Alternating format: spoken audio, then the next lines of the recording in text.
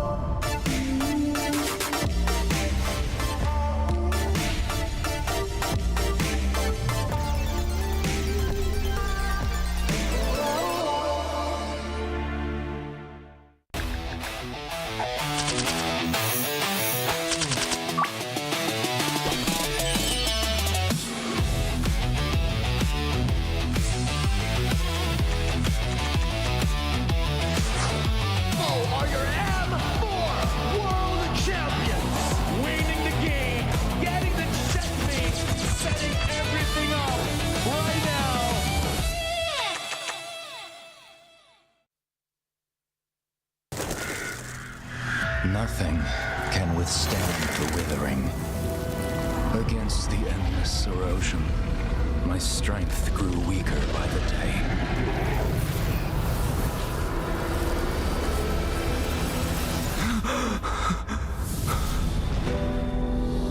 True power dwells within the spirit. Try to embrace all that you are.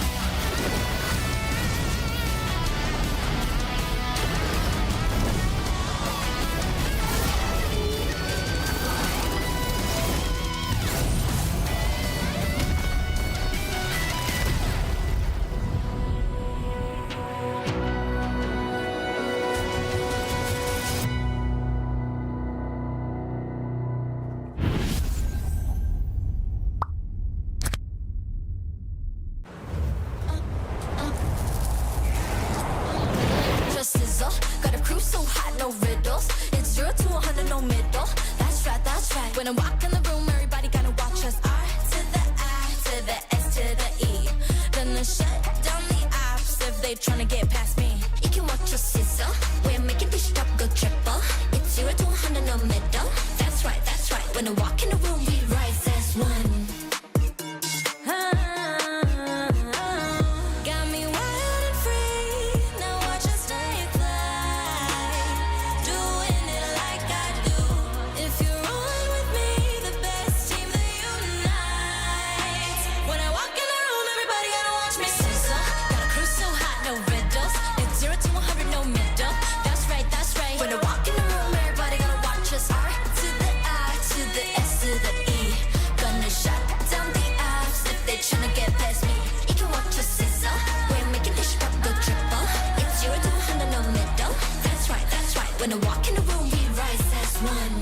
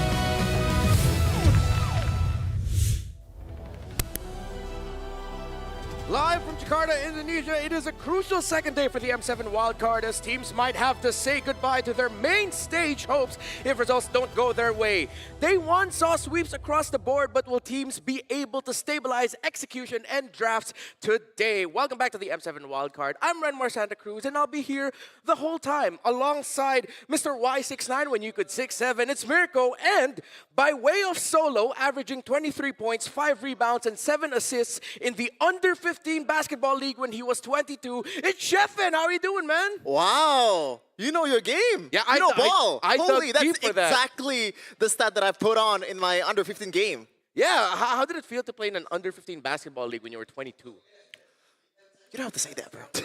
Wait, you played in the under 15 while being 22? Shh, let's move on. But no, I think nobody else knew. We found out like a little bit after. How about you, Mirko? How are you doing, bro? I am doing amazing. I have found out something new that I will share with you guys as well. This is something that me and Renmar found out just today. I've been working with this guy for 3 years now, and only now do I know how to pronounce his actual name. It's not Sheffin, it's Sheffin. Sheffin. That's how it is. Yeah, it's a slight difference, but it's all the more important. I mean, you know how it is. It's Reptar, Renmar. How the hell do I call you? It's Renmar. So I haven't used Reptar in like 2 years. But- I retired that. I Okay, retired that. good. Yeah, Wow. it's good. But yes, welcome back to the wild cards. And day one was interesting to say the least. We saw some performances that could have gone a little bit better, but we also saw some surprising results. But I guess it makes sense. Wild card, as we got to talk to the teams afterwards, they did admit a couple of them were quite nervous and jittery at the start. Yeah, especially Zeta Division. I think we got to see the nerves on stage as well for Zone and Zeta mainly. They were the openers, so it really felt like, you know, opening up the show with their performance could actually suffer. I mean, it could actually impact a lot of their performance, especially considering how Zeta rely heavily on mechanics and team fighting. Yeah, in the second half of the day, we got to see even more action. Sheffin was there, but before we go on a little bit on that, let's look at the standings to update you all.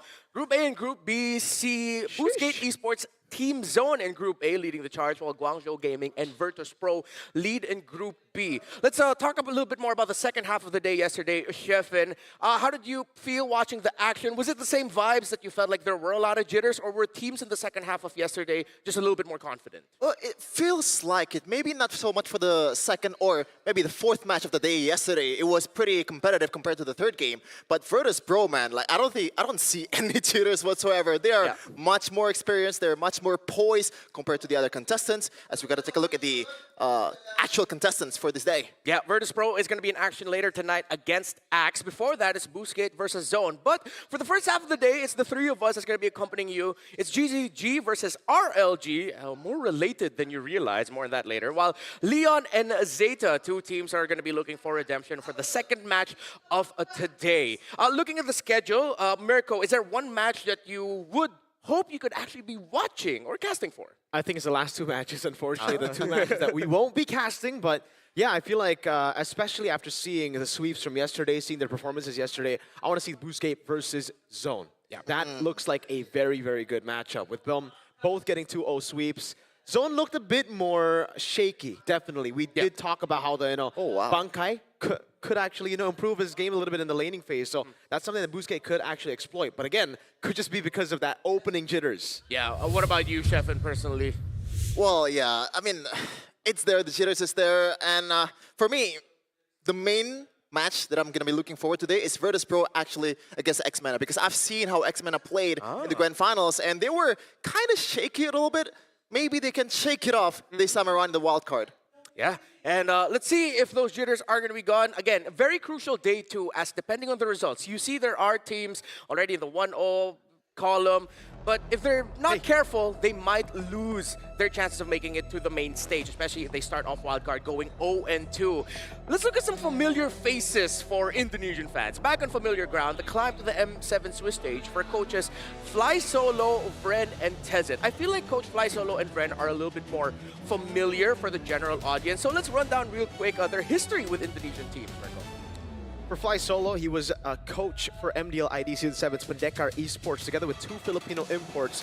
Now, in Virtus Pro, 0 losses. Coach Vren, MP Indonesia Season 10.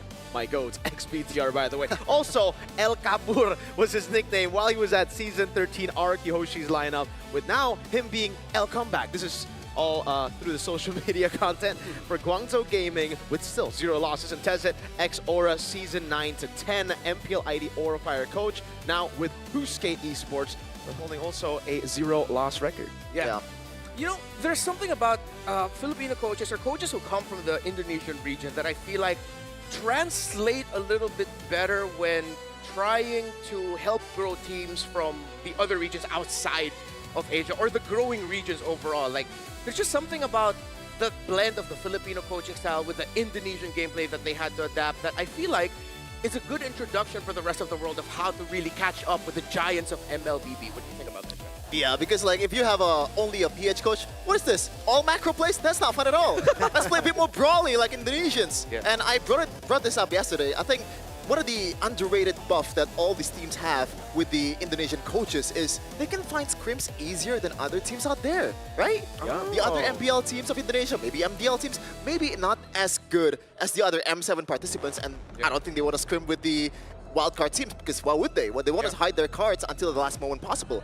But the wildcard teams, they don't have any privilege of doing that. Yeah, actually, that is a good point. And I feel like as M7 keeps going on, we hear a little bit more about scrim results and the things that have happened even leading up to the tournament. So now let's take a closer look at the teams or the players for both of these teams. Again, Guangzhou Gaming and Radiance Legend. Now, GZG, compared to these two, had the definitely much more interesting day number one, considering that here in Indonesia, Cananeo, Filipino, playing in Guangzhou, got a lot of fans. And we also have to revisit what happened and with our assumptions about Sora.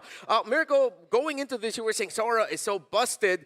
I still feel like that sort of holds true, but we haven't really seen the full ceiling of Sora just yet. Yeah, and that's what's scary, right? Because like we have seen Sora do so well in multiple different roles, even roles that we didn't expect coming into the tournament. Before the tournament, we were expecting, all right, it's going to be XP, maybe jungle. Owl pulled it off yesterday in gold lane. And he was 1 in 5, ladies and gentlemen.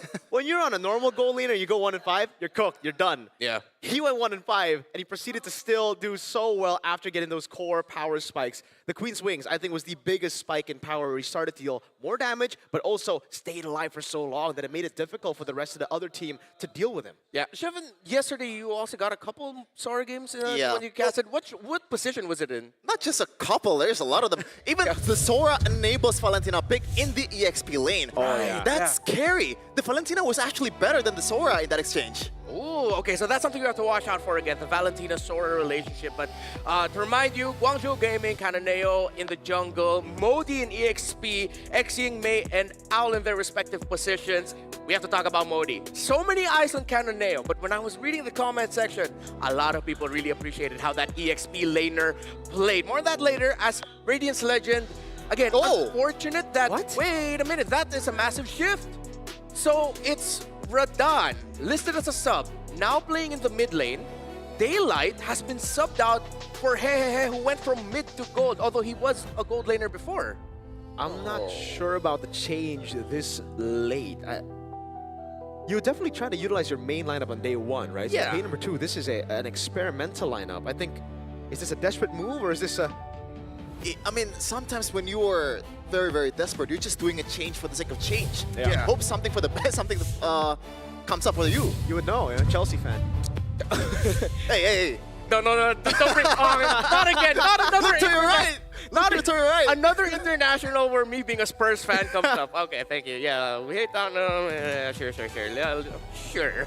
So let's look at the predictions now for GZG and RLG. I think unanimous are going to be the results and not going to be that surprising as RLG had a very, very difficult day. What is that? Panda? That is a panda. Oh. They told us we could get a little bit more creative with our predictions, so mine is a good old panda. I hope Michelle appreciates that. Where is Michelle? Hopefully she realizes that is a panda prediction. She literally gave us like panda armbands. Right? Yes. So Yeah. she should appreciate it. Hopefully it's not a bad omen though, because but does that mean winner? Oh, that means win. Okay. Because pandas are only W's, man. I mean, like if you look at the actual, facts of a panda, they're staying alive because we chose for them to stay alive. So you're breaking my heart right now. I feel like Padme they in suck Star to stay Wars. alive. Seriously, I'm not joking. Anakin, you're breaking my heart. But yes, I was also reading comments leading up to today, and it's tough to find some really good things to look at for RLG. It just was not their day. And now the fact that they're not going with their full main 5-man lineup, Shefin, as an analyst here, what do you think is going on? That's also my question, to be honest. Again, like that's the only thing I can say. Maybe they're just doing a change for the sake of change, but maybe, just maybe, this is the plan all along. The grand plan of bringing Radan K when it really matters the most. Yeah. But obviously, I'm just reaching.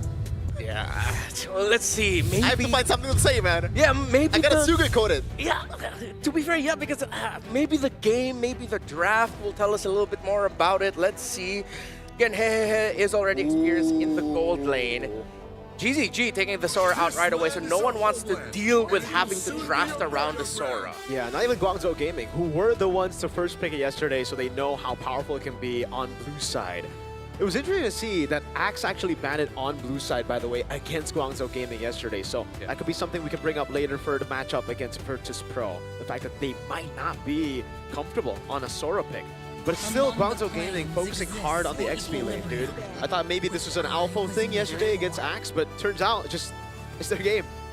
It's been that way for the longest time in the wildcard so far. The Yuzhong, Lapu Lapu is always getting banned. Speaking of which, Yuzhong hasn't get banned just yet, but I'm interested in the Joy ban because in the last match that they played, Canoneo, he was popping off with the Joy, man. He's pretty much solo carrying this team, even though the draft maybe not favoring towards them either. Yep.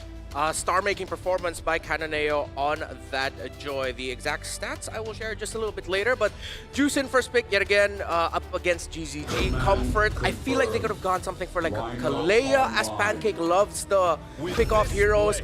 But the Grok and Lance, easy pickups for GZG, and I wouldn't be surprised if they're going to be the one setting the tempo here. Yeah, I like the fact that the Juicin pick comes in with the Yve already banned out, right? I think yesterday we did see a couple of times that the Juicin gets picked up with the Yve still open, and it just gives a way for the opponents to utilize the mid-prio to zone Juicin away and to make her irrelevant in the team fights. And by the way, you don't really have to pick something like a Farsa or someone that has a range here because you already have 2 divers already in the Lancelot and also the Grok, so you have that solution for the Jushin. They can hide it for the second phase for Guangzhou Gaming. Okay, so they really don't need to go for reach as much as they would usually need to. The dive should suffice. If they can pick up the Kalea here, I would prefer that. The Yuzhong would be great as it was open for them, but they... Wow. It's happening a lot more often that Claude is showing up. It's only them, I think. Daylight, I believe, 2 times yes. he played Claude yesterday, and it didn't work out at all, especially against a carry. Maybe they want to pick a carry here, and it's also a decent kind of like kiting tool against the Yuzhong as well, even though it kind of fares not well against the Jushin. So I gotta ask you, are you already proud of RLGE? What do you mean? They haven't picked the Guinevere yet. I know you Oh, yeah. You're right. Maybe it's coming the second phase, but hopefully not against a Lancelot and also a Grok. Why not, though? Yesterday. But I get you. I felt Sheffet's frustration through the screen every time it would bring it up. So, Modi actually had a message for us to the casters who praised me in the previous match. Yeah. Aww. Hey. And he even used a shy emoji. Wait, damn. Oh, we can't really put the emoji there? I don't know. Maybe it's... They respect that. Proper respect. So now are you happy? Are you happy that Guangzhou Gaming banned it, or are you happy that RLG don't get it? See, I don't want to say this, but this is just how I do things, okay? Guangzhou Gaming, I feel like they're giving them a chance. You know, let's not play the Guinevere. We want you to have a chance to actually win better. Oh, wow. So that's the Sheffin way of looking at things. I like it. It's provocative, but it's cool. 4th pick here for GZG. Considering that they already have the Lunox in mid, I think maybe just a little bit more range would actually be okay. I know they have a lot of dive, that's fine, but range would be good, or a slower type of gold laner is going to be difficult. Yeah. They can't go all magic, so I wouldn't want them to go Harith. I think they can just go for the Uranus pick first here. I think it's really, really good, right? Against the Yuzhong, Claude, and the Juicin. Not really that vulnerable, but they go for the CC. Wait. Should be a CC gold lane because it's a bad matchup against the Yuzhong in the first place. Well, I guess they want to utilize it as flex. Yeah. Not sure if that's going to be the case, but we'll see in a second. Yeah, at least I'll have the decision. Wow. Suyo goes up. I think RLG are banking on that CC being gold, or they're not expecting like a Harith to show up anymore because at least Suyo doesn't have a lot of magic damage to worry about other than the Lunox. Wow. So yeah, it is CC gold. They go Phobius EXP, Suyo in the jungle for them, and then Rome, Cho. So I always like it when there's a Grok on the other side, there's a Cho and vice versa. At least they can match the aggression. Hopefully both of them are going to be aggressive and no one just decides to go for defensive. Yeah, hopefully for RLGSA, they can utilize this Yuzhong to the utmost potential because it is kind of a winning lane against a Phobius, so you can maybe emphasize that a little bit more and get the early game objective as much as possible despite them being up against a Grok, against 2 fighters, and also a Lancelot. That is a tough test, but they gotta do it. Yeah. Okay, so general vibes with the drafts. Any preferences here? Let's start with you, Marco. Just because of the Suyo, man. I'm a Suyo hater in the current patch. I'm going to go Guangzhou Gaming. All right, what about you, Chef? W Modi, Guangzhou Gaming. All right, so still going strong for GZG. I'm gonna have to echo your statement. Let's see if RLG will be able to turn their chances around with a surprise substitution for day number 2. A very important match to win. Start off strong. It's them versus GZG. Oh man. It's really tough for you to swap between roles, especially up against Guangzhou Gaming, who are just so versatile, man. Initially, I think we were expecting Owl to be on the marksman picks. Now he's just been full fighter. I think 3 games he's played, all on fighter. It was Sora, then what was game 2? I forgot game 2, but then now a CC pick in game 3 of wildcards for Owl. Ooh. It was Freya. Freya. Yeah. Yeah. That's a new sight. Like, I've never seen a Claude that picked up the BMI first over the first skill, but that's just how it is if you're up against the CC. You want to evade the strings as much as possible.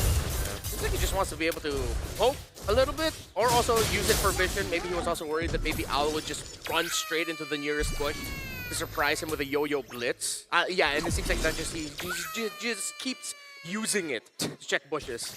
Yeah. Looks like the rotation is gonna be on towards the XP lane here for the mid duo of RLG. So they definitely know the plan because they have the Jushin, they have the Cho, a lot of mobility there, and also the mid prio, that dominance in the bushes. I like the setup in the early game here for Guangzhou Gaming. They're not taking any risky plays, just freezing the lane in the mid lane, trying to get that prio first. And even in the bottom lane, Modi, understanding the matchup, knows he's going to lose out on the all-in, so he just waits for the Yuzong to use his skills on the minions, and then he tries to freeze it to maybe set up for a gank. By the way, Renmar, you've mentioned it already. The lack of magic damage is already hitting in this early of a game. Warrior boots for X-Ying as well. As a mid laner, you don't see that very often, but that's the consequences. Yeah, I guess with all of the threat of physical just surprising him from out of nowhere, makes sense also to just pick it up and play it safe, but seems like Guangzhou is really going for more a conservative approach with how they're handling the mid, their item selection. Seems to be they're just looking to find a weakness first before they pounce. All right, HHN gonna be all in there. That's gonna wow, Black Dragon from used up. Kind of there on the back line now, jumping in. Phantom Execution over to Radan, and it's X-Ying who secures the turtle. Modi jumping in again. Infernal Pursuit. The Dark Wave doesn't land, but they gets a tech charge on 3. It's a big double for the roamer. Owl walking back. I really wish it's still named Wild Charge because it's the wild card also. Because that was really wild coming in from Mel. I was about to say Wild Charge, not gonna lie. Keep it that way. Keep it that way. I mean, it's been Wild Charge for the longest time. Maybe old habits die hard. Is that the wild card? Yes. The thing about old habits, what people say. So, in terms of the emblems, a little bit more agility, but we're not seeing them use it just yet. And it seems like, yeah, our theory was right. Wait, Pancake. He does have Purify, but he just goes for the Brilliance. Yeah, and he's also out of mana as well. Just might as well just trade some damage. And by the way, I just realized that Owl is on a Purify, not really the usual side that you see on a CC with a Vengeance. I thought it would be a Vengeance just because of the fact that it's up against a Claude too, right? Like it or not, the Claude is going to hit in the back line, and Vengeance is a good way for you to punish that, but they prefer the safe route. But look at this, Modi. Really good Dark Wave, but the way the Dragon locks him down. Modi, he's been able to make a lot of plays, but this time with 3 members on him, it's tough. Yeah, it looked like Owl just accepted his fate. He didn't even use that Purify you just pointed out. Rare L from Modi, but he's got to bounce back for sure because he is in his prime. Oh, X-Ying actually. Okay. Ah, wait, I just realized for a moment there, it was Modi that got pounded. Yeah. Not Owl. I'm still so used to seeing the CC get played in the XP lane. Absolutely, man. I just want to say, though, I actually like the Purify choice in this game over the Vengeance. Yes, you're going to be good against the Claude, but at this point, you're really just playing for the team more, right? You're getting tempo against the Claude, rotating over, and the Purify will help you way more against the Yuzong and Cho. Guangzhou still playing steady. I mean, the counter-punch style worked out for them after that turtle, so, I mean, don't fix what's not broken. Yeah. They're going to set up for the turtle here. Oh, Guangzhou Gaming. I don't know about the way the Dragon over on May, though. Now it's going to be Modi jumping in with a shoulder bash. Oh, in front of Pursuit over. Dark Wave as well. Pancake's going to be taken very low. Modi will get the kill on him. As Turtle gets started. Tech charge lands onto HHN. Caught in the bad spot. The shoulder bash locks him. And Cannoneer picks up a very easy kill. Good flicker from Modi, but it's answered by the BMI. Honestly, it's definitely still a W for Guangzhou Gaming as they're going to take the turtle here, but it wasn't that bad for RLGSE, considering that they're up picking a marksman this early of a game, and that Claude joins the fight and still somehow kind of made a difference, just a bit. Yeah, I feel like Pancake getting that kick onto that Grok would have been better if it was a little bit later in this game. Because you saw his entry with the Blazing Duet was perfect. He just does not have the damage yet.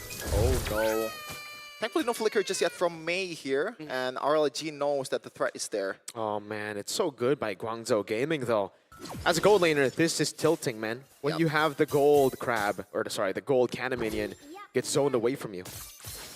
Great control by GG. Oh, Hehe cannot arm up against the CC. It's way too difficult.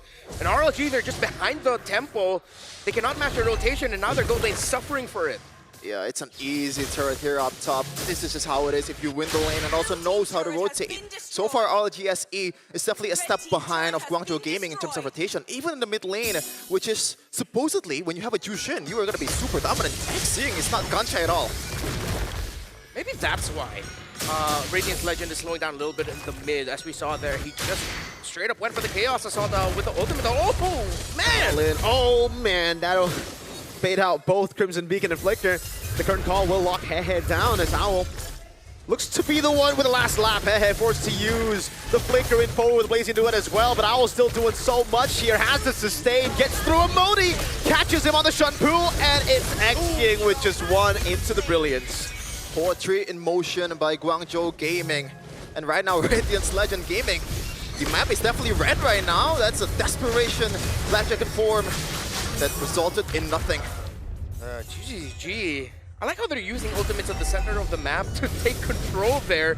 And it's not just they're trying to bait out abilities, they're also using that knowledge of what Radan or Pancake has used so that they can get plays elsewhere. And yeah, because of that, RLG just now have to accept the fact that they will not be able to control majority of this game. They're gonna have to find a way to crawl back through macro or sheer miracle and luck. Yeah, considering that they're on a Yuzhong as well, and the value of Yuzhong is so far almost non-existent, man. Yeah. 0 objective win coming in from Radiant's Legend Gaming, and this should be something like a time bomb for RLG currently. With this much scaling heroes too, Lunox is gonna scale heavily to the mid-game. Seems like the more we really look at it, any point... Oh, Modi! Dark with the Flicker. Radan does not have any of the blinks available, so it's free. Mei tries to bait out the Furious Dive, will be able to do it. Knows HHN does not have the Black Dragon form up. Not looking good at all. Not just the Yuzhong, even in the early game, if the Claw does not have the farming space that it needed to have, if you dive in, you're gonna take more hits than you deal hits to them. So that's super, super bad for RLG. Still, similar to day number 1, Modi making it look easy. Now with this Phoveus, yesterday was the Yuzhong that really put him on the map. Quick look at the items. Main frontliners, War Axe for the Phoveus, Dreadnought there, while there's a Dreadnought, and still just Dominus Ice for the Grok. Oh no, that's a good wall. Oh my god, did Pancake miss the Shun Booyah? I think he did earlier. Now Thorn Rose by Kanoneo, the man who brought him to Guangzhou Gaming, technically. Unfortunately, and now he has to, you know the meme of like, I don't know which movie was it from, like, I don't want to shoot you, brother. Am I just too old to know what you're talking about? Maybe it's too niche for you. Yeah, let's go with niche. I'm not an unk. And again, like, it's just so tough for Pancake to look for the pick because Owl has the Purify, right? No. They have to use the way the Dragon Appeal. Oh my goodness, they just kick back the Phoveus. Sad. Yeah, it is very difficult for, if you're a Radiant's Legend fan, if you're Guangzhou Gaming, it's business as usual. Again, it's literally everything that you're asked for, taking the conditions in the map individually. Everything's just going right for them. Yes, they've suffered just a couple of kills. They lost a tower at the bottom, but that was because they traded that. Yeah, and if they're down to inhibitor turrets for RLG here, the wave clear is quite abysmal here for RLG. I guess Suyo is not that bad for a jungler. Hey, he's a marksman at the end of the day, but it's a single target marksman. And Jushin, definitely not a lane clearer as strong as it used to be. Yeah. Modi's just gonna jump in now, forcing the Crimson Beacon out, and Modi has already baited so much, they're gonna call Will lock Pancake down, but Black Dragon form now comes in with the Blazing Duet as well. The Petrify lands, but they're also tanky. Modi gets away, jumps back in, tech charge from Mei. Ashrid gets the killing spree, but Guangzhou Gaming secure the Lord, and now it's Cananeo. Venom Execution reading the BMI. Thor Oh my clean God. puncture. A cannon event for Guangzhou Gaming. Once again, Cananeo is just dancing in the front of RLG's players. Deja vu on what happened in the first match for Guangzhou. That sequence was just a perfect example of what this game has been for GZG, where RLG seems like, you know what, let's go for it. Again, perfect timing, perfect entry by Hehehe, but they just did not have the damage. They did not have the items. Guangzhou then found the perfect counterplay yet again, the re-engage by Mei with the tech charge. Way too good. Yeah, and when you have this much, you know, gold lead, but you gotta wait for a second maybe? No. I'm actually surprised that Cananeo is equal in damage rate there. So yeah, the good thing about the Suyo is when you're in a 1v1 against a physical damage dealer, you're still pretty good, man. Yeah. You have that damage reduction. It's just when you're up against Magic, you're cooked. And it's up against Lelunox, which is one of the burstiest and best magic damage dealers that we have currently in the metagame. And I love the way that Xings plays this Lunox, man. Not on a flicker, which allows him to be aggressive, but he is still very much aggressive with the Purify, knowing that he has 3 tanky boys at the front that can take a lot of damage for him. Yeah, also helps a lot that his ultimate literally allows him to escape being untargeted. And kick. Try to force it You out. gotta try. Yeah.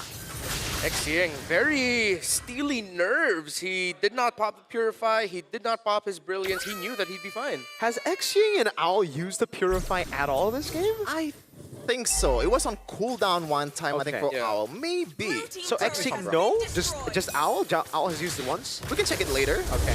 Oh, wow. That was a feint. For 12 minute, no holy shield at all. Xing, Xing. 1v1! Still doesn't use the Purify. Might have Oh, to use dragged it it. now as the whole team tries to collapse on him. Xing, there we go. Pop in a Purify, but a tech charge comes in and HHN won't be able to do much. The composure, man. Look at that. Yep. He's not panicking at all because he knows that the rock is there. Mei with a good punch or like a knockback to the other side of the map. That was terrific. Purify just walked away, made it look cool, while HHN looked like he was pressing a lot more buttons. At least he didn't use the Petrify. Just sacrificed the Black Dragon form, but that Purify, excuse me, is going to be coming back real quick. BOD now for Cananeo. 3 core items locked in. And with the Blade Armor on the Grok and Hehe's going to have a tough time being able to deal damage comfortably. Oh, look at Pancake. He knows Xing doesn't have Purify, so he's really trying hard to find an angle, but unfortunately, Guangzhou Gaming are sticking together so well. Yeah, the fate is not in their hands for RLG. It's just waiting for a mistake coming in from Guangzhou Gaming. The lead is already almost 7k. Might actually be 7k after this Lord, and there is absolutely no way. Oh, maybe it is. Hail Mary play. Yeah, he actually is able to find Xing there, but the Petrify comes in. Xing still able to pop in Brilliance in time as Mei goes into Tech Charge, but won't be able to find him too much. Cananeo still as consistent as ever on the red tree. Goes over to Puncture. Mei already running back, but Modi gets a kill. Oh, another! That's a double Infernal Pursuit constantly. He'll finally go down, but he's baited enough resources for Cananeo and Mei to clean up. I thought Phoveus is an early game hero, but when you're up by this much, what can stop you? And there's no magic damage as well. The itemization just works out well for the Phoveus. No damage at all coming in from RLG and Mei. He's flexing. Yeah, he's asserting dominance. Xing is trying to ult the base, goes for the Brilliance to reset the aggro with this wave. It certainly is going to be the end for RLG in Game 1. Guangzhou Gaming still riding the momentum from yesterday, and of course, with the substitutions that came in for RLG today, they just did not look comfortable at any point of that game number 1. Guangzhou well-deserved a win, and again, still making it look easy, coasting through the wild card so far. Wow. Man, is it inevitable for Guangzhou Gaming to win this match? And it begs the question again, right? What triggers the change? Because so far, right on K, we haven't seen a lot of things at all from the Jushin. In the early game, he was the one who's supposed to be dominating the mid lane, the mid bushes, to give space to all the side laners to work with. But unfortunately, he was not there. Yeah, it really looked like compared to Mei and Xing, who felt like they were a hive mind. They shared one brain and they were just completely connected. Radon and Pancake, the disconnect felt so real. it was glaring. Look at this though. Modi.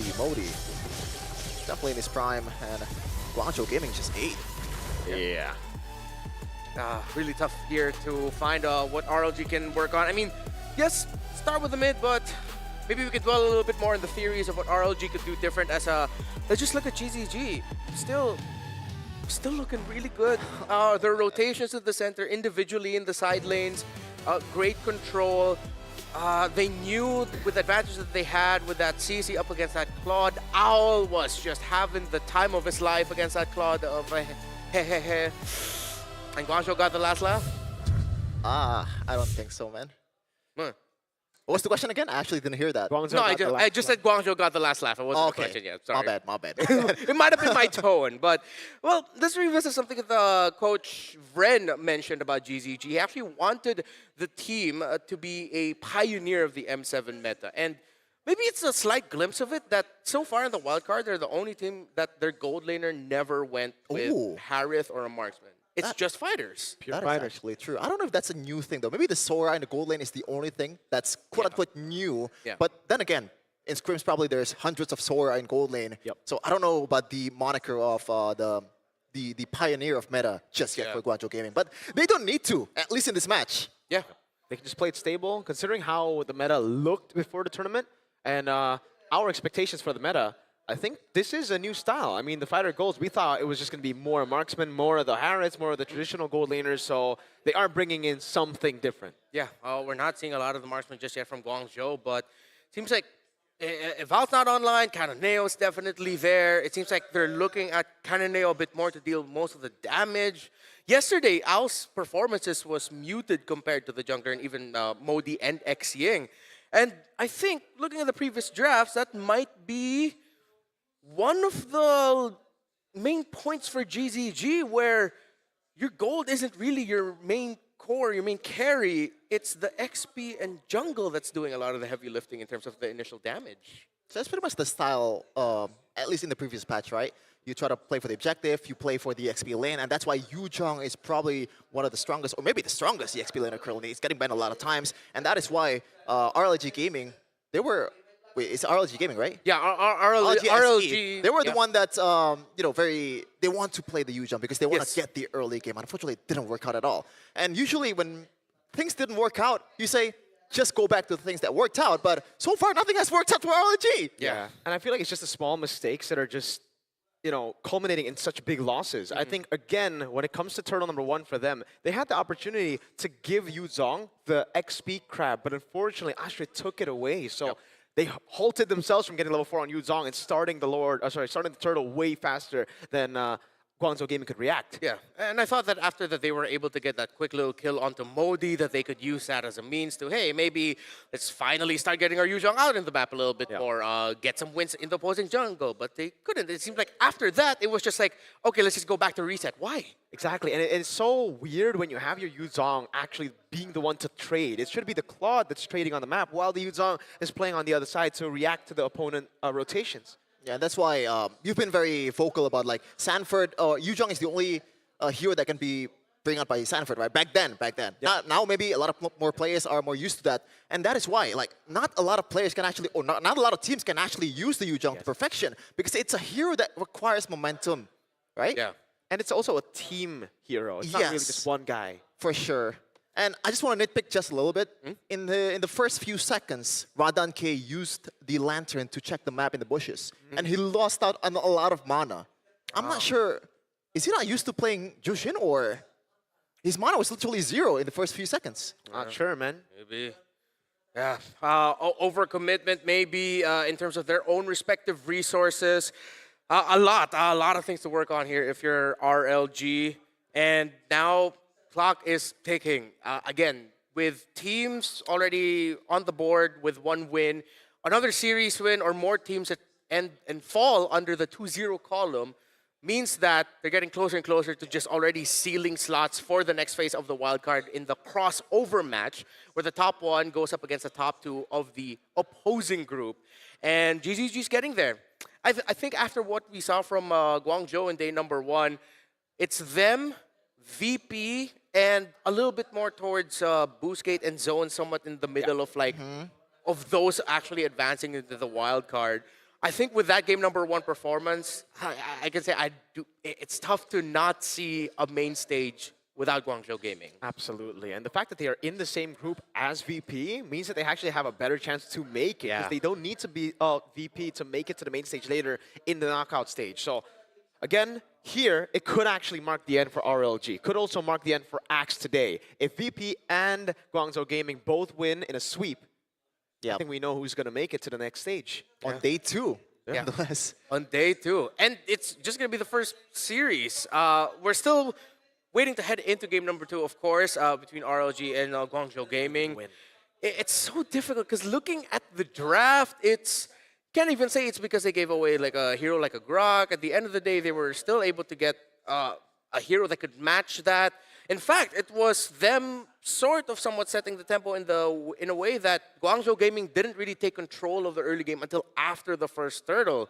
So, Sheffin, I want to pick your brain here because the question still floats of like, what else can they do, RLG?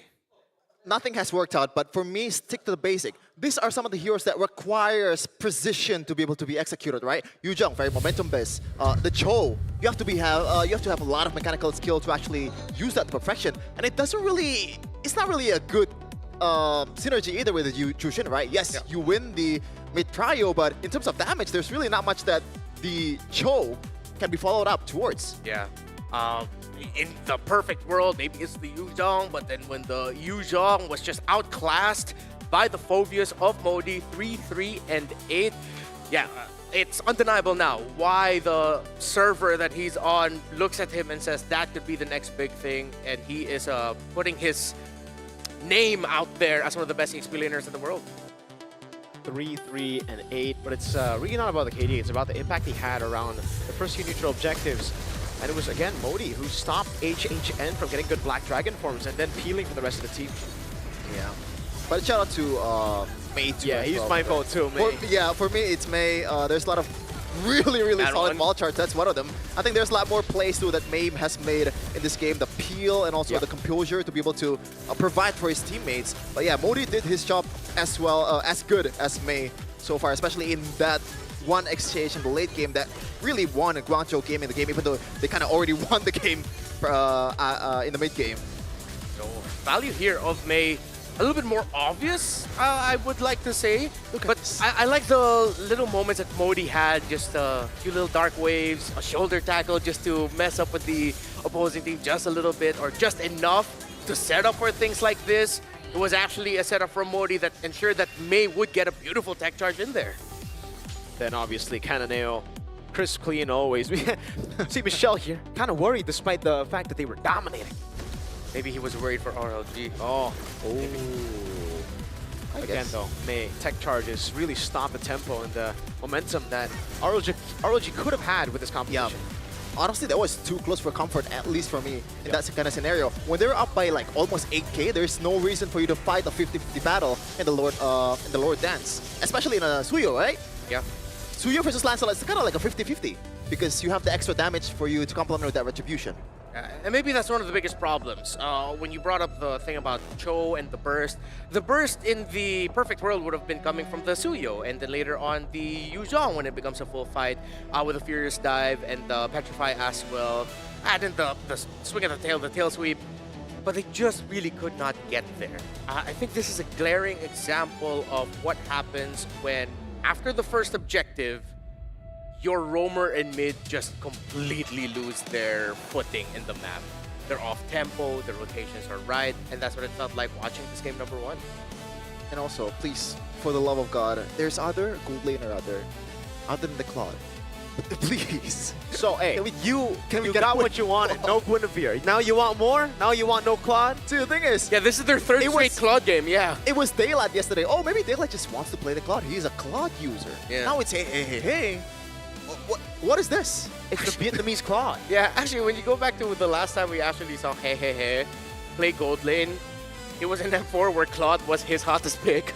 So maybe that was him falling back to comfort, right? But right now it just didn't work out. Yeah. If you're going to pick up Cho, you need the... If the burst that you're relying on in the early game is just the jungle, then that's not going to be fun. the control that you get from the juice in, it's not really what you're looking for. Hey, if this was maybe 2023, those blazing duets in the early to mid, those would have been really great. But in 2026, early 2026, it's not it. Yeah, I mean, I'm a fan of the Claw in the current meta. It's just the way that they build the composition. Yeah. Does it feel like the Claude will get a lot of value? Again, there's no combo with the Cho. It's mainly just a kick into a lantern. Yeah. A kick into a slow burn, and that never really happens in the way that RLG wants it to happen, because Guangzhou Gaming have so much mobility. They have a lot of survivability as well. And sustain. Look at the sustain on this comp. Almost everyone has a spell fam of some kind of healing ability, right? Except for the Grok. Well, Grok also has the shields as well. So that immune. Yeah. Kind of taken out, but still very, very easy to escape from these hard lock situations. And not to mention the Purify. So RLG wants someone to get locked down, and it's a slow burn. But it's always a Purify to react to Away the Dragon, and even then it's very hard to get Away the Dragon because Guangzhou Gaming are so good at sticking together and so good at utilizing Modi for peel. Whenever the Cho walks up, it's an instant shoulder bash, a dark wave, a form of cancel. Yeah, it's those little micro crowd control that as the MLBB esports scene matured, a lot of the teams started putting way more value on. It's not just the big sets, it's not just the big AoE, it's the little things that matter, that add up. And now, again, these two orgs, more related than you realized. Even though they're called Guangzhou Gaming, at the heart of it all, it's actually still RLG versus RLG. It's just that RLG in China partnered up with Guangzhou. That's why they're called Guangzhou Gaming. And the little tidbit that was brought up as well in the middle of the game, it was Pancake that brought Cananeo into the fold, into the mix. But it was Cananeo that stayed in China, while Pancake... No, they got Cananeo to go to China. Pancake stayed with the RLG team in Vietnam. Yeah. It worked out for Cananeo, unfortunately, for Pancake. Yeah, Pancake must be like seething just a little bit, but hey, it's not over till it's over. And maybe use a few AI insights here and there to understand of what maybe they could do. With a Realme 15 Pro, it has win rate predictions, can analyze gold, items, everything in real time. It's like having a strat coach in your pocket. I'm sure it can also do a lot of other things. Yeah. I mean, preset combos for you guys, consecutive skills are there as well. It guides your strategy and elevates your execution. That's a full AI-powered edge. I can assure you that they're not using that currently for RLG. Are you sure? Yeah, because... Maybe they should. Yeah. Maybe they should start using that just a little bit more for them. Like, get a little bit more edge is what we're looking for here. It's a complete package. Gear Play, We Carry, Realme 15 Pro. That is the official gaming phone for the M7 World Championship. I feel like we've talked enough about the game, so let's talk a little bit more about the background of these two teams. We've talked about GZG, RLG, the RLG squad. There are some experienced players here in the World Championship scene, but it seems like we're just not being able to see them shine just yet. But if you want to shine in-game, the M7 pass is still there. Do any of you have like substantial progress in the past? Like, did you just dump diamonds to complete it? I haven't gotten my diamonds yet, so I'm waiting for Moonton to send over those diamonds so I can really all in on the M7 pass. I actually don't even have diamonds to get the normal pass. Can you say that here? Getting diamonds? I was gonna say that yesterday, and I'm holding back. Oh. You know, I currently have 200 diamonds. I have 160 or something, man. But I can't even buy the normal pass, so I can't relate right now. But I can tell you guys to buy it because I want to buy it. I'm just waiting for the diamonds to hit me. Yeah. Me too. 163. Where are you? That is your exact diamond count? Yeah, 163. What happened to all your diamonds? The last time I saw your account, you had like in the thousands. Bro, there were a lot of skins that came out recently. And he's also generous to his friends. Yeah. That's true. And fans. Hey, here's a little fun fact. Why? You guys know a guy by the name of like Kaisam Ives no Pueto? Mr. No. Yeah, Yes. he goes by Wolf from time to time. I think he casts MLBB, analyzes too. I think he's part of the lineup. Once in a while. Yeah. Forget Tap him, he has around 70,000 plus diamonds in his account just sitting there. 70,000 diamonds. How much would that actually get him? Would that get him all the way, or maybe that's a 15K that would get him all the way to the Granger Prime? I think that's more than enough, brother. All right, so if you're Wolf, you guys can get the level 150 in a matter of minutes. Depends on how fast you tap. Yeah. For all of us normal people, we gotta wait. We gotta grind. The normies. Tap him right now at Wolf Casts. Give us a share of your 70,000 diamonds. Yeah, all right? Mr. No Pueto. Let's talk about the heroes now. Ban priorities coming up. I think Sora as a ban priority for now, I understand. Makes sense. It makes sense. It adds a little bit more problems in the draft. If there are other heroes that you want to focus on banning right now, Chefin, not specific to just RLG, GZG, what heroes would those be? I think because this is a stage that requires, and also you don't want to take risk, right? Fanny is always there, man. Doesn't matter which meta you're in right now, as long as you don't really know what the opponent's Fanny is capable of. I think that's in the ban list. Even for the first pick phase, if you're not really confident enough with your Fanny, then unfortunately you gotta ban it. Okay. Besides that, Fanny, do you think it's warranted that Lapu Lapu? I feel like still one of the heroes prioritized in the banning phase in the first phase. Yeah. Should still be banned out, or should teams allow it to come in just a little bit more? Because I feel like Lapu Lapu is not overly problematic that you need to take it out right away, right? That's actually the same take as me. I don't know why people are still picking Lapu Lapu so eagerly. I guess it wins you the team fight, and also that early game potential is super, super high. But also, it falls kind of hard in the late game as well, especially the nerfs with the cooldown nerfs, right? Yep. A lot of the value. It hits a bit hard, man. Because it's a hero that requires you to have ultimate, and the ultimate is nerfed. Yeah, a lot of the value that you get from the Lapu Lapu in the mid to the later portions of the game really is from that big flash shaker, the big crowd control that you can dish out. RLG banned out the CC and the Lancelot, so maybe the approach now for RLG will be to whittle down the options that Owl can pick up in the gold. To stay on the Lapu Lapu topic, I feel like it's just a different playstyle. It's kind of like the Ranger nerf, right? It's not super prio anymore in my opinion, but I could see why it's still banned out. Because once you get that Queen's Waves together with a War Axe, you're good, man. Like, it's more of not instant anymore. You're not an instant kind of damage dealer, sustain guy, tank. You gotta wait a bit more once you get to mid-game. But if you win Turtle 1, that accelerates those items. And also, you have to have the right team, right? Yeah. For example, Onyx, in the Grand Finals, they were super prioritizing the Lapu Lapu, even the previous tournament, GOTF. Lapu Lapu first pick for Lutpi. And they know how to play it, how to play the Lapu Lapu, not just Lutpi. Yeah. So maybe now Guangzhou Gaming is looking at that hero and continues to put respect onto it, taking it out yet again. RLG now, with them taking away the Kalea, I hope they're not considering just going to the Jushin again. Wow. I mean, they go for the Jushin, and this time they don't actually ban out the Eve, so Sora's looks up. like... Oh, you're right. Oh, Sora's up. Sora Eve's Eve, up. yeah. Arlot's up. Joy, technically, Eason Shin as well. Yeah. I don't know if you want to prioritize the Joy. I guess against the Jushin is still good, but might want to save it for the second phase or second pick in the first phase. It also feels like this is one of those scenarios where RLG is just overloading Guangzhou with options. Yeah. But at the end of the day, it's like Guangzhou, They're now it's happy. them, They, no matter what, it's their choice that they make. RLG, when they come back for Blue 2-3, they're just picking based off of what GZG did not pick. Yeah, it's a reactive blue side. Not really the blue side you would expect.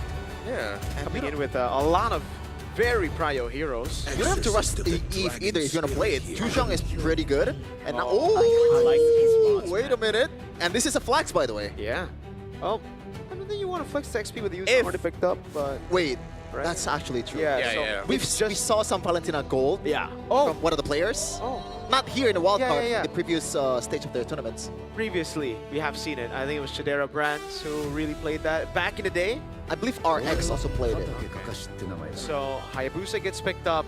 Against this, it's honestly kind of suicide. Again, the Yuzong will do so well against the Haya and zoning him for Turtle. And this is what's tough about RLG's comp. They can't even pick up the Sora.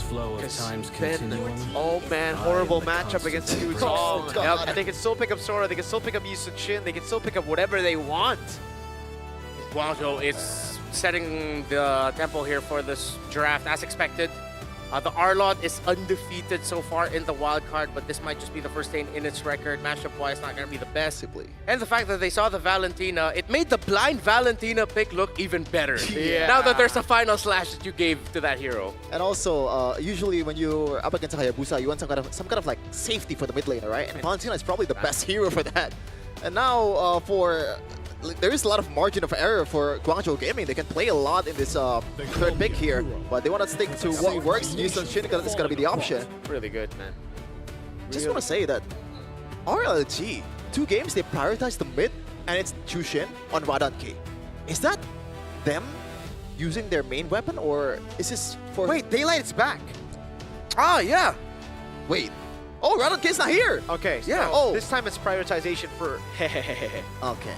Okay. So is that better? From the evidence, not really, but it is better for me. Yeah, but at least now for Guangzhou Gaming, there should be an even better time to ban out Guinevere, right? Because now there's a combo with... They ban out Claude. Hey, you got what you wanted, no Claude. Now will we get no Guinevere and no Claude? Complete the chef and checklist for this for an RLG draft. I still don't know about the Guinevere. You want him to be a roamer? No, it's, well, technically, yes, a roamer. We've seen this combo before, by the Yeah. way. Chef. Yeah, I mean, it's still, again, what works is, well, nothing is working so far. Exactly, so why not? Too risky though, I don't know about that. I've only seen Onyx do that Guinevere? perfectly. It's like Guangzhou can actually force RLG into picking up that Guinevere with them taking away the high losses. You know what? Sure, we're fine. Go ahead and pick it up. Freya getting respected here by GGG. A lot of people, when they first initially saw the announcement or the posts about Freya coming in, a lot of haha reacts. And then when you read the comment section, a lot of people saying, hey, it actually won, guys. It's not a troll. It actually worked out for them. But we're not going to see that this time around. Still most likely going to be a fighter. I wonder where are the chances that we'll see something like a... Oh my god. I was gonna say Joy, but no, it's Sora. They still get the Sora in the end. And that's why they picked up the Valentina so early on. Yeah. Second phase Sora is just not something I would expect, man. Like, the fact that it was just left open all the way. Yeah. Oh, man. Oh, man. You know, as LaFell would say, it's all about mindset. About the Freya gold, now Sora gold. It's all about mindset. How does it do against a Harith? It's all about mindset. Oh man, I've never seen this matchup before, but it's definitely an unknown hero, so that makes sense. I would prefer the Esmeralda actually over the Arid. Again, they're sticking to the Cho against the Sora, against the Yuzhong, against the Valentina. I'm not sure what the idea is. And once again, there's... Oh! Wait a I like second. this. I like this. Yeah. A lot of dives! And Yeah. what better way to counter the dive? Minotaur. And it's a signature. It is. Is it? Yeah. When May first started showing up on the international stage at the debut of China, as a region of MLBB in MPLI 23, Minotaur was one of their favored picks. And traditionally, before Minotaur fell out some point last year, when you see an Harith, the other team most likely has a Minotaur to deal with it. And with what Shepard said as well, with all the dive, then just pack a big Minoan Fury to counter all of that. Across the board, are we all leaning towards GGG for this draft? Yeah. Unfortunately, yeah. Unfortunately. Well, I want to see a more competitive game. 2-1. The first 2-1. Come on, man. Yeah. I don't want to see 2 zeros. Let's see if we're going to get it. RLG need this win. Must win if they want to still stay with their hopes of making it into the main stage. If GGG wins this 2-0, they are most likely just going to be going into the crossover match already. It's game number 2. Let's see if we're going to be proven wrong with our expectations. Yeah. Not necessarily going to be out of the contention just yet for the semifinals if they lose 2-0, but the chances are literally almost 0. The fate is not on your hands. You got to hope for the other team to make it work with that 3-way tie with a 3-0 on top. Yeah, Axe is going to have to win against VP for them to still have a chance at fighting for the next stage. And it does look like this honestly a really good start for Guangzhou Gaming, right? They go for the Lethal Wanderer. Can they take it? Okay. Asher still picks it up. Cannonale. Uh-oh. That's a flicker from Pancake. Cannonale is going to be caught. Modi walking up as well. That should be it. way! Oh my god! And he baits out Modi with a brilliant rotation. First blood to him. That's a somber hey and laughing. That's a hoo. How would that sound like, Chef? And a somber hey. It's like the crazy laugh you hear in anime when you're crying. Yeah, that is a When you start going insane. Yeah, that is a Greek tragedy unfolding before our eyes. They were so close. I get why Pancake committed it. It looked like, but no, motivation wrong. Yeah, dude. Oh, now I'm just sad. Yeah, that was a very sad start there for RLG. Pancake put it all on the line. Yeah. I will commit my flicker. Get this Yi Shin down. Oh, and look at this rotation as well. They try to utilize the river to go get a sneaky gank down below and then rotate, but Modi's chill, man. He knows. Yeah. For GCG, they're not really Oh, in rush. Uh-oh, Never mind. Their lands. Tracer's gonna come down. Oh, Cananeo actually able to go to Tracer's. To kite back. Ooh, Ashra able to get a great quad shadow, but he used everything, and now Xing can walk up again. Pancake a little bit of damage, looking for enough to peel a Purify out. Pancake gets the kill, but Owl gets a double. Almost enough DOT on HHN to get a solo kill down below. Owl's gonna go for it now. Pancake walks away. Daylight. No. Okay. Even when things are looking like 2 times by now, I thought it was going to be a kill for RLG, and this time it's actually a kill, but it ended up not working out for Radiance Legend Gaming at all. Even in the bottom lane, they're losing out on trade. This is looking... It's going south for RLG. I mean, expected in the EXP lane matchup. I guess the silver lining, a little bit of hope is that at least RLG are trading some kills here and there. Ooh. They're gonna go all in with Wave Dragon. Oh, look at the 10 minutes roar. Oh my goodness! Wow, many knockups! They're gonna come through and they still don't get the kills here. But it's enough for them to secure a free turtle and to secure Modi survival. Owl in the mid lane on a killing spree. Yeah, that's what people say, man. Respect the unknown, and so far I think for all of these teams, they don't really know the full potential of Sora just yet. And Owl, even though he was terrible in the early game, in the first time he used the Sora, I think he got used to it by now. Yeah, 3 kills to start it off. Xing also the quiet MVP in that last engage, as he somehow was the one who got the last hit on the turtle, while still being able to join Owl in the mid lane to make sure that they took down Daylight. Cananeo so chill, right? Yeah. Is it just me or his hand cam is always like, he's so chill? Yeah, every time we see the real me hand cam on him, it isn't the type of jungler that's just constantly checking the tabs, all that. It's just like, I'm gonna just do my thing. Kyrie. Yeah, Kyrie, when you look at him, he's looking at everything. What a tryhard. What a sweater. Yeah. Oh, Guangzhou still in control here, but RLG with a little bit more bite to their game in this one. Seems like the little bits of healing that's coming out in Spell Vamp that Guangzhou has is the little difference maker here. So many times that there are members of GZG who are really low, but RLG just committed a lot of what they can dish out in the start of the engagement. Yeah, they're trying to play like aggressively here for Radiance Legend Gaming, but unfortunately the margins are working out for them. I just wanted them to realize that Minotaur is unexpectedly super squishy in the early game, by the way, especially if you prioritize the photo for the fast item. So Pancake, if you want to kick the beef, then go for it. Yeah, tenderize it just a little bit. Yeah. Wagyu Mei. Wagyu Mei. Oh, don't get me hungry here, man. I made myself hungry yesterday. Turtle's gonna be up now. And Guangzhou, let's see if RLG will be able to read this scenario with the Minotaur. But kicking him closer to RLG might put them at risk of an ultimate. Oh, Owl actually already using a few resources. That's to be able to lock him down now, but asking him minutes to roll. Fury over, knocking up 2 members. The way the Dragon come down, but HHN won't be able to find enough resets as Daylight goes in. Osprey trying to look for an angle to go for the shadow kill. Xing still holding on. And it's him walking back. Pancake! Jiku knows it away. The Dragon Owl disintegrates in the back of the shadow kill. Did nothing with the help of the motivation roar. Cananeo will take Pancake down.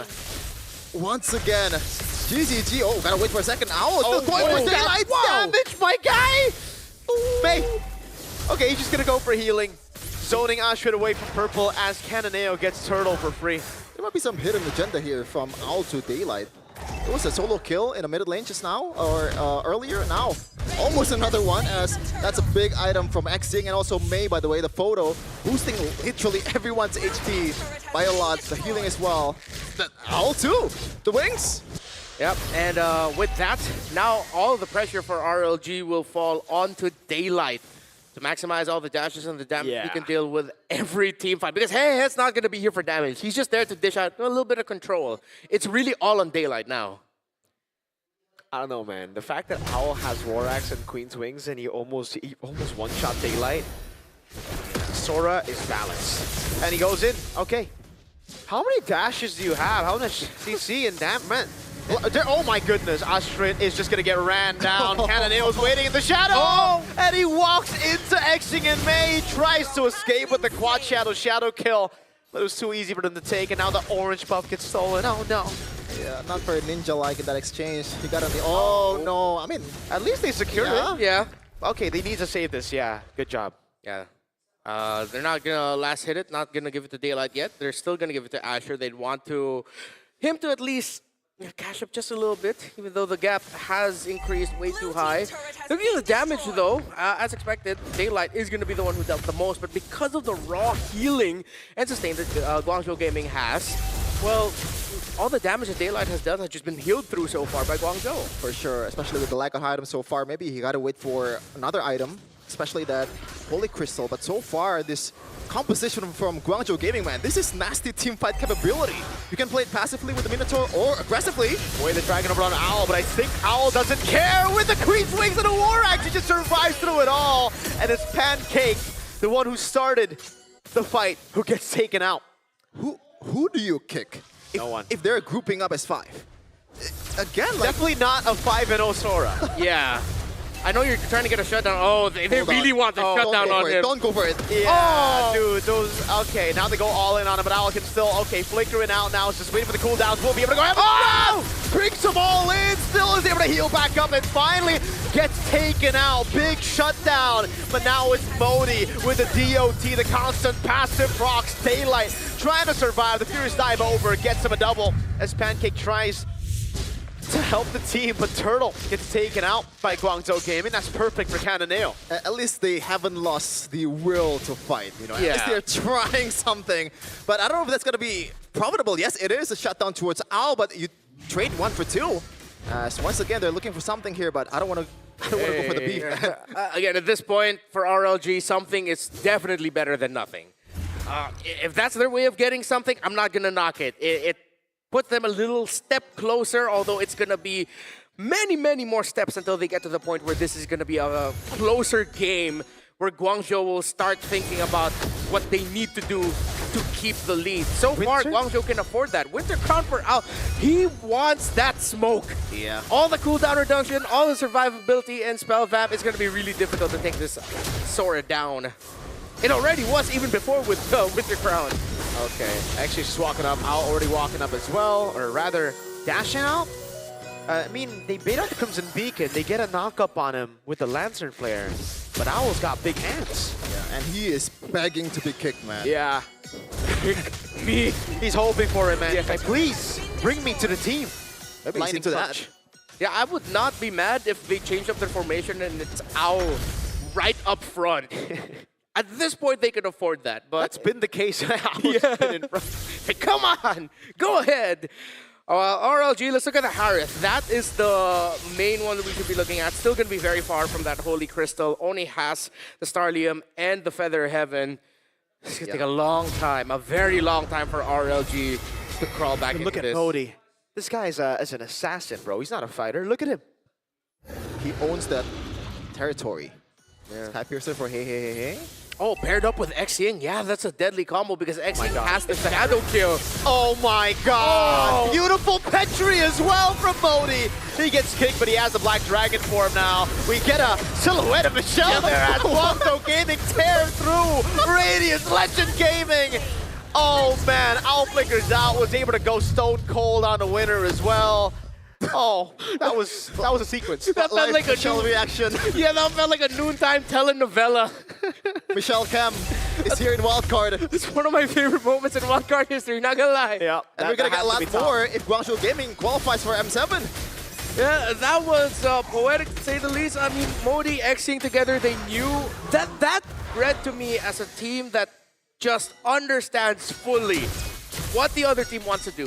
The fact that you have the Yuzhong and the Valentina together, waiting for what most likely will be the gold laner, that was excellent. Oh my god, I was just gonna go in. He wants all the smoke, even under turret on the Hayabusa. Knows he has the healing from Mei.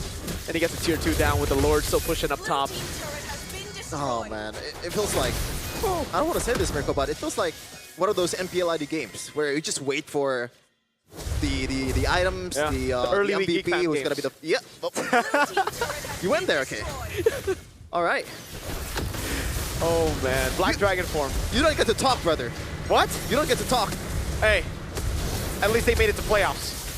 I'm enjoying just watching you two bicker right now. This is the case, you know, this is the MPLID desk. Usually we have Arashi who's laughing and we just look at him, we're like, dude, you especially can't talk. I can laugh. I'm Filipino. 9,000 for GZG in the lead, and yeah, we're just waiting for the inevitable. While I guess I could appreciate the Guangzhou Gaming still respecting the potential of them slipping and somehow Daylight catching up in the items and the damage. Holy Crystal is locked in, but at this point now you're waiting for the Divine Glaive for the Fire to come in. Okay, Owl wants this. He goes, Winter Crown through. Oh, now it's a combo in! Owl's still able to survive. Heaven's Wrath, that's a Sky Piercer! Who has a Sky Piercer? Modi's on him. He's gonna get taken out by the passive. DOT coming in, 713 Yuzong. All that happened without Kanoneo, and right now he is up with the Mount Shocker 2. This might be the end for RLGSE if they cannot defend. Okay, it's Hehe who has the Sky Piercer. He took down Owl. That's what it was. I thought for some reason it was Modi or Owl. No, it was a the juice in. That's how they were able to get the kill, as you just said. RLG. I think at this time we just now have to look at Guangzhou and the journey that they've been on. No one expected them to even make it to the grand finals in the region. They changed things up at stage 2 of the China Masters.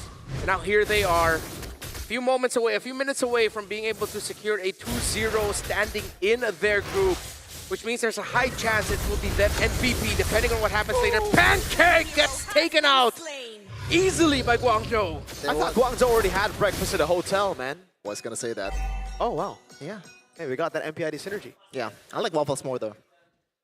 Get out of here. Yeah, okay. Me and Renmar on Team Pancake. Yeah. We're not Radiant Legend, though. We're talking about food, yeah. The game is already one-sided.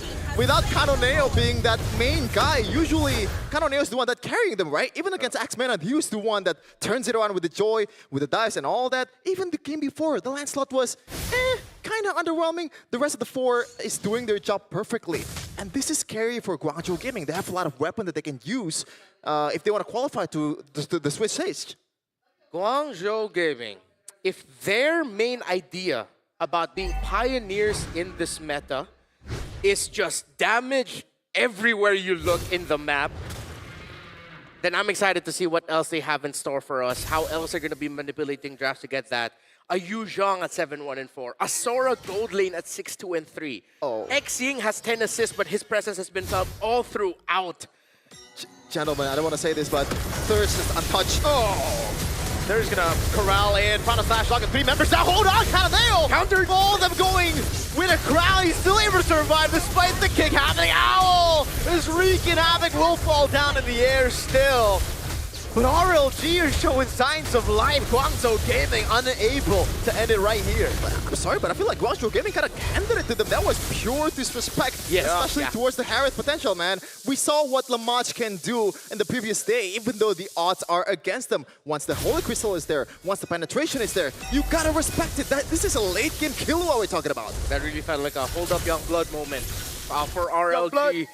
Guangzhou overheated. That tower in the mid is still healthy. Usually you see that full dive when the tower's just about to fall, not when you're still needing a lot of progress in taking it down. Hey now has a Divine Glaive as well. RLG can turn this around. They are so much closer than they were just a few moments ago.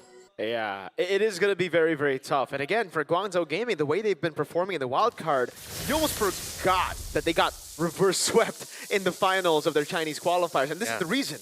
When they overheat hard. So for Guangzhou Gaming, let's hope at least they stick to the plan, that they fix those errors, because Radiant Legend actually have really good scaling with Harith. For sure, but right now, look at the map, man. Yeah, it's still tough. That was the first turret hit in the whole entire game, by the way, by the minions in the mid lane. So that's really, really sad for RLG. And the minions, as you said, Mirko, there's absolutely no excuse, no reason for Guangzhou Gaming to not use this and get a free lord. If they don't get a free lord, that is a question to their excellence. For Guangzhou, at least they were able to quickly recover through the center of the map. Dealing with a shadow kill. Actually, X-Ying has been looking to get a shadow kill majority of this game. Huh. At this point, he should build damage, like physical. Yeah. He probably can at this point. He can afford. He probably has the gold. I don't know if you want to do that consistently. Maybe he wants to be a bit more sustainable. Yeah. You know, once the hits are coming at you, you get this free escape card, and you don't have to build that Winter Crown, right? Ah, yeah, actually, that's an excellent point. Since he's not, he is backing Purify. He wants to commit his dashes to get a little bit closer. Then he'll use a Shadow Kill to get out. Now, this is the dance that we're talking about. Surely, there's no way Guangzhou Gaming is gonna choke this one. Whoa. Just going at it, and it looks like they're just going to commit onto it. The wave up top is set up just yet. Black Dragon for him. Ready, Pancake. He tries to go for a great turn by May. Man, knock up by May. They will get the kill on Pancake. Right now, it is just Pancake, and they've used a lot of their resources. Oh, but they go back in. Daylight's gonna be caught, and they are way too ahead for even the Harrods to sustain. That's a Petrify to lock HA. Shed Owl now jumps onto Hehe. Won't be able to find the range. Ostrich jumping back in again, but Cananeo buys the immortality in time, and now with no quad shadow, it is free for Modi. Just put on the stacks on him. Ostrich getting away with the quad shadow again. The cooldown helping him there. He will be able to recall. Whoa. Guangzhou will not go for the Lord. Pancakes up in 6. Yeah, they're saying it's endable. Does look like it is going to be endable. Ostrich with the quad shadow one more time. They just need to go for the waves right now, but Hehe is going to get shredded by Cananeo, who's unstoppable. Pancake back up. 5 seconds for Daylight. Pancake. Saber survived. Now he's giving the shadow kill over to the mini waves. Will be able to clear out the mini waves now. That's the Minion's Fury. And the way the Dragon's Steel from Xing. Daylight has gone back up. There's a winner crown into the immortality by Daylight. Trying to survive now. Going back at it. The base is wide open. It took a bit to get here.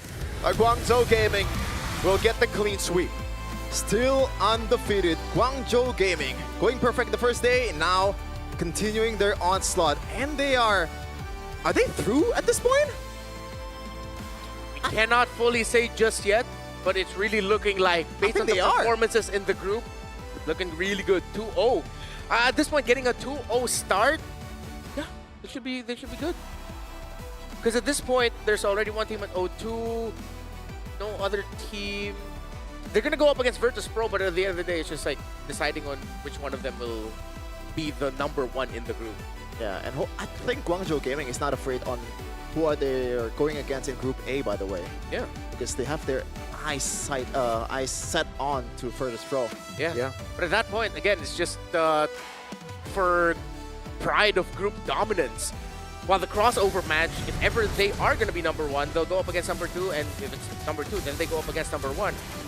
No matter what, the GZG have definitely earned the respect of our global community, and they continue to do so. Impressive performances in the wild card. This time around, I know there's a lot of focus on Modi, Cananeo, and even Owl finally having a huge impact game as a fighter gold lane. But I want to look at Mei and Xing. Yes. This series, they are so freaking good. I agree, especially Xing here on the Valentina. Shows you how creative it can be, man. The choices of ultimate takes constantly really surprise me. The way the Dragon takes a lot of fights just to peel, so that whenever Pancake walks up, he's the one who gets kicked out, and they just go all in on him. Even with the Shadow Kill, hey, Red Bull gives you wings, and Guangzhou Gaming are certainly flying through the wildcard group stage. Especially Owl, he is in the clouds as a score user. I was gonna say that Xing, like, I thought this was gonna be like one of those games that you're gonna be just there, you know? Yeah. Surviving, being passive. Because the ceiling is not really that high, right? There's no Tigreal, there's no big ultimate that you can use to actually change the game, but somehow you made it work. Yeah. With mostly Shadow Kill as the ultimate that he was getting. I think now, looking at that, I am gonna down the hill that this is the GZG idea for M7. It's just damage. Literally, just damage across the board. And if you want to survive longer, it's because you're damaging and then you're getting spell vamp. Yeah. I just like the draft that they have multiple avenues to win, you know? There's a lot of ways to roam. You can go, you know, balls to the walls with the aggressive maneuver of the Yuzhong, in the early game of Sora, with flickers as well. There's a lot of sets, you know? Yeah. But push come to shove, you might want to go defensive mode, you know? Playing a bit more passive. You have the healing. You have the counter engage with the Minotaur. And it worked out a lot in that game. A lot of value with that Minion's Fury. Yeah. And the thing with Mei that, recalling now, the motivation roar, he was saving it. Yeah. He wasn't using it mid-team fight. It would be like, we're really low. Now I'll pop it, and that little burst of health, suddenly RLG's wondering that, how come the team fight changed? Just a little bit of health. Yeah, you get more when you're low, right? So you can really see why it's a comfort pick for him. It's a signature for a reason. He's been playing it a lot, and he knows exactly how to maximize every little thing of his kit. Literally, call the ambulance, but not for me. And The for my early healing, boys. the first blood one. Yeah, the first blood one. He'll survive with a sliver of health. That was just beautiful. Yeah, he went from like, you could not even see the color on the health bar anymore. Yeah. That's when it's like around 1%. Suddenly it's like 10% health. And it's not just the economical damage or the kill in the early game. That mental damage, like, oh, Yeah, God, I yeah. was this close That's a tilt to turn, getting him down. And that's the jungle, too. That would, provide them with a lot of pressure in the long run. Yeah, that would have been dictating it. Again, Pancake, kudos to Pancake. He knew he needed to commit that flicker there. That was the right call. Because there are other members of RLG close enough to finish the kill. They just did not expect that sudden spike of health. Yeah, this is going to sound harsh, but it really felt like throughout the 2 games, Pancake's the only one trying. Yeah. Pancake was like, come on, guys, please. By the While way, they're behind even, right? Trying Yeah. to find creative angles. shout out to all the side laners, by the way, because that 2 exchanges where I believe Kanone was almost dying, the side laners' backup was super, super fast. Modi is there. In the top lane, it was Owl getting the kills and made it a better trade for them. Congratulations again to Guangzhou Gaming. Still a lot to talk about them in this game, of course. But now let's revisit Sora. It's not the first impactful Sora game that so far we've seen all Soras be impactful one way or another. But I feel like this one with the War Axe and the Queen Swing Rush, that was So early. quite disgusting. Yeah, we saw a 1-5 Sora on Owl. Now we see what a 3-0 Sora on Owl can do. And it's not good for the enemy team. Very good if you're a Guangzhou Gaming fan. Yeah, even if you're messing up as a Sora in the early game, this is a momentum here. Right? You have a lot of CC to work with, and that is a source of comeback, a source of that momentum play. Speaking of momentum, Modi continued to ride high. This time, his Yu Zhang is the MVP. 8-1-7. What a stat line for the young EXP laner. And though this team, I want to comment as a whole, it seems like Kananeo and Modi have really risen up as 2 of the most threatening stars of Guangzhou Gaming, Chef. Yeah, for sure. But of course, Modi, once again, wait, never mind. There's Harith in this game, but not much magic defensive item here at the end of the day for Modi, and he doesn't really need it, right? It was 8-1. And to be honest, in the late game, one of his jobs is to be that sacrificial lamb, or in this case, dragon, because he's going to be the one that's engaging. And he also has a lot of failsafe, right? The healing from Minotaur, the Minion Sphere as well. The photo, that's a lot of HP to work with. Yeah, actually looking at the total deaths for GZG with 3 being the max, and that was on the Sora, who of course understandably is going to be very aggressive to deal as much damage as he could. The Minotaur and the healing provided was a big difference maker for the team. And excuse me, I want to revisit GZG's item builds throughout Wildcard. They are the team that is rocking Queen Swings often. Yep. They're very, very good at just playing for sustain. This is the moment where it really looked like they handed them a team fight win here. They were just way too over-aggressive. They didn't even wait for the Lord to push it before they actually went for the set. And it's those little things that actually can give you a sense that Guangzhou Gaming are beatable in the wild card. Teams just need to exploit that. That's definitely something that Team Zone, Boostgate, and Virtus Pro are looking to exploit later on. Yeah. Good effort by Pancake. Like, it looks sketchy, the play, but he gotta try something, especially with the fact that they have literally 0 turrets compared to the full 3-tier turrets in the top lane for the opposing team. So he has to play with the risk, and somehow just didn't work out. My only issue with that little sequence in the mid lane where Daylight went down is where, how come Daylight was there? They already knew they were holding that bush, yet they still decided to walk through that little path leading into the mid lane. So again, just another glaring look at the little things that RLG need to improve on. We're still gonna see them in, if I'm not mistaken, one more series. Hopefully there they could at least end it on a high note with a win, as they have not been able to impress with any of the games we've seen them yet so far. While for Guangzhou Gaming, of course, we know they're winning. Modi, another MVP on him. A lot of eyes on him already. Cooldown reduction is what they're maximizing for his item build across the board, actually. Just all CDR. You don't like something? The objective game. So far, 2 games. 1 0. Yeah, 1 turret, 0 turtle, and 0 lord. That's dominance at its peak. And once again, like, what is the idea between Rada and K playing in the first game? Now that you brought out hey in the second game, they're actually playing kind of better in this game, right? It's 18 minutes. Yeah. It looks like it's just desperate. They were desperate to find a way to win, and that was the only way they could see, like, okay, if we change a few things. The thing is, they didn't change a lot. They changed a member, but the picks remained pretty similar to yesterday. Yeah. Oh, wait, no Cloud, no Guinevere. You got what you wanted. Yeah. They still lost, Jeffin. At least it worked out better. You know, Daylight saw some longer. daylight, you know, but not for long. Oh, that one team fight. Yeah, because Sora is controlling the weather. Yeah. They were able to punish the dive rating GG because of Sora. Yeah. Is that some sort of omen now? Yeah, if the opponent picks Sora, you gotta pick Kagura. Okay, so we go for common Thanks, sense Lafel. analysis. That's his joke. Yeah. I stole it. So if Helkert is on the other team, I'll say you pick yours. Jusin, you light it up. Yeah. Yeah, But okay. common sense drafting. That is the new theme now for 2026 MLBB. Or just turn on your torch on your Realme phone. that too. I see a lot of streamers do that, and it looks like it's pretty cool. Shoutouts to Miko, right? Yeah. Really, really funny guy. I'm still waiting for my Realme phone, but sure. Me Okay. too. Me too. Where is it at? Please. Left out.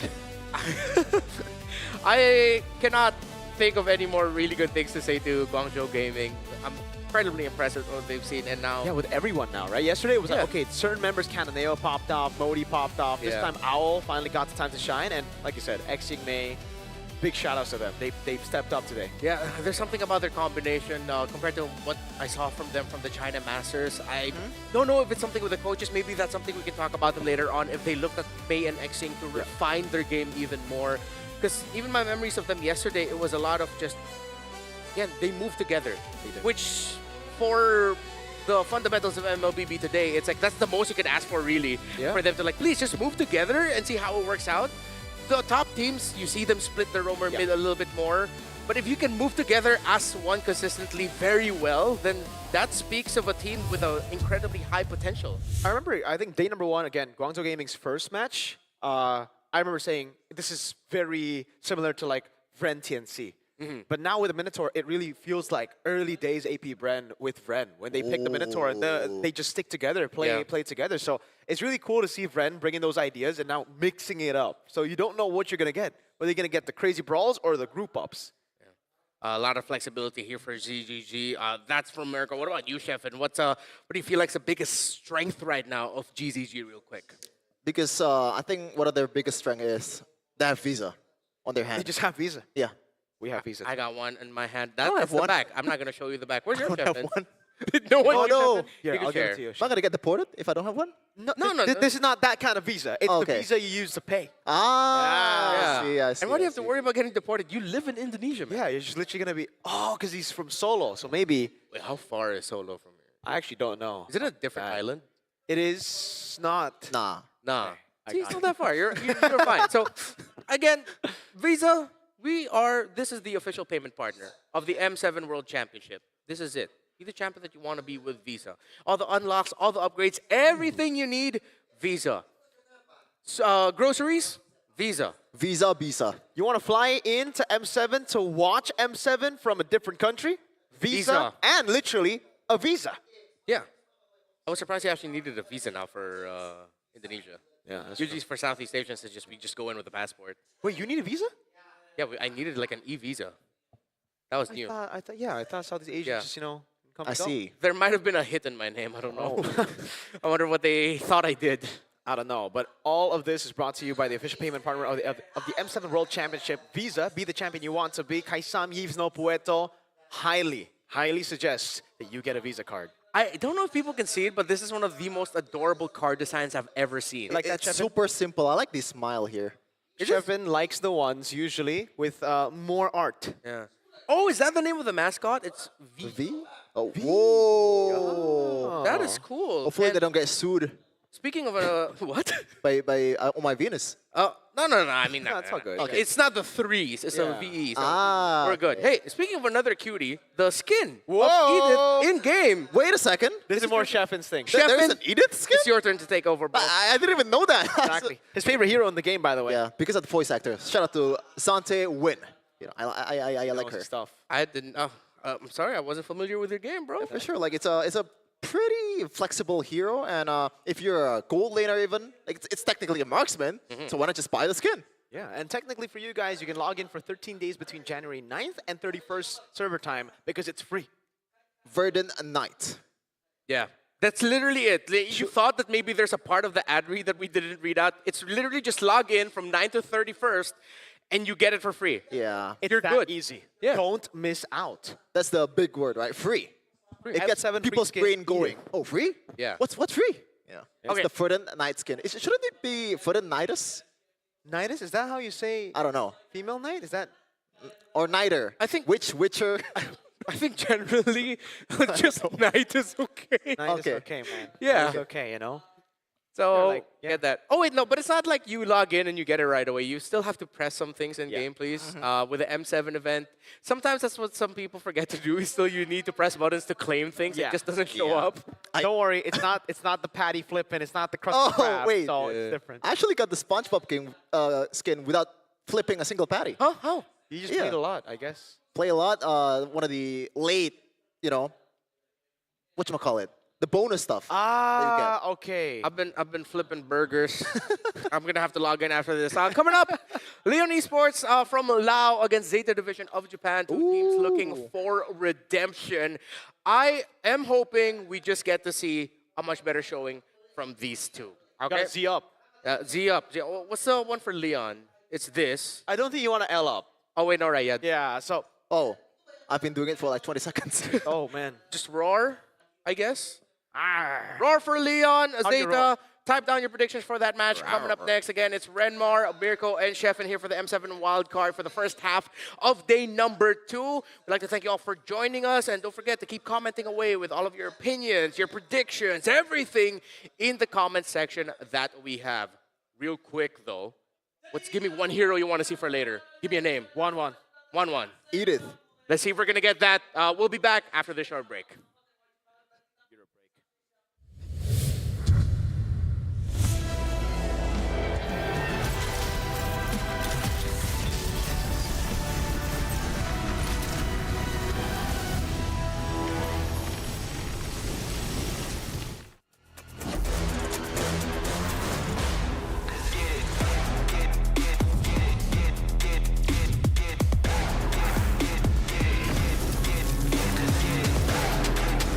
Has been slain. An enemy has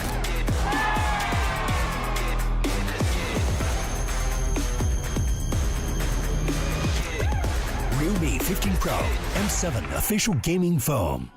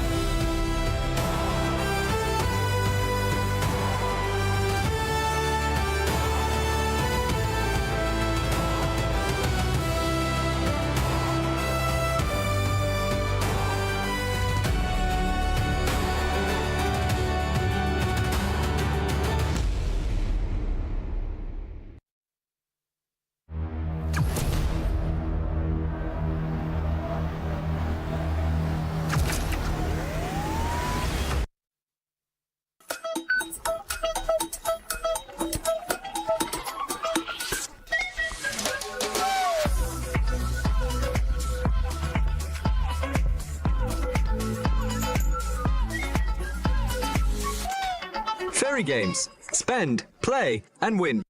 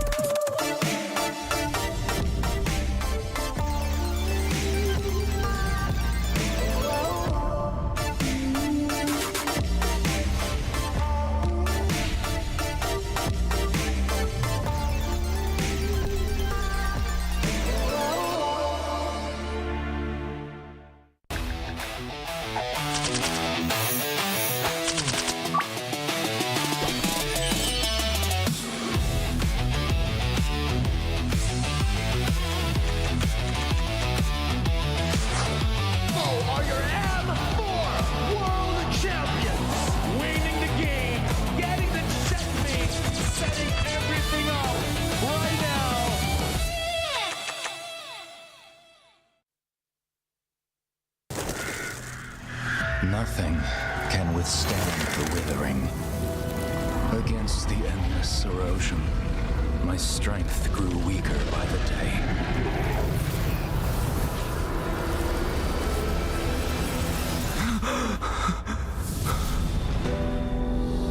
True power dwells within the spirit. Try to embrace all that you are.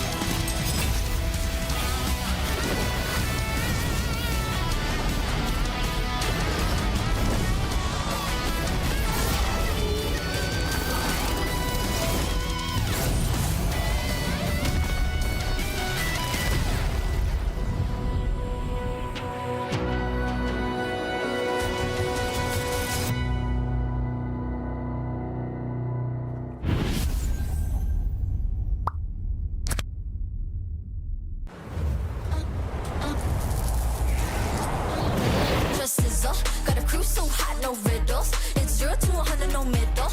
That's right, that's right. When I walk in the room, everybody gotta watch us. R to the I to the S to the E. Gonna shut down the ops if they tryna get past me. You can watch us sizzle. We're making this up go triple. It's 0 to 100, no middle. That's right, that's right. When I walk in the room, we rise as one. Got me wild and free. Now watch us stay fly. Doing it like I do. If you're rolling with me, the best team that unites. When I walk in the room, everybody gotta watch me sizzle. Got a crew so hot, no riddles. It's 0 to 100, no middle. That's right, that's right. When I walk in the room, everybody gotta watch us. R to the I to the S to the E. Gonna shut down the ops if they tryna get past me. You can watch us sizzle. We're making this up go triple. It's 0 to 100, no middle. That's right, that's right. When I walk in the room, we rise as one.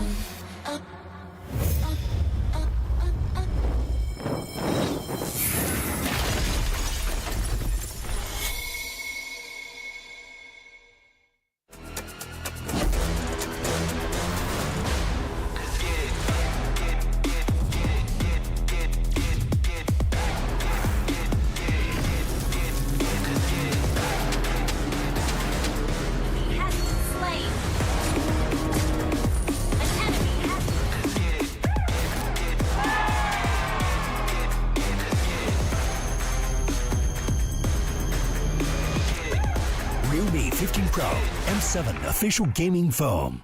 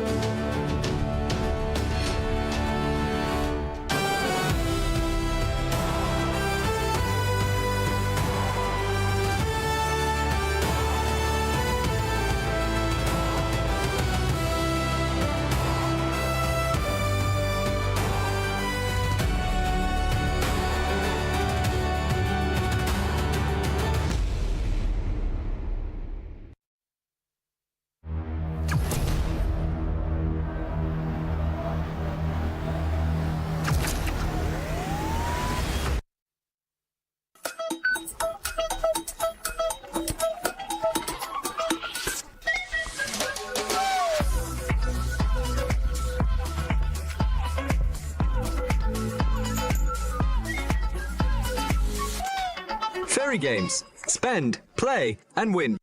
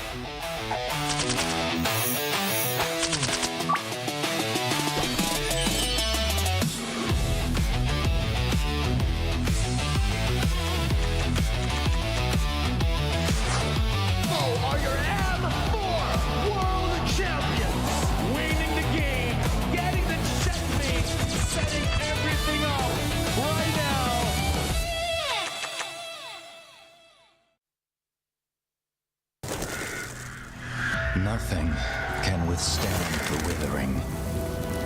Against the endless erosion, my strength grew weaker by the day.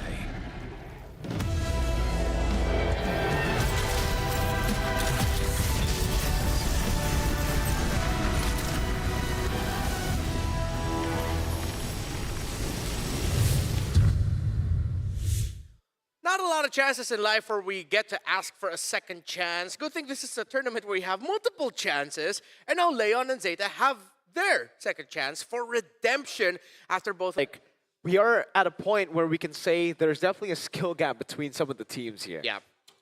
But this one, though, I'm not sure if the skill gap is that wide. Yeah. You know? Yeah. If we look at the first day's performance, maybe you'll take Leon Esports of the Zeta division. But before the tournament started, a lot of chatter in the backstage that Leon Esports is kind of like the dead last in the power ranking.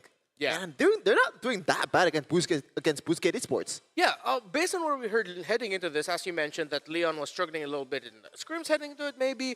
But up against Boostgate, the fact that they were able to stay very competitive in those two games, it's something to really hold on to if you're a fan of Leon. So let's look at the headline between these two. The storyline that binds them, again, the redemption match. Will you rise or will you ruin? I want to go to Sheffin here. As you were able to cast that Leon matchup up against Boostgate, what could you say are some of the best qualities that you saw from Leon? In a way, the inconsistency works both ways. Sometimes, in the words of Gennaro Gattuso, sometimes maybe good, sometimes maybe subpar. Yeah. You know, sometimes it's just like looks so clean. They know what to do in the Lord Dance. They're playing discipline. But other times, like, what is this, man? Why are you all inning towards a gacha? That's a Winter Crown. That's a Revitalize. That's an AOG. Then he knows that he is the bait, and you are taking the bait right out in the open. It's literally there. This is a bait. I'm taking it. Yeah, so it seems like for Leon, it's a little bit more of this little decision making. Yeah. Because if you say that they are doing the right things with their macro, the lore dances, usually that's a good sign for a team to tell how good their quality is, how well they fare in a lore dance. Zeta, though, based on what we've heard, maybe the nerves got to them. Yeah, it does look like they play that way as well, right? Because in GOTF, we did see, even though it wasn't the cleanest Zeta, it was a cleaner version of Zeta compared to actually playing here in front of a crowd. And I really feel like also opening up the wild cards hit them a bit harder on their nerves, and that's why they didn't perform that well. One player, though, stood out even with all the pressure. Junichi is amazing. On Lapu Lapu and the Yuzong, we saw him get multiple kills. This was a statement we had backstage. He was playing 1v9 yesterday. So I hope today he gets more of like a 3v7 situation, you know? Best case scenario, 5v5. Or maybe 1v10, because Ju is, I believe, 10 in Japanese, and Ichi is 1. Check my Japanese, by the way. I'm not, as you We can gotta see. check Arashi. We gotta call Arashi that's for the that. weeb. Yeah, that's I mean, he is, you know, shapeless. Oh, you're right, yeah. Ju is 10, yeah. Yeah. So you might be on the level of Arashi. So. ちょっとだけできます. Whoa! Oh, You that's could be a our plot. translator. Yeah. Do you ever get a chance to talk with the Zeta boys? Nah, I don't Who's your think- favorite Zeta member? And why is it Katsu? Because he's a mid laner. No. Yeah. Because Katsu is a mid laner. Yeah. Well, what's your main role? Right now I'm more of a gold / mid. Not so much for EXP laner. All right. Well, I completely lost what I wanted to say. On pressure Oh, and yeah. performance, Junichi. Okay, so in the previous match, everyone was nervous, which led to some miscommunication, and it affected their performance. That's what Junichi was saying about Zeta. He didn't expect that nervousness would actually help him play better. So while the rest of Zeta were sort of getting way too jittery, Junichi said, "I'm gonna take over," and you clearly saw that in the 2 games that they played. Yeah, it's sometimes the pressure just gets you going, right? Yeah. You know, it works different with other people. You know, I'm probably one of the people that's kind of like shrinking a little bit when everyone's coming at you. Okay. It's hard, man. Like, Not for Junichi. Yeah. He's a competitor. He's got that competitor mindset. He's hungry. And that's what I think differentiates him for the rest of the team, at least for day number 1. But coming into day number 2, I'm hoping Junichi actually comes up and you know, starts being more vocal. Because if he's the one who feels better, feels like he can play better with all the nerves, he should be able to translate it over to the rest of the team, saying like, yo, guys, we got one shot at this. You know, we lost yesterday. This is our time to shine. Because, again, though we have a lot of chances to qualify in the wild card, it's getting slimmer and slimmer day by day as teams keep on getting better. Yeah. Fun fact about Junichi, in the 2 games that they played against Team Zone from Mongolia, he actually scored the most kills, and that was only 8. So Mui Minette, the gold laner, of course, in 2 games, it just like, it really didn't look like he got the help that he needed. He only got 2 kills in the first game. Second game, he got 4, but that's only 6. So at the end of the day, it's still the EXP laner with the most kills. And going back at it, for Zeta Division, I feel like that has to be their main thing. Yes. Decide who's going to be carrying your team. Are you playing through your XP? Are you playing through your gold? What is the Rome mid trio doing then? Are they taking control, or are they just keeping the tempo steady so that the side laners are going to be good? Because when they go up against Leon, a team that looked competitive against Boostgate Esports, coming from a region that is up and coming, you really need to decide what kind of strategy you want to go for. Let's look at Leon Esports. Lamaj, from what I remembered from the discussions yesterday, was the guy for Leon, Sheffin. Yeah, Lamaj, early game kind of sketchy, but it's Harith. You got to scale just a little bit and get the items going. I just realized Haki is slightly looks like a certain someone. What? Is it Kyrie? Does it look like Kyrie? No? I don't see it. I don't think so. Maybe the hair? Maybe the hair, yeah, the hair. The hair definitely looks like yeah. If Kai. you squint your eyes just a little bit. Oh! Let me take off my glasses. Wait! Yeah. You might, wait, hey, Yeah, oh, yeah, you're yeah. on to something here. You're cooking. You're definitely cooking there. A Zeta Division, then, if Kani and Katsu in the center of the map don't want to get cooked as they did yesterday, then they're gonna have to shake off all of those nerves. At least they can go into this knowing that Junichi set, ready. While Kani and Katsu, in the previous times we've seen Zeta Division in other internationals, look like the rock for the team. I just personally think for Zeta, it really feels like it's just the nerves. You know, they're a team that relies heavily on the mechanical side of how to take on team fights. For Katsukani and Ten, this trio mid just doesn't work the way it should. We saw them full of confidence in the Japanese qualifiers, but here it's just different. And I hope with the loss yesterday that they just adapt to the nerves, adapt to the stage, but don't lose that confidence, you know? Yeah. Because sometimes when you adapt to the stage, you just play it just way too clean, you play way too systematic, and you lose out, especially up against Leon, who love to take those team fights. Sometimes, you know, again, they very inconsistent in the way they tackle fights. It could smash a systematic approach. Yeah, for Boostgate, I think it's completely, not Boostgate, Leon Esports, I think it's the complete opposite. They have to play a bit more cleanly because that inconsistency is super, it kills you in the back, man, especially in the late game. I always say the world-class team, the elite teams, they know what to do in the late game. Everyone can win the early game, you know, by sheer draft or like hero power and all of that. But late game is when it all crumbling down if you're not ready for it. Let's see which of these two teams can be much cleaner this time around as we look at the keys to victory. For Zeta, improved positioning and target priority when contesting for neutral objectives. The one I like there the most actually is the targeting priority. We got to see a lot of times and said a lot of times during the decks, it's like, why are they going for this instead of that? Be more aggressive, but only when there's a clear purpose and follow up. That seems to be one of the little problems that they had for Kani in the Rome, where Kani would go in, it looked like, hey, we could actually do this, but they actually didn't have follow-up ready for it. While the last one, just draft around your own strengths and game plan. Except, I hope we don't see Baksha anymore. Yeah, Ooh, I think that's actually why this comes up, right? Draft around your own strengths, because the Baksha felt forced. It doesn't really feel like it fits into Rome anymore. It does not fit Ten's playstyle, knowing that he's a flashy guy and he wants to be on the carries. I always advocate for unique picks or nostalgia picks, you know? Okay. And when I see Japan region, I remember the 10S gaming days. You know, in M1 and Baksha, Rafaela, it got banned by the Filipino teams, but they force a hero, 2 heroes that's not really meta anymore to get banned. So why not just pull off the Baksha again? I don't care if they lose or win. Just go with the vibes. Go with the vibe. Go with the vibe. And hopefully they'll make it work if they want to prove you and me in our predictions wrong. But at least all of us are in agreement that this is a little bit more 3 games instead of it being a full sweep. But why is it always me being the odd one out when it comes to Zeta game? Zeta games. Yesterday, I was the only guy who went zone. Today, I'm the only guy who went Zeta in the Zeta matches.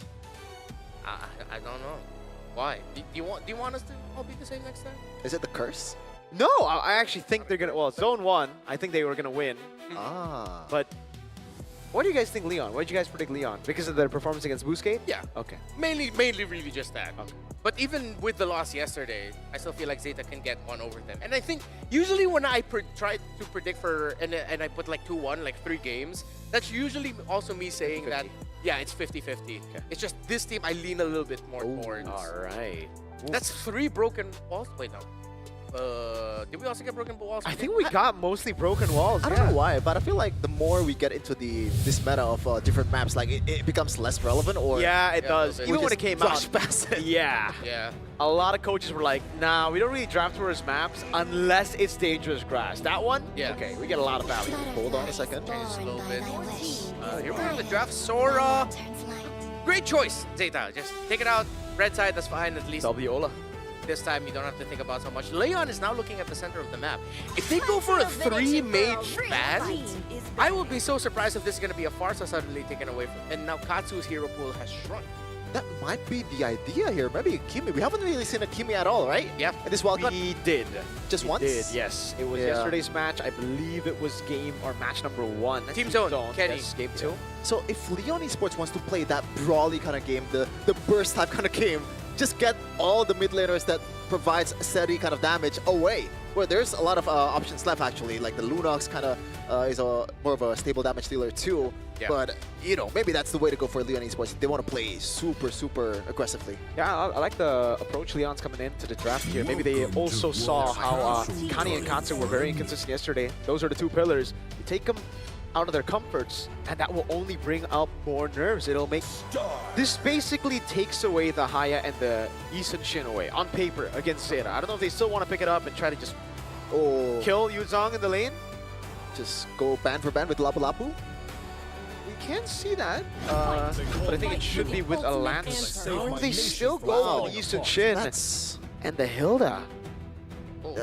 Don't really see that very often. Going Eastern Shin towards the Yuzhong. Usually it's a pure counter, but you got a fact here. Yeah. Katsu and their sub Falcon are actually Hafus or Japanese Filipino. Oh, Katsu's a fellow Filipino. So bridging communication between Coach Ola in Tagalog and the Japanese roster. So yeah, this team does not speak English to one another. Coach Ola delivers to Falcon usually in Tagalog, and then Falcon will translate for the team. Wow. That is a very interesting dynamic. Yeah. I don't know about that. Yeah, I guess you gotta do that. Yeah, you gotta do what you gotta do to get the strats in. That might actually. Oh wow! So there you go. Leon actually goes for the mid laner. Kimi, Hayabusa as well. So not a lot of mid laners up for grabs. The only one is the Farsa. And, yeah, I don't know if you want to go for the Farsa up against this. They do go for the Esmeralda though. Katsu is gonna have a hard time to pick a hero here. It's gonna be a target ban towards the mid laner, surely, right? Yeah. Will the Lunox get banned out? Because like that's the only Valentina other might get safe banned out. pick. Actually, if Valentina I'm too, yeah. Leon, I would just take those 2 out. Okay. At that point, Zeta's gonna be like, all right, what are we gonna be stuck with? Kagura, Selena? But at that point, it's just like, wait, that's kind of tough, man. Yeah. Is there a bigger fish to fry in other lanes, though? I feel like we're missing out on something. I mean, this Hilda's already clearly going rogue. Esmeralda's already clearly XP. Never mind. Unless that is Esme Golden, then the XP is gonna be different. Huge possibility of the SMA gold. It doesn't really do bad against literally any gold laner out there. The sustain is insane. Against a fighter, you can hold the HP away. Yeah. They took out the Gatot, which means that Zeta's sort of warning Leon, hey, if you don't take up the Farsa, we'll pick up the Farsa now. But then I think Leon wouldn't mind. They already have the Yuzhong and the Hayabusa. Oh wow. Check it out. They really just want to apply the pressure. That's nuts. So they really just want to put Katsu on an uncomfortable pick. I am sensing a cheese pick here. But Alright. what is it? Let's see the cheese. It is Kadita! Something we've been waiting for here on the desk. We've been talking about the Kadita. Yep. When it's going to show up, we assume maybe in the Swiss stage, but we get it a bit earlier. Way earlier than expected. Day number 2. And it's from Katsu. Is this in Katsu's hero pool? I'm gonna have to double check because I've always known Katsu as more of like a Control mage, not really a dive. backline. Yeah, yeah. Hey, if this is the game that puts Katsu on the map with a Karita, an impressive one at that, considering that he's up against Yuzhong, Hayabusa, all that. But the Petrify would have been would be a huge value pickup. Yes.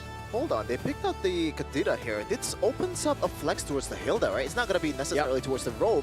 They can go old school with the Kaja if they want to do it. Yeah, it could be the Esmeralda into gold lane, could be the Hilda XP into the Kadita mid, and they go for the double marksman, so this gives Kadita a little bit more pressure to play with, although again, it's not dangerous grass, so it is going to be quite tough for Katsu to find those bushes to actually wait for those ambushes. Zera, so how do you want to flex this? Oh, never mind. Yeah. They've already seen it. They go for Uranus. Wow, Uranus Esme. I like it. You like it? Okay. I like it. What are your thoughts? I'm not liking the Kadira. Literally, it's a... What's Mandiri in English again? Independent? Yeah, independent hero. It's a very independent hero in this case. There's literally zero setup aside from the Mount Chalker, maybe? Even that in itself, like, I don't think it's not gonna work that well too. Yeah. When we look up the lineup ratings, though, it seems like it's favoring Zeta. Early to late game potential, though, fall in favor. Actually, no, so quite even. Yeah, pretty much even there, just slightly. It's the damage potential that you're looking at for the lineup of Zeta, which, yeah, it does look good. It's unorthodox. It demands a lot from each individual player, but hey, Zeta said we're willing to do it, we're willing to play it, and we want to prove why we've made it to this point and that we can dance with the best of the best and get a chance to make it to the main stage.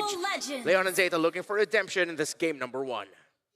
Yeah, it's gonna be a tough matchup here, or a pretty good battle in the XP lane because Junichi has been the rising star of Zeta Division. Meanwhile, Juviana is, at least based by the community, is clear-cut the best player in Lao region. Okay. Should be fun. Yep, it certainly is going to be fun for me, though. I still stand by my statement. I really like Zeta Division's composition. It's not the orthodox comp you would go for right now, but especially considering there's the Lunox on the other side, it's really good for brawls.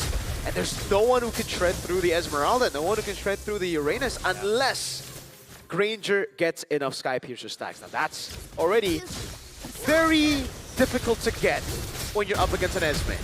Yeah. But late game for Leon Esports, they can actually hold their own, right? They can kite Zeta Division to oblivion, man. Especially with this Hilda pick. Yes, you get the early pressure. Yes, you get that bush own, but the later the game goes, your utility is going to be very, very limited. As we're going to take a look at the emblems here, it's going to be a pull yourself together for Katsu. So Katsu's looking for more engages. Meanwhile, the bottom lane, Moiminet. Good Purify out of the Quad Shadow. Water is going to pick up the Gold Crab, and they have the wave really good to punish Moiminet later on. A very clear black and white story for these two teams. Zeta Division wants to end this game quick. Leon Esports can afford to stretch out the game, actually. If Zeta Division don't end this by the 15th minute, they're going to be in trouble up against that Granger and Kimmy. By the way, I like the choice of Lamach here going for Flicker. Yes, you're not going to be able to get away from the Petrify combo, but you get that little downtime if you buy that tough boot. You know, it reduces the CC duration by 25%, and that's pretty much going to be handy. Juviana, oh, what a reaction. Already used up, man. Like, that's big. Yeah. Good space provided. Zeta, they can take control of this without the Black Dragon form, but they have to wait for Water. They have to look for him.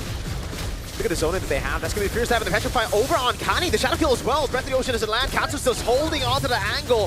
First blood over to Water. Jinzu able to escape. Now Red Tree battle. 10 or Water. It's Water who wins it out despite Breath of the Ocean, but they are able to find the pick on Juviana. Azagi goes in for the immobilization on Moiminet. That's it. So definitely a win for Leon Esports right now, I think. It's a 1-to-1 kill trade. It does go towards the roamer, but a turtle is definitely welcome, although it's getting nerfed in this patch. Good pickup by Zeta Division. Finds Jinzu, who was very overzealous. Yeah, this was the Zeta Division that we were looking for yesterday. Still a little bit of nerves from Katsu, no way. Oh man, there's gonna be a kill just like that. Kani unable to get the trade back. Wow. That was surprising. Yeah, that was ballsy as well. Like, he could have died there, but no punishes at all from Zeta Division. I don't build so far, nothing too crazy just yet. Maybe we can take a look at Katsu's item later on. I'm curious to see which one Katsu will prioritize. Is it going to be the Lightning Truncheon or the Genius one? It got buff, both of them. Yeah. We'll see it once it's full build. So you went Fury, Hammer, Sky Piercer as mentioned for the Granger. Now going to be building into the boots. The Dreadnought Armor Rush by Kani should help diminish the damage a little bit of the early game physical damage that Leon has. Zeta, I like how Kani and Katsu are constantly moving in the map. Hopefully that death onto Katsu won't lead to them being a little bit more cautious. I like that they're setting the tempo. I like that they're being aggressive because that opens up more possibilities for the team. I'm not a fan of how the laning has been for the Esmeralda 10. Mountain Shocker Quad Shadow, beautifully used there by Water. There's a reason why his name is Water. He's just flowing the damage in. That's not a good analogy, but right now, Hilda. Big Show able to get the way the dragon in. Just as you talked about Water, that Cho is based on. Yeah. The man, Bruce. Why didn't you say Brucey? Why did you just call him Bruce? You guys are friends. Hey, that's my boy right there. My boy Bruce. My boy Bruce. Zeta Division need to recover a little bit. Death onto Katsu, now Kani twice means Leon Esports. Yeah, this is not going to be a good contest for Zeta. Wow. Bang! Katsu just gets the breath of the ocean with a Petrify as well! Oh, and Junichi steals the turtle! Once again, Junichi stepping up when it matters the most. A bit of a luck involved there as well, but yeah. he will take it, man. But Juviana, that was not very Juviana-like. The pure disrespect to Katsu's potential. Maybe, like, they're not really used to playing against Katina as well. Yeah. I mean, to be fair for Juviana, no one would expect that he just full sent everything. Petrify was even used there by Katsu to take that Juzong down. Oh man, they're going to use the Falling Sun Moon as well on Jinzu. A free turret down below, no trades. Only 200 gold lead for Zeta Division right now, all because of the fact that they were able to get the objective game early on, and Water is just getting zoned out of his place, and it looks like 10 will be the one who secures that one, another W for Zeta Division. Good recovery by Zeta. Now even going to the jungle of Leon Esports, despite the early kills that Leon has been getting, but that's 2 items already for that Granger. Hunter Strike just built up. So for Zeta, if they're gonna end up in a big fight up against that Granger, they need to man-mark that Granger as the priority. At least just send Junichi to eat up all of the bullets for everyone, because if he can freely hit, then it's not gonna be good for Zeta. Who's going to stop Uranus and Esme right now, right? Like, they're going to have to play pure front to back, and that means Zeta's just going to get all the macro control all over the map. And Water cannot stand alone. Whoa, this is a new combo. Katsu tries to get the angle to get the Petrify in. Yeah, at least there's signs of that. Katsu is very much, you know, he knows how the hero works. Yeah. Okay. Great little stun there, but misses. 10, what now? All right, it's June just standing there doing what Uranus wants to do. This is a very awkward game, right? Like, Yeah. Leon can't go in, but Zeta can't lock anyone down either. They're just standing there until Katsu finds a set. Yeah, but Leon has to overextend just a little bit for Katsu to have a say, right?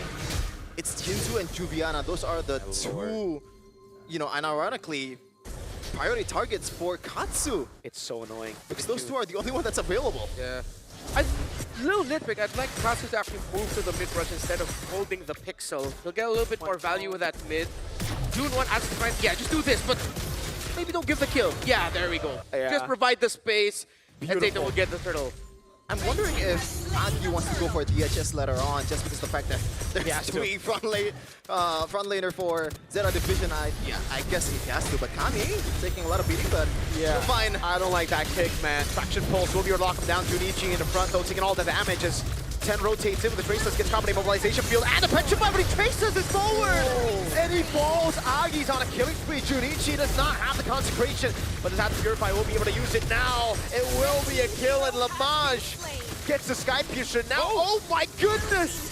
The lethal ignition ticks down on Juviana. Yeah, Katsu held on to that Petrify for the entire exchange when Leon was pushing Zeta back. Still, Katsu held on to it. He was just waiting for the counter, and they got it. Yeah. I'm not going to be surprised if Juviana and pretty much the whole front liners of Leon Esports is rushing towards Athena shield, just because the fact that Katsu's going to be there waiting for them to punish, especially before objective game. because that's gonna be the big boys that's very pivotal in winning the team fight for Leon Esports, because they need that one to peel for the two squishy backliners. Yeah, but again, going back to your previous point, as the game goes on, Zeta's window is closing. Leon, there you go. Now with the DHS onto Agi, they were not able to stop that Kimmy from getting farmed. Lamage is deathless as well. The frontliners of Zeta Division are not going to be as tanky as they used to be for the first 6-7 minutes of the game. They will still be a threat though. Oh no. Nice one, Renmar. Was it on purpose? It's not on purpose, right? Nope. Okay. It wasn't. You can say it is, though. Yeah. Sure. You guys didn't see it, but Mirko did the hand motion. And I'm disappointed. In 2026, man. 2026. I don't want to continue it. Yeah, but yeah, so far Zeta Division, although they are, as we said, have a ticking time bomb here, they still have the gold lead somehow, just with the fact that they're playing quote-unquote 2 fighter gold lanes. But in fact, it is 2 tank gold lanes. They gotta rely on Katsu and Ten to be able to deal the damage here. But how long can that go on? Oh, Katsu might have to use the rough waves. Gets it in time, but Jinzu's waiting. Petrify. Oh! Poor man from Katsu. Gets caught by Furious Dive, though, and that's a stack for Lamage. Connie able to get a trade, and it's actually a good one. That's a huge song for a Kadita. Yeah, it worked out in the end there, Sheffin. Yeah, a bit of a misplay, I think, from Katsu. Katsu could have just hold on to the first kill and gets out after the wall. I think a bit of a misclick there before, you know, Katsu was in the preferable position. Yeah. Seems like Katsu just decided then to accept the fact that I'm going to end up being a trade. I make sure. Oh my god. Yeah, that's the DHS. Oh my goodness. And it's the third stack. 30 on the Sky Piercer. Away the Dragon, bringing it back now. Good flicker out of the Mountain Shocker as they go for Jinzu, but he's able to get out. Oh, that's a warning shot. Look at Moiminet just melting in front of that Kimmy. Junichi and Moiminet, their time is running out to be the stalwart hold of Zeta Division. As Leon Esports damage is now online, they're losing their window. Yeah, they are keeping on showing their fangs. Look at that. Moiminet caught. That's another stack. 40 halfway there, but they get the pick on water with water. Connie falling as well. 50 stacks for Lamage. They've got the win con. 10. Oh no. Is holding a very, very scary angle. He goes in alone and he gets... Okay. Junichi trying to help him. Monster kill for Lamage. You can hear OG on the Indonesian broadcast go, what are you doing? That's 0 out of 10. What was that? Yes, you have the retribution, but it was only 10k, still 10k, brother. There's still a lot of time. Oh, yikes. Oh, yikes. I don't think he also expected Leon would stop for a moment. They were whittling it down, and then for just a second and a half or so, they stopped hitting the Lord. 10 went in, he's like, I'm gonna get this. No, I can't steal it. It's still 10,000 health. Oh, God. And look at the gold lead right now. Leon Esports. What a turnaround, 2k gold lead. I expect the turnaround, but I didn't expect it to be this fast, Renmar. I think DHS has a lot to do with that. Yeah, I mean, we all reacted the moment the item got locked in for Kimmy. That was the clear-cut sign that Zeta Division's window, they had 1 or 2 sequences remaining to recover from it. And now, what we set up earlier, Zeta, early to mid, great. Maybe first 7 to 8 minutes in control. But once the Lord is up and if Agi is comfortable, then it's Leon's time. It's a late game now, and it looks bad for Zeta. I'm an EXP lane player, right? Yeah. I'm thinking like how much of a chore it is to itemize against these 2 backliners from Leon Esports, man. It's magic. Oh, Immobilization, they're gonna shut it through him. Oh man, the Kimmy Granger. yeah, disgusting. Like, how do you deal with this one? There's literally no dive aside from Katsu, and Katsu does not have a lot of resources that that Katsu can use to dive into. Yeah, Black Dragon form used up. Good zoning now. Mountain Shocker. Enough to get them back, but they've already gotten what they needed, right? It's a base turret take, although it's still okay for Zeta Division. It's not the far lane base turret. It is still a base turret, and Zeta don't really have the best of clear. 60 Sky Piercer stacks now. Yikes. For Lamage. Perfect game. Still continuing his great performances from yesterday. Now, Deathless, similar with the Kimmy. It's the question of how can they maximize a Petrify from the Kadita. Because that's gonna be the saving grace that they have. Lamaj is learning a thing or two from his cousin Haji because he is definitely a KDA machine here. Oh, that's true.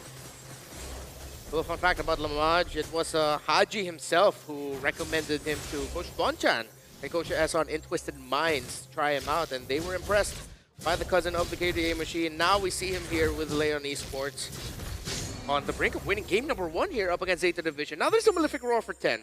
The thing is, yes, the damage is there for Zeta. The problem is, they kill one, there's still at least 2 more problems you have to deal with. You take out the Haya, you still have the Kimmy and the Granger. You take out the Granger, you have the Kimmy and Haya. Oh, man. And it's a winner crown for the Granger now. So 60 stacks plus winner. Yeah, that's going to be a tough one for Zeta Division. And by the way, Juviana, actually, I don't think he rushes towards the Athena shield, but he does have the wings.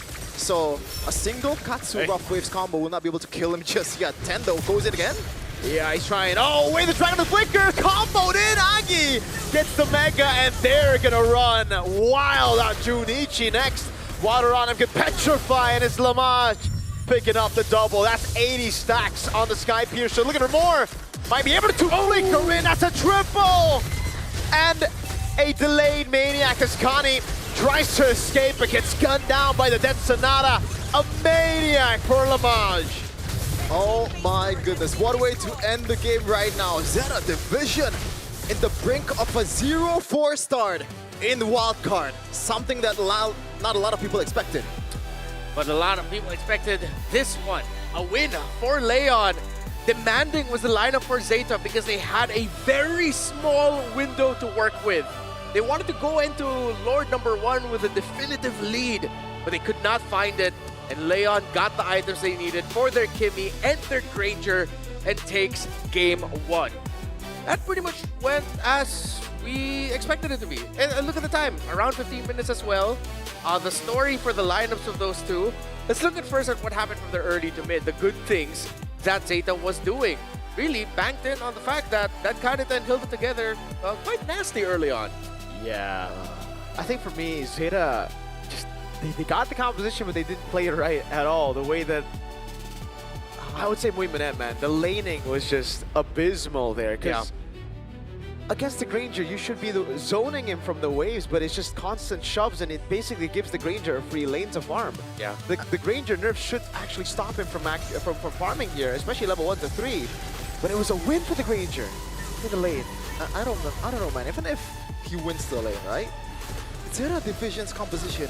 Usually when you're trying to draft a 2 fighter or 2 tank side laners, you gotta have a scaling mid laner, right? And this is just super optimistic from Zeta Division. I think the stars has to align for them to be able to execute this one and hold on until the late game and gets the W. Yeah. They're asking for too much. I want to go back into the drafting order, and I think this is where I want to give commendation for Leon, the fact that they picked up the Kimmy alongside the Hayabusa in the first phase. Because if you look at the lineup of Zeta, say that was a different mid laner. What if that was a Kimmy in the center of the map? Then the Uranus and Esmeralda would make a lot more sense because you're setting up for the Kimmy. While with having a burst, I think that was just the main option that they really were left with that felt comfortable for them. Then everything is funneled just into the YSS. It's the classic 1-core versus, well, at this point, 3-core setup for Leon. It's just Leon at the end had more options. And for me, I don't know if you guys agree with me. I feel like the Uranus pick is a bit unnecessary. In a way that they already have 2 body bags in Hilda and also Esmeralda. Why do you want to go for another body bag that literally function the same way as the other 2 picks? And you don't have that range working for you, right? It's only Yi Sun-shin, and Yi Sun-shin itself is kind of like half melee, half range kind of hero. If they pick the Kaja and go on like commit towards a pick-off composition with Katsu, I think they could have worked better. Might not win the game, but maybe The it goes on a bit merrier. longer. Yeah. And maybe not even the Kaja. Oh, wait, no, they themselves banned the Kalei in the first phase. That's why. Yeah. That's a rough thing. And then if they Cho got wanted the taken. pure stun, the Cho got taken. They banned high loss. So it seems like, yeah, they set themselves up for that one. For Zeta, despite it not being the most optimal way to draft the way that they did, they still made it work somewhat. It's just, it was the most difficult version of what they could have done. Yeah. I don't know. I still feel like the execution was just on par, I guess, you know? Like, it was just on par with the small things, the weaknesses that we were talking about in the drafts, and unfortunately they weren't able to maximize it. Because I feel like if they were able to maximize it, the Granger wouldn't have done anything in that game. Against the Hilda, Uranus, and Esme, at least that should be a guarantee that the Granger shouldn't play. But the fact that he got 80 stacks on the Maniac shows you that, it was a massive skill gap there. Yeah, and Agi and Lamaj, it feels like they got their items really quickly. Yes. It seemed like with how Zeta were playing the side lanes and the center of the map, it was just like, all right, everyone just fast clear, let's meet at the river. And then that way they're going to pressure Agi, they're going to pressure Water. They really didn't get that. Water got to outplay them sometimes as well. It feels like it's a bit too easy for Lamach and also Agi. Yeah, exactly. It really is. I mean, look at the itemization from, this is Lamach. I was going to say about Agi, he has 2 percentage HP-based item as the first 2 items, right? Yeah. And that is literally the nail of the coffin for the 3 frontliners of Zeta Division, but the MVP is going to be Lamach here. 1002, full stack, full item. He actually switched out to the Immortality later on, but yeah, amazing game from Lamach. As you said, Renmar still continuing with their with the amazing performance in the previous game. Fury Hammer straight into full build Sky Piercer, gets a Hunter Strike all around the same time that Agi got his DHS. So it's like Agi already got DHS and the magical, quote-unquote, magical DHS in the glowing wand, as you pointed out, Sheffin. And that was it. That was the window completely shut and what Zeta needed to do here for this game. A lot of the execution. So now we look towards, well, Leon Esports. I'm still scratching my head as to how Agi and Lamaj, despite everything that happened in the river, all of the little clashes that we got, that they still stayed alive. And it looked like they were fine the entire game. But there were some exchanges where they were threatened. I guess they are impossible, almost impossible targets for Zeta Division. There's no real gap close kind of skill. And shout out to Katsu, by the way. I think Katsu played a much more better game than I thought. For sure. Katsu was not gun-shy at all to kill the Yuzhong. Katsu knows that the actual priority here is the frontliners because that disables the teamfighting potential in the objective game. I think this time around, what I could say is it seems like a different version of Zeta from yesterday, where now it's Kani and Katsu who look really good in this game, number 1. While the rest of the team, well, except for that one miraculous Lord Turtle Seal that Michi was able to get, they were the ones really trying to hold down the front and trying to lead the charge here, while it seems like the rest of Zeta felt somewhat disconnected from their roamer in mid. It was just so tough, man, and it doesn't help that 10 was constantly out of position. We got to talk about that. Like, 10 is one of the members that we were highlighting for the wild card. Someone that we were talking about could be the carry, could be the flashy guy to take Zeta possibly to the main stage. But whether we say nerves or not, I think this is day number 2. This should have already been a problem that they've dealt with. It still remains to be a problem for 10. He's 1, 4, and 2, and it was a very, very disappointing performance from him. Yeah. I'm reminded as well of a highlight or two from 10 yesterday. Was he the one with the Yi-Sun Shin and then he traceless forward? Yes. And then eventually got taken out as they were trying to go for a gank. Exactly. And that happened a few more times. If a question of maybe the nerves are still on 10s. Who knows? But for Leon, again, it's similar to the previous series. This is just one of those games where it's just a lot more of the things went well for Leon. He performed so well at the MSC wildcard, and then you saw him at the Japanese qualifiers, you saw him even at GOTF, and he was still the guy. He was the pillar. He was the guy who was constantly stable with Junichi, and now it's just sad to see. What happened, you know? Is it just a confidence dip from yesterday? That might be the case. Looking at the itemization though, again, like I've emphasized this in the game, but Junichi and Muimin, I got a feel for them, man. Like, you cannot fully itemize for literally everything. You gotta pick out what you want to go for. Oh, wait a second. There's we got a bit anti-heal because Katira is not really the great mage to you know, spread that life bane, right? Yeah. You also have to take care of the fact that teammates getting down at you with the magic damage. That's Radiant Armor. Yeah. By the way, there's Silk Ranger. You know, with the anti-class. 80 stacks. At the same time, you need to get away with that brute force breastplate stack. Yeah. So literally, you gotta check all the boxes, and it is impossible to do in that kind of situation. In the end, this might deserve a quick little show of praise there for Coach Byaku and the coaching staff, of course. of Leon Esports. The fact that they were able to draft in such a way that the main pillars of the front line of Zeta just could not find an opening. I want to revisit Water here. How did you feel about Water's performance here, Sheffin, compared to what he was able to show off against Boostgate yesterday? Oh man. See, like the last match feels like a blur because I'm sorry to say this, it's a battle of a blunder. You know, it's blunders here, blunders there. Oh, eventually the one that does not make the more blunders wins. Yeah. That's what it boils down towards. So I didn't really see Water that much. In this game though, I think it's not Water's game, right? He's just there to be that distraction. Obviously the main artillery, the main weapon here is this two gunsmen, or gunswoman with Agi and also Lamaj. Yeah. And it worked out perfectly. You couldn't ask for a better performance from both.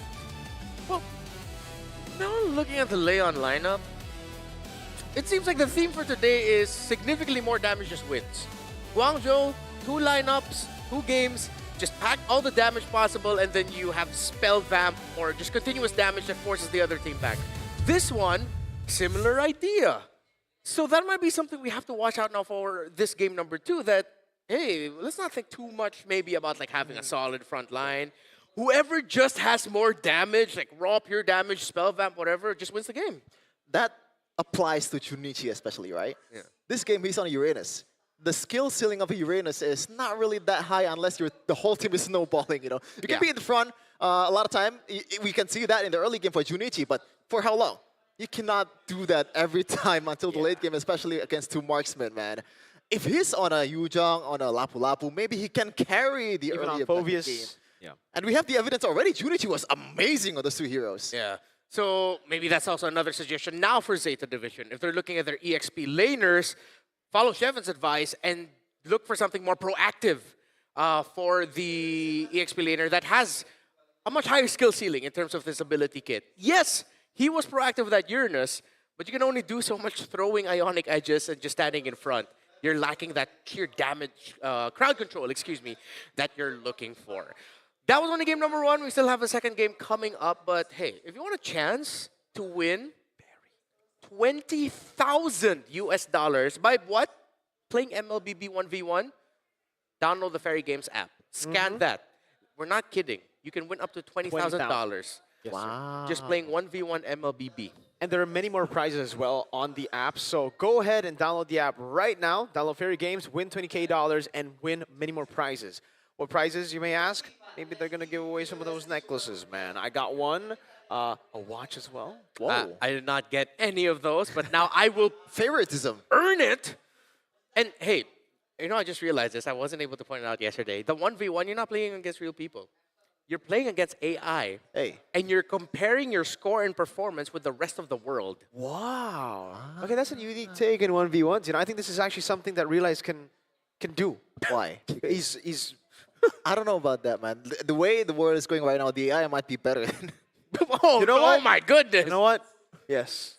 You know what? That's true. Never mind. Maybe Realize wouldn't do well here. So, I think, you know what we need now? We need a Sheffin versus Realize 1v1. bro, Sheffin mean- would I'm sorry. I'll put the 20K on him.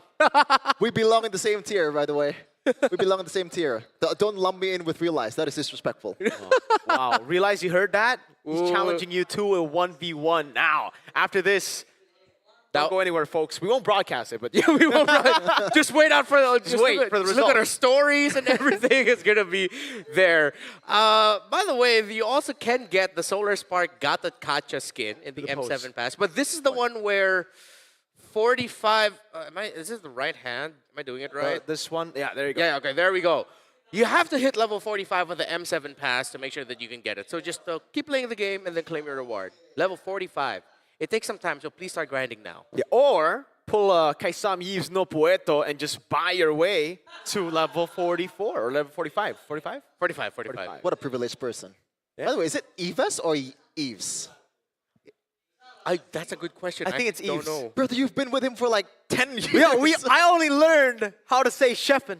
But I just like... Yves, it's Yves. It's Yves. Yves, Yves. okay. Yeah, not Yves. Yves. Yves, sorry. Sorry, Poeto. Wolf. By the way, there's also a massive opening ceremony that you definitely want to catch. Of course, couple of us have been announced as being part of that, and we have a really great program ahead waiting for you. January 9th, 7:30 p.m. That is +7 GMT. So for those in +8, that's going to be at 8:30 p.m. For the other time zones, I don't want to mess up the math, so please just cross-reference it.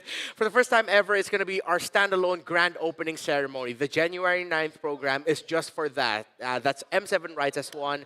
It is going to be a cinematic, massive celebration of how Mobile Legends grew into the global esports that it is today. So one game, one world, one moment, Oh, wow. rise as one.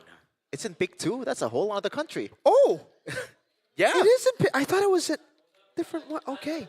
It's like Neo Indonesia or something. Yeah, people pick a different country entirely. It's like, it's not Indonesia, it's just pick. Oh, Yeah. wait. You haven't been there. Yeah, You've been there. you brought me there. But it was, Oh, right. There was nothing there back then. yeah. Oh, there's more now? Yeah. This is, they've Expanded? upgraded. They've expanded. Well, technically it's the same. They haven't expanded, but they've developed it. Yeah, you and Arashi brought me there at like To church. 12:30 or 1 a.m. You guys went to church? They brought me to a closed church. And hey, speaking of, Fan Lee is here, one of the KOLs from MCGG. He even competed at the MCGG tournament that I was able to cast with Naisu. Fan Lee. Yeah, earned a lot of points in that one. Not able to win it, but he definitely put up a strong performance. So quick shout out to Fan Lee and what he does for the MCGG community as a whole. That's Magic Chess Go-Go, who, by the way, are having their World Championship alongside the Carnival, the main stage. That's the Go One. I agree. World Championship. That was kind of funny. Yeah, it just went from Fan Lee to 10 sleeping. Production, thank you for that. That Is was he sleeping or contemplating life? Okay, I don't know. That's a good one. It's Zen. guys. It's Zen, not Zen. Zeta. Zen. Zen. Zen division. Yeah, this time they have to go Zen mode. They gotta Yeah. lock in. Everything has to align perfectly. They need to stay calm. Just don't. Just forget about the fact that it all literally hinges on this one game. Man. I don't know, chat. I don't know. Put the Z's in the chat. We gotta give him some, Hey, Spirit Bomb your way. Yeah, Spirit Bomb. Spirit Bomb for Zeta, or comment everything that you think Zeta needs to do Arms in the right air. now. Hey, Spam the Z's. we were talking about maps and how a lot of the players and coaches don't really look at the other maps and feel like it's a massive effect unless it's this one we're in right now. Dangerous grass. Dangerous grass. And hey, if the dangerous grass is really as dangerous as it is, then maybe Zeta would want to run back the Kadita here. Maybe run back the entire comp we saw earlier. Like, wait, this is better on dangerous grass. Yeah, just take out the Kimmy or the Granger. You can't take both out. At Why least not? take one both Kimmy out. Granger. Yes, take Kimmy Granger out. Jeff, I, usually, if it's on BLID, I'm gonna say it, but nah, not the time. I have something to say, but yeah.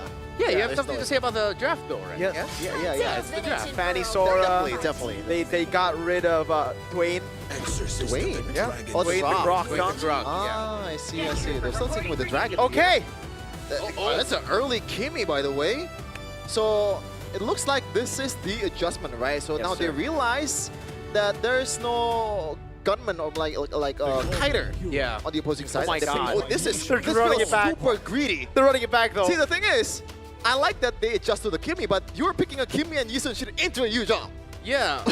I know I What's up with suggested that? this earlier, but that's crazy that I'm seeing it unfold and it's like the exact first two picks. This is Hayabusa. Oh, there you go. man. Yeah. Oh, okay. Here. Oh my God. This That's more looks- value. This looks beautiful for Leon. For Zeta, Gatot. Gatot. Gatot. It's the best chance. They just have to go Gatot now.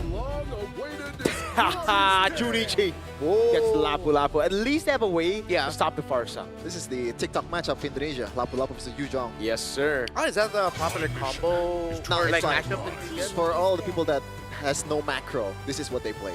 Yeah, they just go for the fights, 1v1, no one's gonna back up. Yes, you know. sir. These are the two heroes I made in the EXP lane.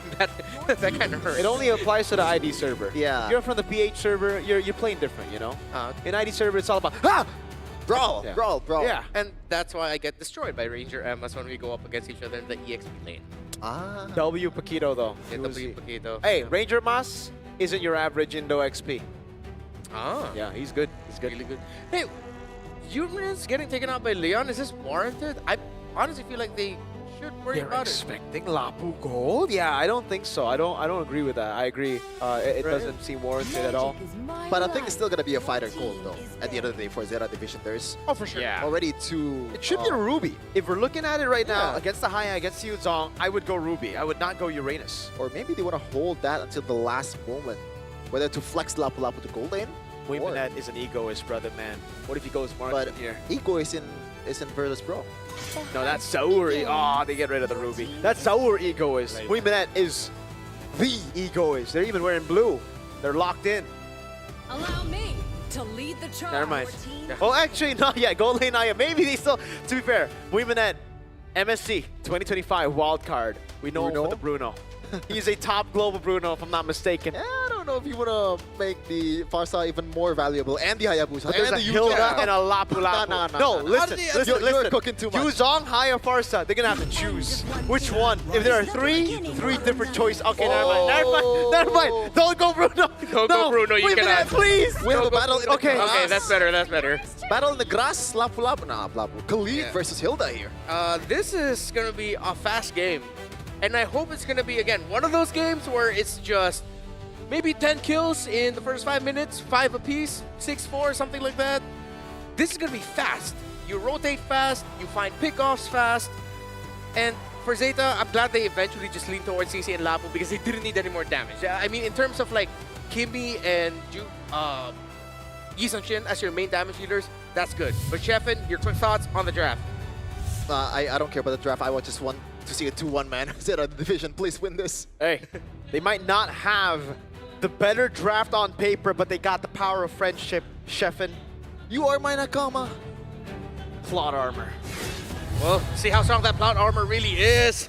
Will 5 Zeta force seconds a till the game enemy number reaches 3, the the first battlefield. game number 3 we're Smash going to be them. seeing in our wildcards, if ever, All or will troops Leon deploy. just meet expectations and end it here? It's game number 2. Welcome to Mobile Legends. So for Zeta Division, I hope they're taking a page out of Leon Esports' book. Don't be too overzealous in the early game. You have two marksmen working out for you, and that's a way for you to be able to hold down, even though you're down by quite a lot. You still have that scaling ability, you know? Yeah. This is how it's going to play out, though, in the XP lane. The Yuzong definitely is going to win out level 1 to 3. Junichi's going to have a tougher time. Yeah. Once you get to level 4, though, it becomes a bit more equal. I guess if we trade the ultimate, Lapu Lapu's going to win just a little bit, but that's not the real fight. The real fight for this 2 XP laner is in the exact Duviana? Uh-oh. Yeah, why is he walking up? Duviana takes on the 2v1. The power of friendship prevails. Yeah. It's not fair, 2v1. Yeah, well, It's an ID. This is not allowed. That's a great start there for Zeta Division. I think he really wasn't expecting that Hilda would be there, but then he saw it, he had time, he just started walking away slowly, but still decided to go for it.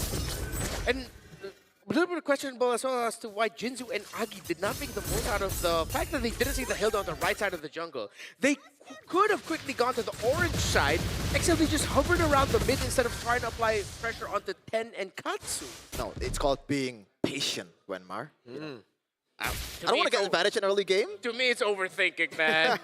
To me, it's overthinking. That's definitely something that they miss out on, especially with Yeah. the Farsa, right? This is Khalid the and best Farsa. potato in the whole entire game in the mid lane. Why not just use that in the early game? Yeah, you have Farsa and Khalid. You can afford that after you clear the first minion wave, you look in the jungle real quick. I mean, both of them are flying. Uh-oh. Okay, Jinzu gets away. That's true, but Kimmy is flying as well. Oh, okay. Floating. Jetpack, right. Juviana's not 4. This is horrible for Leon Esports. This looks like it's going to be a free turtle over to Zeta Division.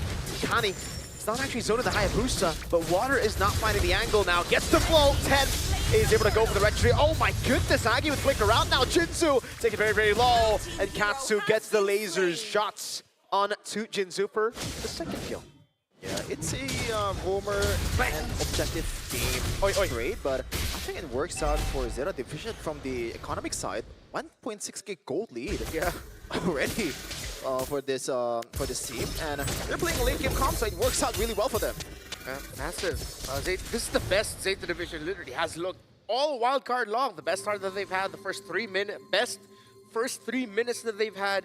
And again, the pressure continues onto Juliana. So a lot of respect from Kani and Junichi to actually stop that Yu-Jong from popping off. Oh, flicker out now. Dispersion of damage over to 10, but the Shuriken, the Quad Shadow finds the kill on Katsu.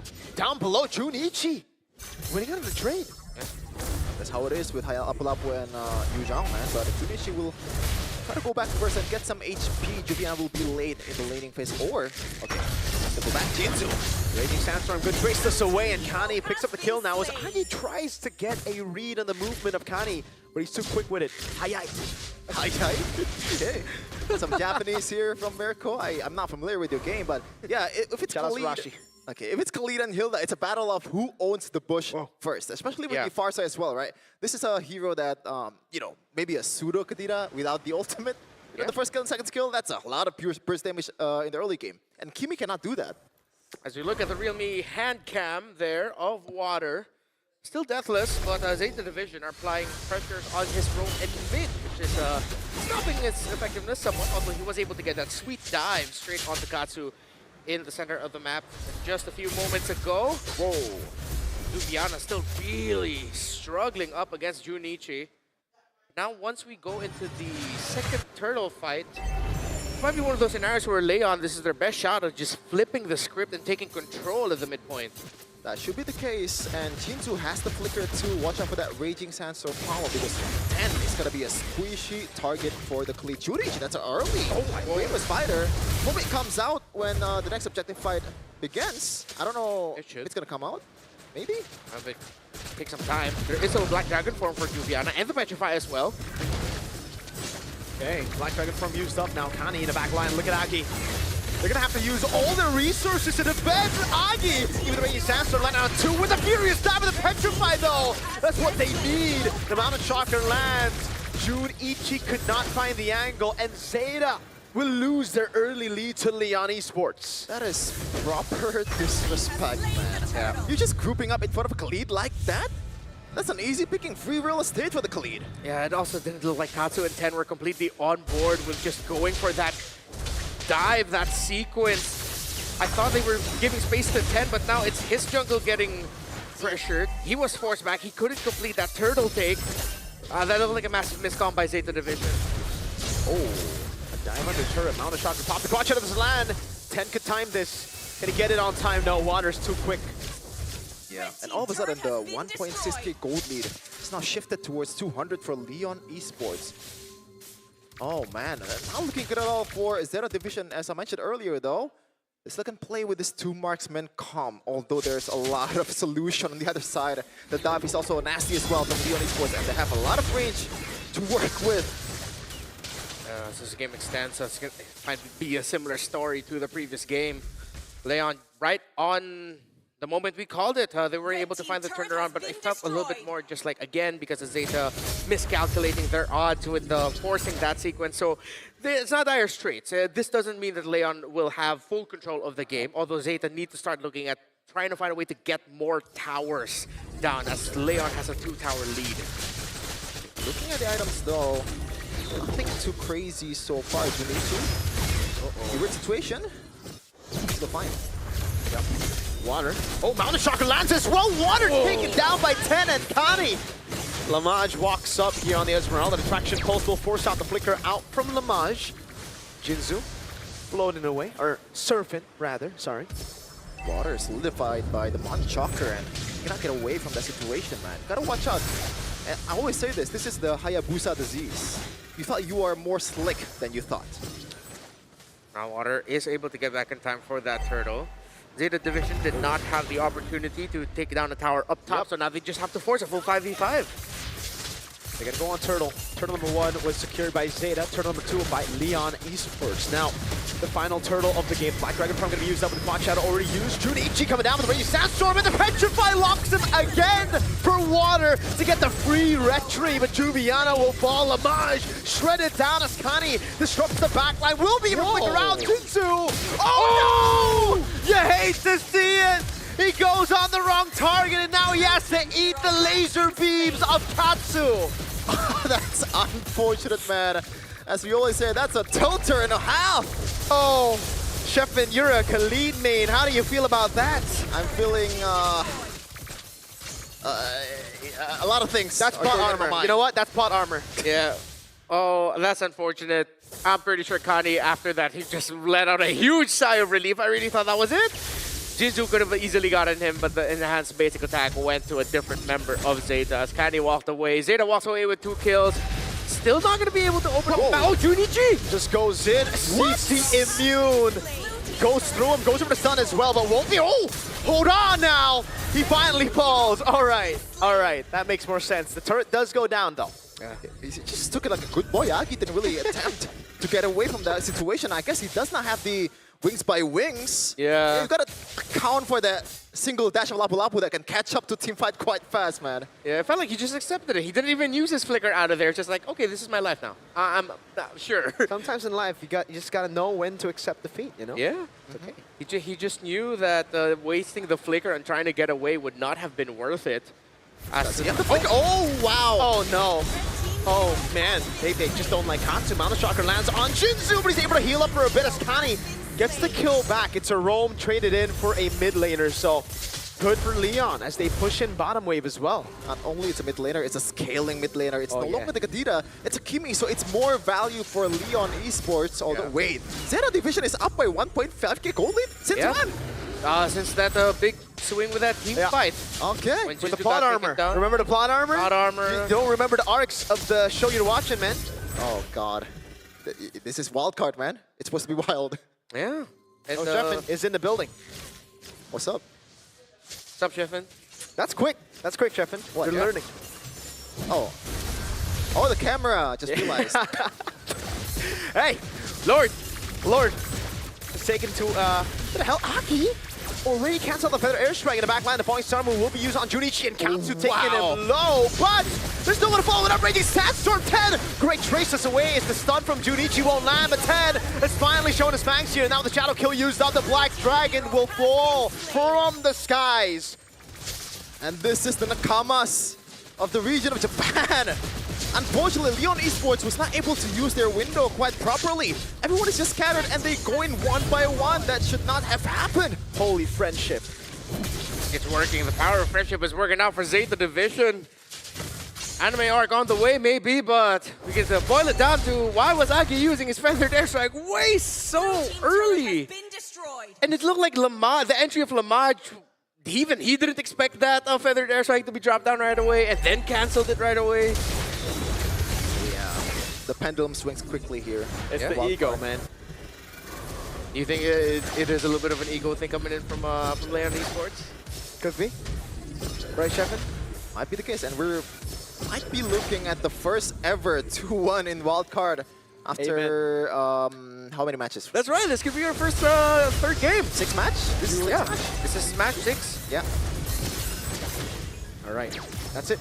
Oh, what? Whoa! Didn't this happen yesterday? The Black Dragon gonna use, like, bait it out. Guys, this is a lord. Like, they still need that resource. Yeah. And it's going to be a free charge into the mid lane. The Holy Shield will get him down, but they still have a... Oh, wait. No Black Dragon. Zeta... Okay, will not siege. They won't siege. Never mind. I'm actually surprised that they did not siege. Junichi still has the flicker. Junichi still has the Bravest Fighter too. They can just cheaply take that, but I guess they don't want to take the risk. Yeah. There's still a lot of resources aside from the Black Dragon for them too. Usually in that scenario, I think they were looking at the Feathered Airstrike. If it was used by Agi early again, then they would have continued the siege. But the fact that Agi held onto it this time, they just decided, not going to be worth it. The Farsa can easily clear. We're wasting time. Let's just retake control of the map here. I also like how they didn't quickly rush to clear the minion waves because now Leon Esports is forced to go out of the base a little bit, which increases the chances that Zeta might actually be able to find a little mishap play by Leon. I hear that. Whoa, Miracle, Wind of Nature. Yeah, I like that with a nature purchase. Yeah. Oh, third item. Which is, in a way, kind of feels like a bit rushed, but you have to, right? Yeah. Hayabusa and also Yujon. This is probably the And best Khalid. divers in the game too. Yep, and there's no way you can get away from the Khalid, right? Yep. The Flicker, the Raging Sandstorm, it's gonna come at you. You're not gonna be quick enough to respond. Slow and steady management of the minion waves by Zeta Division.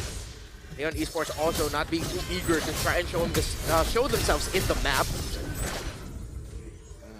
Lamach hasn't died just yet, despite him on a quote-unquote frontliner here. I'm actually so impressed, but Katsu so far, no DHS just yet. Let's see if he actually decides to build that. Oh, it just makes sense that Katsu would eventually build into it. That's why I was expecting the DHS, but then he went win the nature, so I was like, oh, okay, that makes more sense though. Yeah, it does. It gives Leon a little bit more time to work with though, but not a lot. Yeah. 5.5k gold lead for Zera Division right now. They have all the control in the map here, and also the long lane going in for them. It's a matter of how you execute this Lord Dance, and there you go on Shocker. They're rushing on the Shocker, yeah, they're just gonna go for the blitz now. Evil Grace are landing on the back line. The Lord has already been taken down, and the traction pulse cancels out the healing. That'll dive to the back, but the Wind of Nature keeps Katsu alive. Lamaj jumping with the point armor, but it's a flicker out the safety as Junichi's able to find the stun.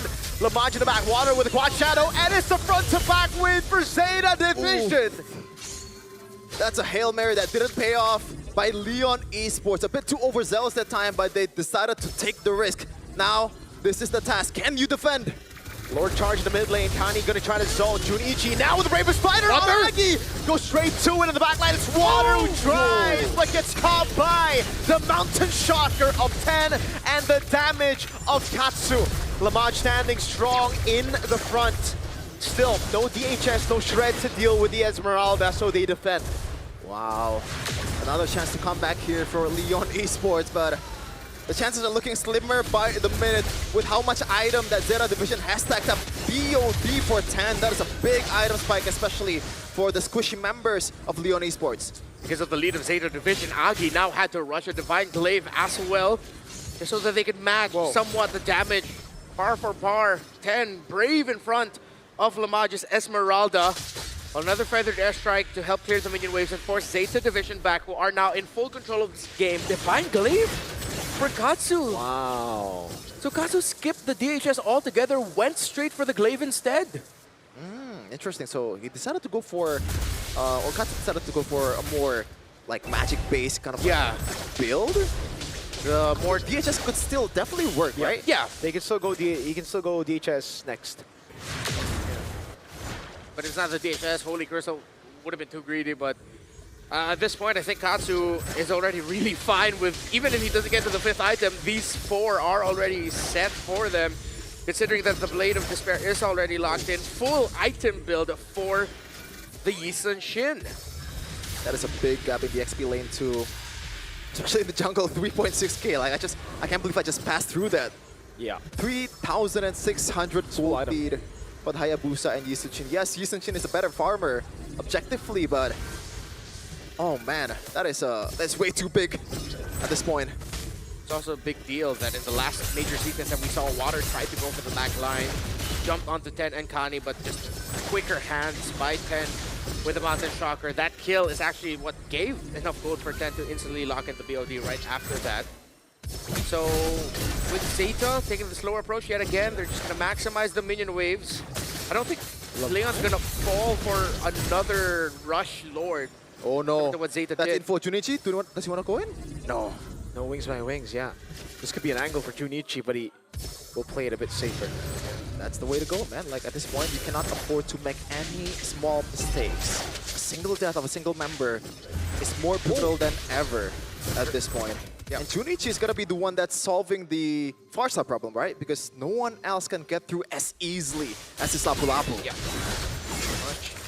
Jiju now has a Winter Crown, so Zeta's Division needs to watch out for that. Not going to be as easy to take down this Khalid once he dives in with the Raging Sandstorm, while Lamaj now has a Radiant Armor. So now more than ever, Katsu will be full building the DHS as the first opponent is already the... Oh!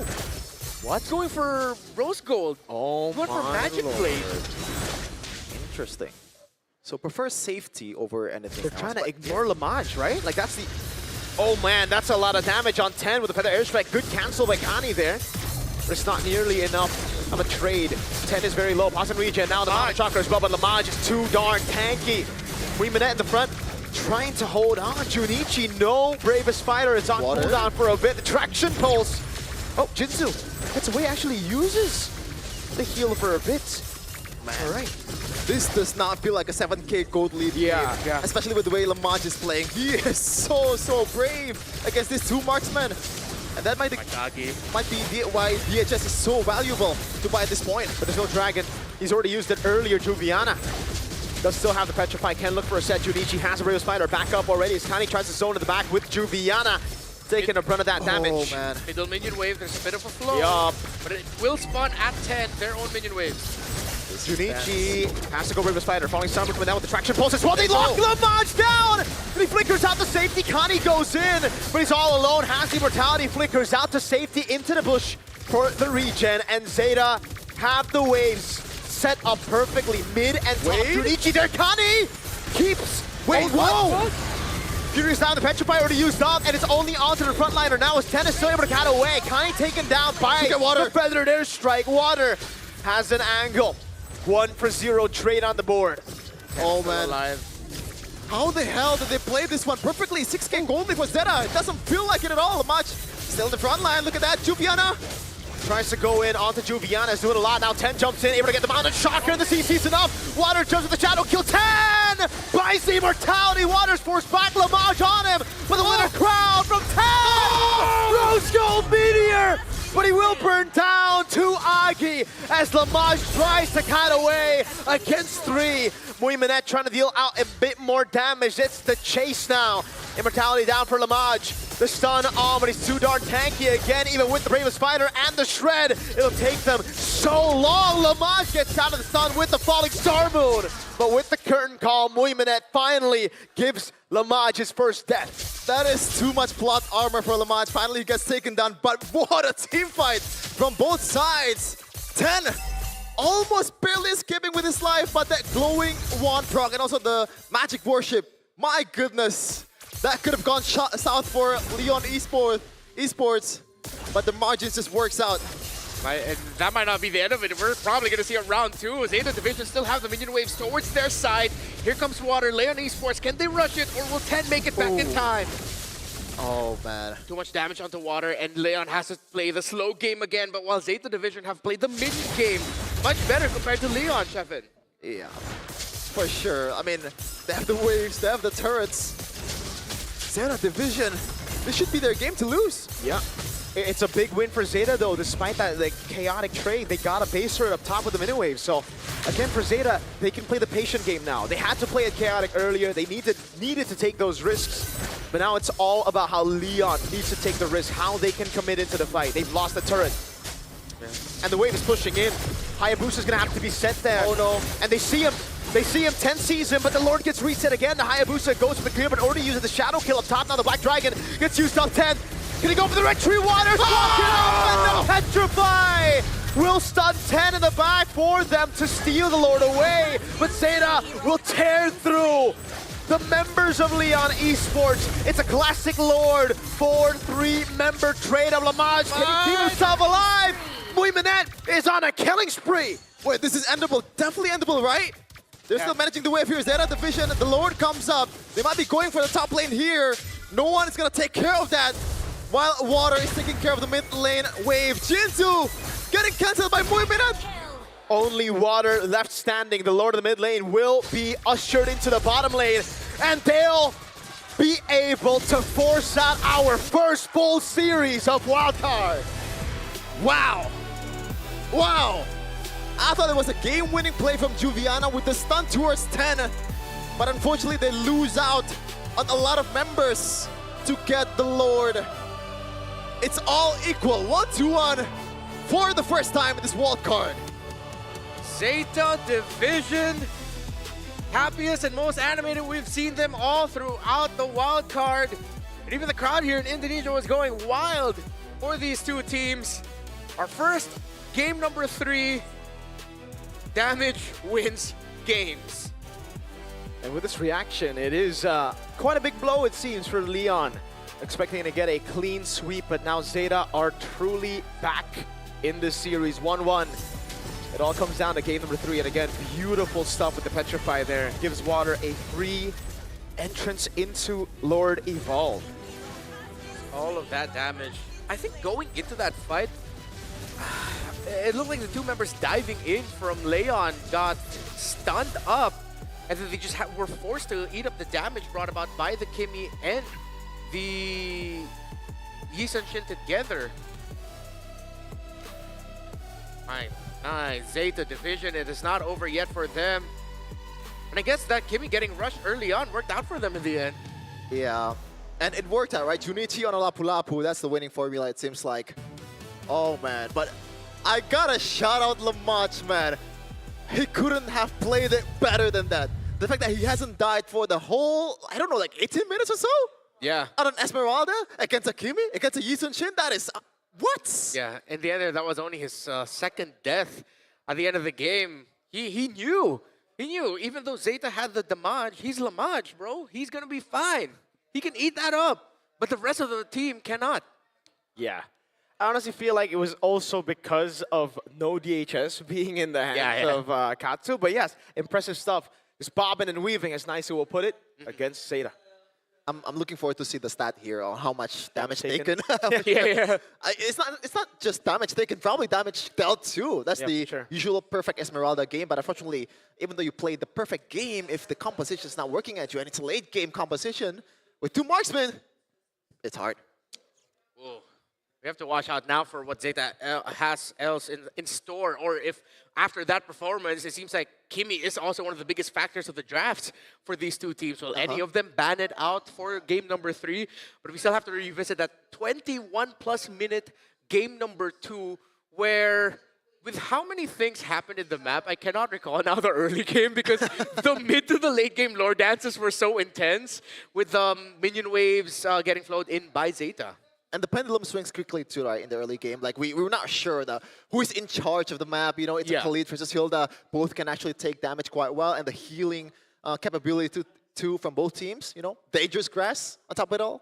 Dangerous grass. Dangerous grass. That could have been the difference maker there too. Maybe that's why Zeta at one point was able to turn the pendulum towards their favor with how fast Kani was getting around the map. Exactly, man. Kani, my opinion, MVP. Same. MVP. He played a solid game this time around. And finally, we get to see the pillar in the mid lane, Katsu and Kani. With 10 as well. The trio mid finally stepped up here. And it was with Junichi on a playmaker. I think right now, that has to just be the key. He needs to be on something that can open up for the rest of the team. Yeah, it feels like this game number 2 now is that penultimate episode right before the grand finale of whether or not we'll see the main character win the final battle or not. 10 on that YSS, 3-1-9 with all of the pressure applied towards him and Katsu. With all of the dive that they were up against, the fact that he only died once here, Chef, it is impressive. I mean, that one, was it the previous game where he just jumped in towards the Lord? Yes. Okay, the previous game. Like, my memories get jumbled up with how insane of a game game 2 was. But yeah, 10 actually did his job quite well too. Like, there are some moments where he's forced to take the Petrify, he's forced to get zoned out, but some of his micro skills with the item swaps and all that was pretty amazing as well. But I gotta say, it's still Kani for me, man. It's been quite a few times so far this wildcard that my MVP is not the real me MVP. Yeah. I guess we just don't need to vote next time. I mean, with all of the candidates up there in the air, a lot of possibilities as well for this game, but definitely this is the most complete Zeta game that we've seen in the wildcard. Everything has finally aligned. Even Moe Minette walked away with a 7-2-6 KDA in this game, whereas for majority of the wildcards so far, it seems like we've been wondering where Moe Minette has been. Oh man, Jinzu with Shaq in a pool there. Oh, they got us. Thank you. What moment was that? Which moment was that? When he couldn't get, when he couldn't get the basic attack on the hill. Oh, yeah. Those were members of Black Sentence Esports representatives from Latin America, actually, that got to witness that. Yeah. What an amazing game. Like, but let's just skip to game number 3, please. You know? Yeah, I'd love to just skip to game number 3, man, because like the highlights are truly just highlights here, right? They're brawling it out for a lot of these fights until the wave up top, the turret up top gets taken out. Then you can see a little bit of just the lore dance. But even then, it was more of a committal after seeing Water use the shadow kill up top. And honestly, I don't think we can break down the game enough unless we get a full-on replay. It's slowed down. We can break it down little by little. Too much stuff is happening, and this is just... They know what to do. Yeah. Like, they lose out on the Lord, but they win the war. Again, for Zeta Division, they leveraged the lead that they had in terms of map control and the minion waves. While for Leon, instead of trying to find a deeper opening with deeper pushes with minions, they just cleared it, made it manageable, and hoped that they would win team fights. To the credit of Leon, again, with that Petrify there in the end, in the previous fights even before that, they were testing Zeta with every sequence. But then Zeta came in with their own flashes of brilliance, calling back to 10. You don't see him with a Winter Crown now or Immortality, but he was juggling those items around. Even Katsu, at one point, was on the way to a Rose Gold Meteor, had to juggle around to an Immortality. So Zeta also were showing off some great micro capabilities. That might be the game plan, right, for Katsu. Like, maybe try to bait some of the skills first, and maybe we can actually strike back. Not the one, Katsu is not the one who starts the team fight, or maybe Zeta Division is not the one who starts the team fight. They're waiting for a mistake from Leon Esports. And at that point, like, it's definitely better for you to wait for a forced mistake from Leon Esports because the waves are just pushing in all over the place for Zeta Division. Yeah, that makes a lot of sense because it looks like a lot of these fights were Leon deciding, okay, it's time. Everything is set up. We got a Petrify, we got our abilities in, we still have a Shadow Kill, Feathered Airstrike still gonna be good. Okay, let's go. But then Zeta survived. Yep. Those moments where they, again, the value of having the Wind of Nature rush in by Katsu. The fact that at one point it was a Magic Blade. I can't recall if Katsu was able to full blade the Rose Gold Meteor, but then shuffling it out for an Immortality. Tense item shuffles as well. It all worked out for them in the end because eventually with the lead that they had with the minion waves, Leon had to fall back. Yeah. It's a weird thing to say. I think the objective for Zeta Division in the late game is to not to win the team fight, but to not lose. To survive. Yeah. Survival, yeah. I agree. I think throughout the game we got to see, and especially that final moment, right? Well, not the final moment, the one that got them the base right up top, that ultimately got them the win. It was a bait technique from the Hilda. Yeah. They all rushed into Kani, seeing that Kani was low, and the fact that he was able to bob and weave, delay the inevitable, delay the fact that he was going to get taken down, baiting out the Raging Sandstorm, the Furious Dive Petrify, that built up for the fight to be so long to a point where the Lord up top took the base turret down, and then after that, it was just all in. But yes, in the end, Leon were still able to get the Lord, but when they got the Lord, they had to use everything to defend and to get to 10. So with all the resources already being burnt out just for that one goal, it was easy for Katsu, for Junichi, for even Muimanet to clean up. Yeah. The more that we break down what happened in this game, the more I realize that it's pretty top class what Zeta was able to do here to pull off this victory. Not a lot of teams are willing to just play for survival. Usually it's either we lose this fight or we win this fight, we back off. Zeta said, we don't have to win, right? We can just make sure that we don't lose and that they lose by blowing all of our abilities and then we go forward. Even though Lamaj many times was the last man standing, there was just no more follow-up because Leon used everything. Yeah, and now the stakes has never been higher for both teams, right? Because this is the make or break game, right? Technically, elimination. Well, they're all playing to qualify. A chance to qualify. It's not. They're not qualifying just yet because they already has 2-0 loss in their hands. But it's definitely gonna boost their chance to qualify by a significant margin, especially over the team that they've already won over. Yeah. To remind you all where these two teams are coming from. They're coming from Group A, wherein Team Zone and Boostgate are there as well. And going down 0-2 in series is significantly worse. While if you go 1-1, then that's going to be good. Now, there's a chance, wait, man, we might end up having some tiebreakers there near the end, but we're getting ahead of ourselves. That's true, actually. Yeah, we could have tiebreakers. Is that all on Shift 2? Huh? Is that all on the Shift 2 casters? Oh. Well, let's see. I realize. They might be here for a long time, but good thing sitting here for a long time doesn't hurt us at all because we got Secret Lab with us. If you want to play better or cast longer as well, get the ergonomic chairs of Secret Lab. Scan the QR codes right here. This is the Secret Lab Titan Evo.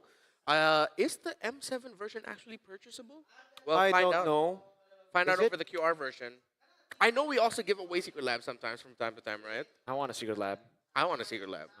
I still don't have one. I think as time goes on, I regret even more and more for not getting a Secret Lab.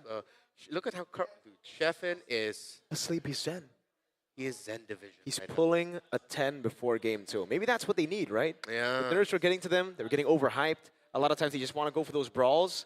They just need to calm themselves down with meditation. Okay, I'm done with my nap. Oh, That was a nap? I thought Yeah. it was meditation. 20 seconds nap. Oh. that is not a nap, but sure. If it works out for you. Do you feel energized? Yeah, I dreamt a little. What did you dream? Oh. Did you dream a potential result for game number 3? No, I was dreaming of Beloski lifting a M7 trophy. Dude, I can't wait for him to do that with BTR.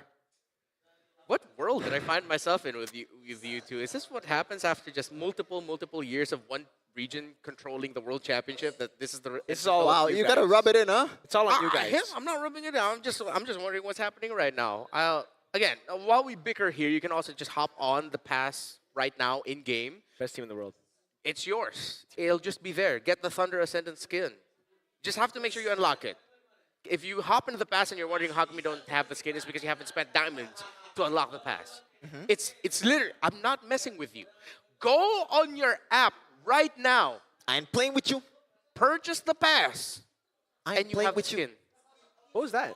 I ain't playing with you. Is that a reference? I don't know. Okay. Is this how you Yeah. how I sound like to you? What? I ain't playing with you. I ain't playing with you. I'm not hurt. If that is an impression of me, then you No, have it's the all not- wrong. it's This definitely is what I sound like truly. You also have the Cosmic Finality skin. This is the leveled up version. Remember, every M7 skin that you have for the main hero has 2 versions of it. You have the very nice normal version, then you have the upgraded version at level 75 in the pass. And it's that's way better. It's not ESL. Dude, we saw it in game 1. He got a Maniac, right? Yesterday, the Granger game was not too good. This time, it's amazing, and you get to see the effects. Yes, Yeah. the Sonata effects are really good. The Rhapsody as well.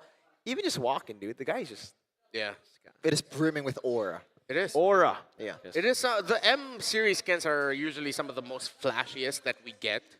I remember at one point, some people, I can't recall what it was, I think it was the Yuzhong one in M5, when people brought up, it's like, hey, how come when I go up against this Yuzhong skin, I'm lagging? Then maybe get yourself an upgrade, you know? Upgrade with the real me phone, you know? Get the 15 Pro with that AI. So let's revisit some keys to victory here, this time for Leon. Clean up mid to late game execution and stop giving up leads too easily. We haven't really seen this yet from them because in the previous game, they were crawling back. So let's look at this one. Target Zeta support duo early to create openings across the map. I feel like this is the one that they really have to hold on to the most. It feels like they have the blueprint to victory in the game number 1, right? Yeah. Now they have a better way to execute it with Khalid and also Farsight, and they didn't use it for some reason. And that is why Kani was able to be so dominant in the bushes. Also enhanced with the fact that it's a dangerous grass map. It works out for the Hilda better than the Khalid. Yeah. Let's see if we're going to end up in dangerous grass again. As 10 and June 1 now, have to be more careful because Leon would look into baiting those two out and overextending.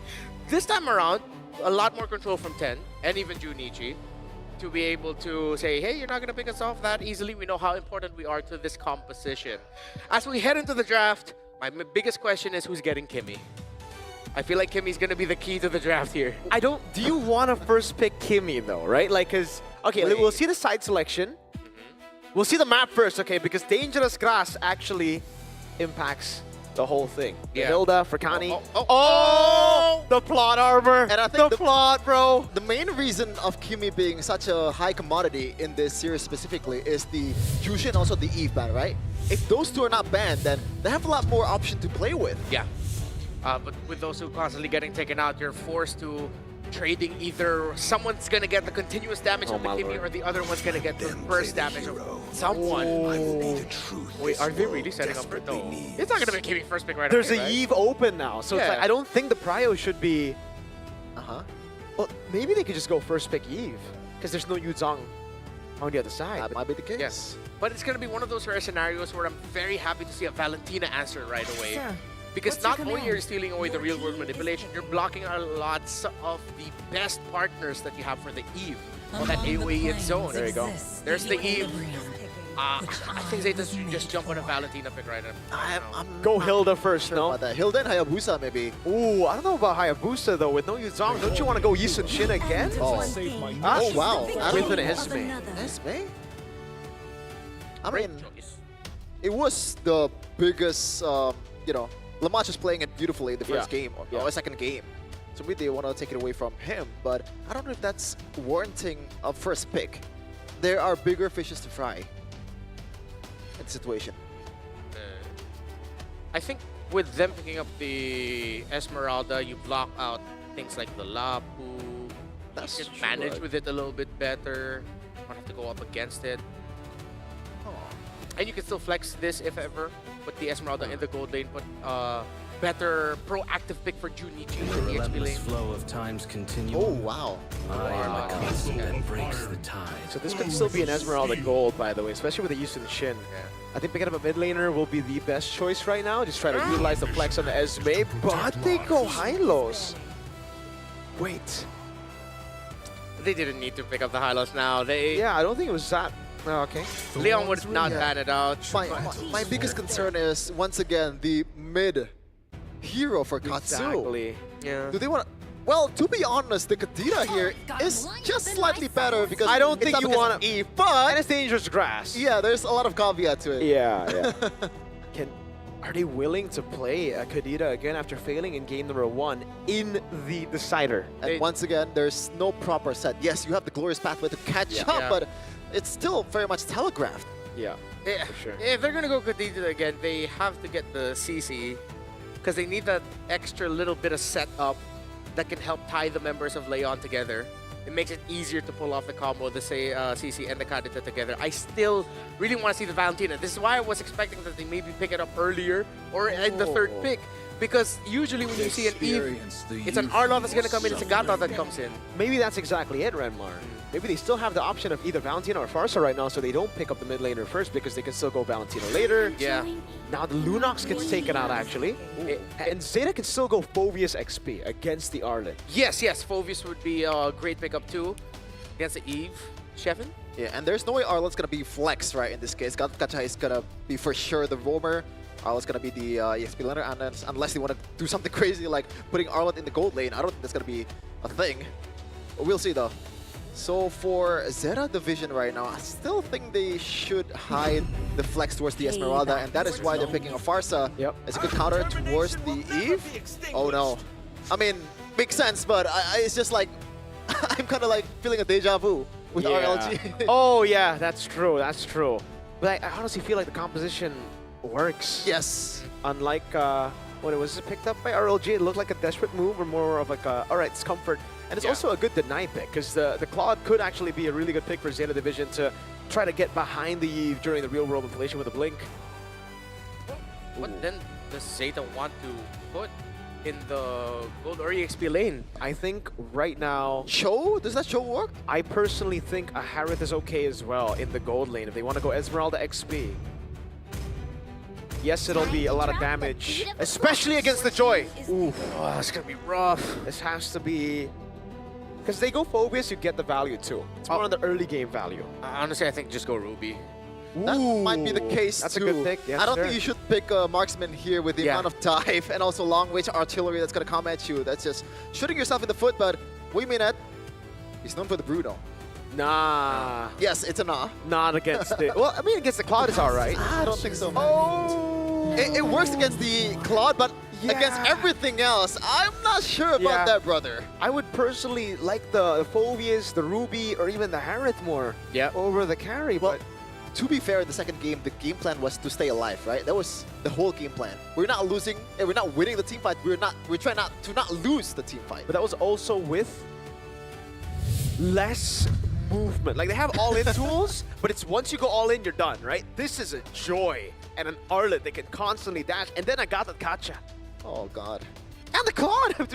It's everything except the Eve. Yeah, I'm leaning towards Leon hard right now. Same. Friendship. I'm sticking with friendship, chat. But I will say this, if Zeta wins this, Moiminette has played the greatest carry game of all time. Whoa. He pulls this off. Over Benny? Oh, okay.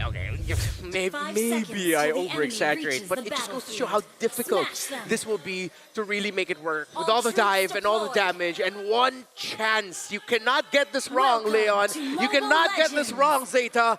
One chance to keep your hopes of making it to the next stage alive. Oh man, I am so tense right now. It really is the decider. Not necessarily qualifying for the next stage just yet because they still have some work to do in winning the next match, but for sure, if you lose this one, I have to say bye-bye to Swiss stage. It's like game 2, it's all about survival. Will they get it? And usually, what happens in game number 3 is in a very high-stakes matchup, things slow down. No one being overly aggressive. Everyone just trying to make sure that they get their job done correctly in the laning phase at the center. No overly aggressive trades between the two roamers and mids until now. Okay, just a bit of poke here. Definitely is going to be a Yi win for sure in the mid lane. County taking a beating, but no revitalized bait yet. That .2 nerf in range is not feeling... It doesn't feel that great, right? It's just the same as usual. It's an Eve is an Eve. Yep. Look how safe Lamaj and Moiminette decided to play it. Both of them just rushing the warrior boots right away. Not a physical to worry about as well, but I think that just goes to show the mentality of where they're at right now. Survival, maximizing their farm, maximizing the laning phase. Yeah, for Leon Esports right now, I think they have a slight advantage with the Eve and also Kacha in the mid lane with Cryo. But for the laning matchup here in the side lane, I would say Zeta Division is actually winning both of them. You can take a look at the emblem here. That's a steal. Wilderness Blessing for Junichi. Alright, so he prefers to be a bit more aggressive with the rotation. Katsu's just going to go wings by wings out of there. And I like the fact that the put yourself together now is chosen by Katsu, but on a flicker. Yeah. Better this time around. So there's airstrike. Yeah, good zoning now. It's going to be Water who walks up with electrifying beats, able to find it now as Agi dishes out damage, and in the back 10 gets caught by the final slash. And it will be Junichi and Katsu running away. Katsu caught in the stun, will be a double for Juviana. Junichi should be able to get away and will get away. It feels too easy for Water. He just came, ult, and just back away with the turtle too, with +2 kills as well. The setup was amazing from Leon Esports, and that is the result of the draft. Oh no. Junichi has flicker, gets away. Juviana also looks very comfortable. Yeah. Arlott, 2 kills already on. How he got to manipulate that situation. Just now to use the final slash to almost set up what could have been a kill onto Junichi. Just shows hero mastery from Juviana. Oh, another taunt here, but I don't think that's going to result too much. And in terms of objective fight too, I feel like Leon Esports has a bit more utility and tool to be able to take the turtle, you know? Zeta Division has the bodies, has the HP bars, but what does that do to help you secure the objective? It still kind of boils down towards like who can cancel the jungle, who can apply more pressure with how much you can gap close, and so far Leon is doing a great job. Yeah, and this is very, very tough for Moiminette in the bottom lane. Yes, you can win in the matchup against the Claude, but even then, it's not even like a guaranteed win anymore just because the fighter emblem. You just sustain out. Oh no. Yeah. Out. RWM locking him. Oh my lord! Not even electrifying beats. Water pops in electrifying beats with no stacks under turret. Moiminette's able to survive now. Yeah, I'm not too sure about this. Moiminette's still surviving for a long time, but still, Kani was a bit late up top. It's a trade. At least they get Juviana. Oh man, read up like a children's book. That rotation is just too, in a way, kind of naive. I guess you took the long route, but you missed out on the wings by wings, and that's an easy punish for Leon Esports. Agi and Water rotating more together in this game, and they've been reading rotations of Zeta, especially Katsu, well. No, not again. Oh, not man. Again. What a taunt by Jitsu again. And it's a Kacha. He's actually going to be taken out. The final slash dodged away from Water, taken out by 10. And Zeta look alive. Is that a misplay there? I think they missed out on a single dash, or Water missed out on one. Yeah, looks Thankfully, like it. Yeah, no bondages yet for the Joy, despite... Oh, Junichi. Goodbye. RWM from Agi. Yeah, Agi has been keeping Leon's hopes alive here. So far, best player in the team, but of course, Jinzu also carrying his own weight. Of course, that dash is what stopped that taunt from being able to get the red tree off. Meaning that Leon still has good control because of the big objectives and the kills that they've been getting.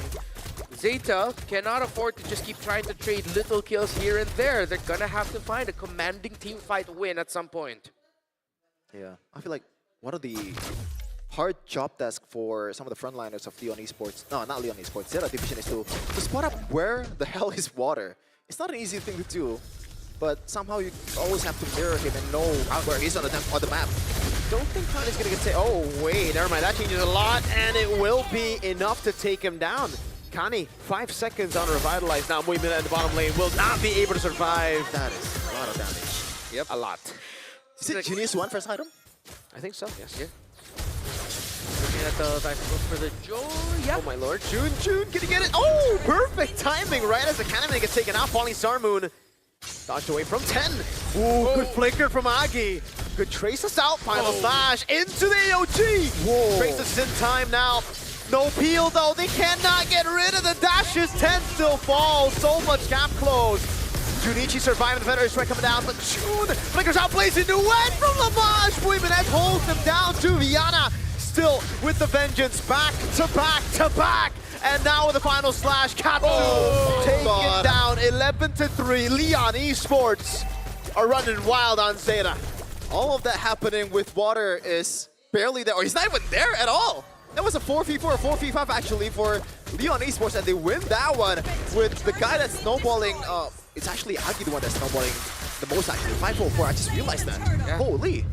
It's one of the most impressive Arlott sequences I've seen. Clip that, put that up on your social media. 5-1-3 for Juviana, walked away with a triple kill, and he ate, how many was that? 5 turret hits? At least. At least. It probably could have been more. Juviana and Agi locked the hell in for this final game number 3, and it looks like Zeta Division's climb is going to be a steep one as Katsu's rotations have been read very well by Leon, and the damage for the Sparsa is not there. I love the confidence too, right? The sequence where they chase 10 to the ground, like for some teams, they were just gonna back away. Yeah. And not playing with the margins, but that one basic tech from Juviana was to nail the Coven. Water's gonna chase Buiminette. Who's gonna stop him, dude? Water's just running him down. Ref, do something! Oh, who's gonna stop him? Juviana!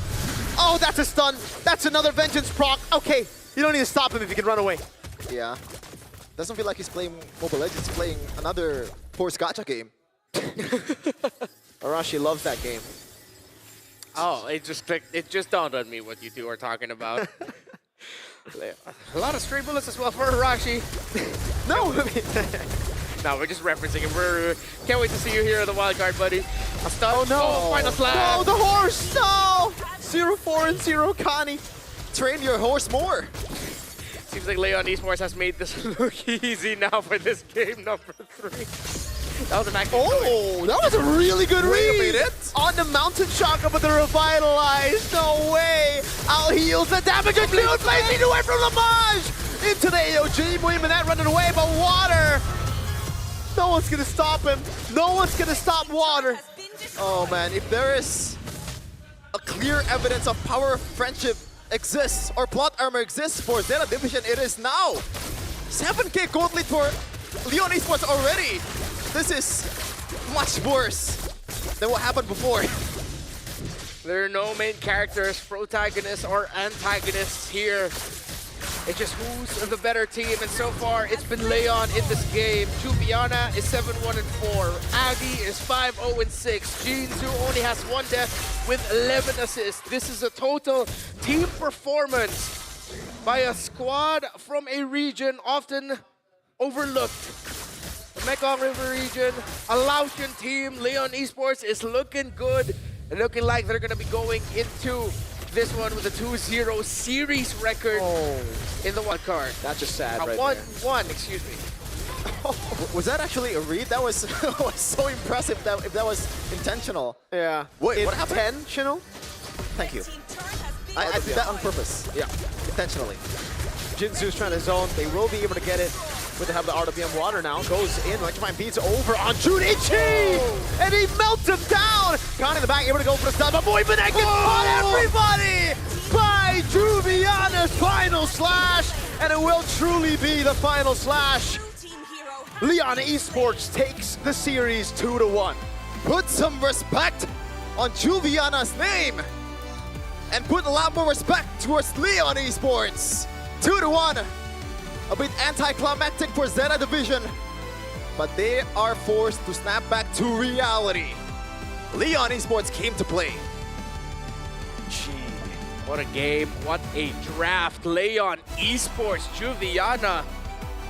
I hope he's MVP. Please let him be the MVP. I agree. Don't vote him then. Don't vote it. Don't vote it. Zeta, though, unfortunately, Jun Ichi. You could see the expression right there, man. They tried so hard, and this time around, it really felt like they warmed up, right? Game number 1, the first 2 games yesterday as well. They were saying in interviews, you know, a lot of their members got caught by the nerves. Yeah. And they showed up game number 2. We saw crazy item swaps. We saw amazing moves by Zeta. But this game, I really just feel like that last pick tore them apart. That carry pick was horrible. Yeah, I really wish that they just decided to focus on Ken and Katsu as being the main damage dealers. Just go for double fighter. There's a reason why you usually go double fighter when you're playing with a Yisun Shin. And you just gave a lot more easier targets for the Joy, which means a quicker farming process for the Joy, which is exactly what happened. Ruby would have been perfect there at one point. Any other pick. Ruby got Harith, banned, I think. Phoveus. exactly. No, this game Wait. it didn't. Really? It didn't. I believe not. No, it was game 2 that was banned out. That's why we're talking about it. Yeah. Oh, wow. It was the Kimi Lunox banned by Leon, That's and why. then Lancelot Granger banned by Zeta. That was a fast one. Again, it falls back to when you're up against a lineup that has a Joy, you want to minimize all of the kills it could potentially get. I mean, it's not just the Joy. Like, it's pretty much Yeah, everyone. and Arlen Joy. too. Yeah, the Arlot too. Even if you, okay, let's say they decided to go for the double fighter, then this is where we're looking for, hey, maybe a Phoveus could have come in the EXP. You put that Esmeralda in the gold, and then you just play around the Farsa and the Yisun Shin again. So a lot of the suggestions we brought up would have been an answer for something. Was Harith banned? No, that's No, why it I was wasn't. saying it's either Harith, Ruby, or Phoveus. We were Yeah. Any of those 3, you could make a case for. The carry was the worst pick that you could go for. Once again, it feels super optimistic, right? It feels like they want the stars to align for them. Exactly. And you cannot do that in Wildcard, man. Everyone here came to play and also snatch that Swiss stage ticket. And unfortunately for Zeta Division right now, it's getting a bit slimmer by now. Bleak. Yeah, well, with the 0-2 record, with Leon going now 1-1, and then you're also still looking at the matchup between Boostgate and Zone later. Leon definitely still has a chance because now they're going to have to get a winning record up against either... They already lost to Boostgate, so Zone is going to be their last opponent in the wildcard for the group stage of it. While Zeta now are just going to be looking to win with pride, at least walk away with a 1-2 record instead of an 0-3 as they have one more series coming up. Unfortunate, I feel like this is an unfortunate result to what could have been a terrific ending, a much closer ending between these two teams. Yeah. It was anticlimactic after seeing game number 2, you know, how intense it was.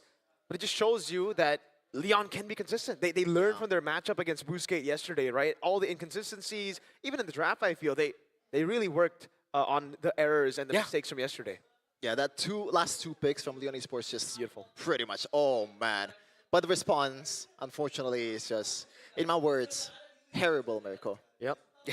You know what that is? Terrible. Terrible? Why terrible? It's a combo of horrible and terrible. Oh, so it's just doubly bad. Yeah. Negative. Bad. Yeah, unfortunately, that's what we got. Revisiting the decisions of the draft again, they closed out with the Claude and Joy. They went Eve as a first pick right away. They decided to throw out that Eve ban that they committed for 2 games in a row. So yeah, that looked like that was a difference maker. But in the end, they still decided to ban the Kimi and the Lunox, knowing that with those 2 gone, okay, let's revisit the idea if it was just a Farsa and the Yisun Shin mainly as the damage dealers, that would have been tough. It would have still been tough. Yes, it would have been tough. I think Zeta then decided to bank on the idea of we need more damage. It cannot be just these 2 because really it's just going to be the Yisun Shin because Katsu is going to get, it's going to take some time for Katsu to get items and he's going to be shut down, which is exactly what happened. Whatever they talked about backstage to read Katsu's rotations, it was perfect. For sure. Yep. And I play a bit of a Eve myself, okay? And I feel like I prefer going up against the Lunox and also the Kimi over the Farsa in a way. Yeah. So Yes. why the bans? I think it's just because they were like, all right, we have a Joy and an Arlet. We know this Farsa is going to get cooked. That's why I was also on the same boat as Redmar when he said Valentina. I'm like, okay, so that's why it should be a Valentina a bit safer, should be able to deal with it, plus either Ruby or Harith, and then they can play pure front to back with a Valentina to Peel and with a Harith Yisun-Chin. Yeah, and remember, in the heyday of Joy, Valentino was always in the equation somewhere, usually against it, because you get the Joy ultimate not only as an escape, but it's also your main damage dealing tool when you're a Joy cosplay as a Valentina, which is, I really expected that to be coming in the draft, even in the first 2 picks. I would not have minded. It would have been greedy, but I would not have minded at that point. So many good ults. So many good ults. RWM, AOG, Final Slash, electrifying beats in the end as well. Yeah. Everything was solid. The third pick eventually became the high loss. Yeah, I think that was the biggest mistake. Yeah. On their side. And it was a dangerous grass map, right? It was. There's still a lot of options that can replace the Hylos. There's literally a Hilda. Yep. Hilda wasn't banned, I don't believe it Hilda was wasn't banned. They themselves banned out the Kalea, okay. Yeah. But then I think they doubled down on the idea that when you're up against a Gata Kacha, you need to go up against a high loss because it's the only other roamer that packs Revitalize, which I feel like they still could have gone for something else. Yeah. They leaned in too hard to that idea.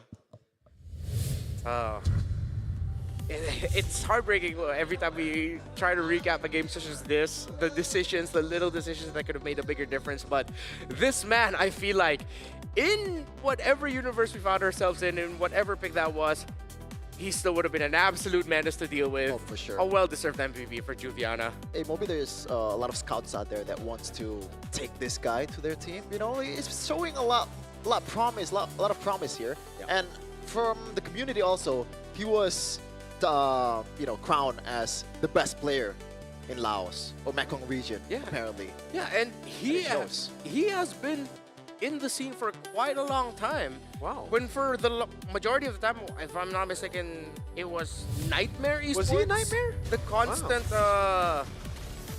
representatives of Laos. I'll have to revisit that as we revisit the highlights.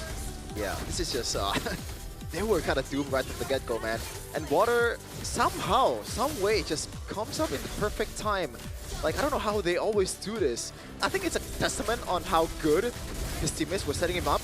And also how easy it is for the Joy to catch up. Like, you can be like 10 feet away or something, or 100 feet away, and catch up to the team fight like in seconds. Yeah, that's why for me, again, like the matchup in the XP lane is so important. The Arda actually...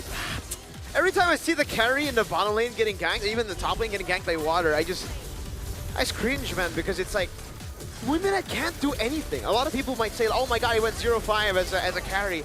Anyone, well, most people would have gone 0-5 here. There's not much you could do. Actually, there's nothing you could do against a Joy if you're behind like this.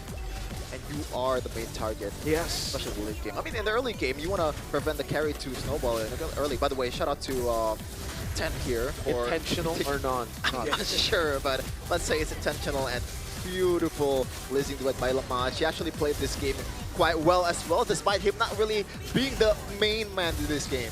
He did his job. Yeah. I'm going to have to revisit the fact whether or not this is fact, but I remember he did mention that is his favorite. Carry? Claude. Oh, Claude. Yeah, Claude. for Lamaj, which is why he looked very comfortable with his entries and the Blazing Duet. Wow. And then, yes, to confirm, Juviana was in Nightmare for majority of the Org's run. So that's why I believe the Laotians do crown him as the best player in Lao, because of how long he's been playing this scene, of how long he's been playing the game.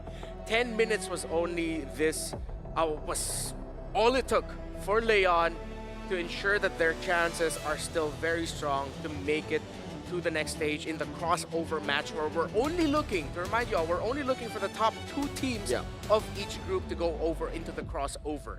And then those teams will only be playing 1 match, and if they win that match, they go to Swiss. It's brutal, because there's only going to be 2 teams who make it to the Swiss stage here from the wild card. Leon are going to have to improve at a crazy pace because Zone, Boostgate both look amazing. There's going to be a chance here for Leon as they get to watch Boostgate and Zone next. So try to note down all the weaknesses. The fact that we mentioned Bankai for Zone losing out on the matchups, Juviana needs to exploit that. Yeah, for sure. Thankfully, though, from the trajectory that we're going on here, the improvement from Leon Esports from the previous match against Boostgate Esports is very evident. Yes. Albeit, it's Zeta Division. They gotta be a bit more battle tested here. There's a lot better teams out there. Unfortunately, like Virtus Pro, that's the main boss of the wild card. It's almost Guangzhou Gaming. Yeah, they're gonna cross paths. They're in Group B. A lot of walls to hurdle for Leon Esports. Yeah, it's looking rough for Group A. Ooh, actually, yeah, when you that was also discussed, if I'm not mistaken, by the teams themselves who were looking at Group B as yo, that is a very difficult group to try to excel with. So whoever's going to be getting out of Group A, it's you pick your poison. Who do you feel more confidence against? GZG or VP? And technically, If ever. depending on how it goes, if we get to confirm number 1 and number 2 for Group A, Virtus Pro and Guangzhou can technically lose their match and be like, okay, we want to choose between those two teams, right? Like if let's say there's Zone and Boostgate, if you had to choose if one team is much better as a matchup for your team. Yeah, I'm not advocating for that. No, definitely. obviously, We don't but want to advocate that, but that is a possibility. That's strategic. I'm always a believer of the one who wins is the better team. You know, maybe not in all cases, but let's just pretend. What if you get a win? What if you want to win against a team that you have a better chance winning against? Like a rock paper scissors thing? Yeah. Oh god. Right? Don't make this a bit more complicated than it is. It's the wild card, baby. In the Philippines, we just win. Oh my Hey, god. hey, Redmar. Hey, hey. What color is your Piala president? What color is your MDL Indonesia 2-time, by the way? Undefeated in M Series, by the way. I can Best tell in you the world. colors of all the M Series World trophies we have. Isn't it just like gold or like? It used to be red and gold, then it Red became black and gold. Yeah. Here. It was an M4 when we changed the design of the shield. You guys saw the trophy already for this M7? Yeah, it's like everywhere in the promotional material. Oh really? It's in the game too. Oh. That's They- true. It's like they show it literally up, up yeah. there. It's So in your lane. Oh, you don't play XP anymore. That's true. Ah, that's why. That's why. Maybe I'm going blind. Maybe. It's also the logo. Oh, That's that's, it. true. Yeah. That's true. I thought it was there's something different about it, you know, from the being presented in the game.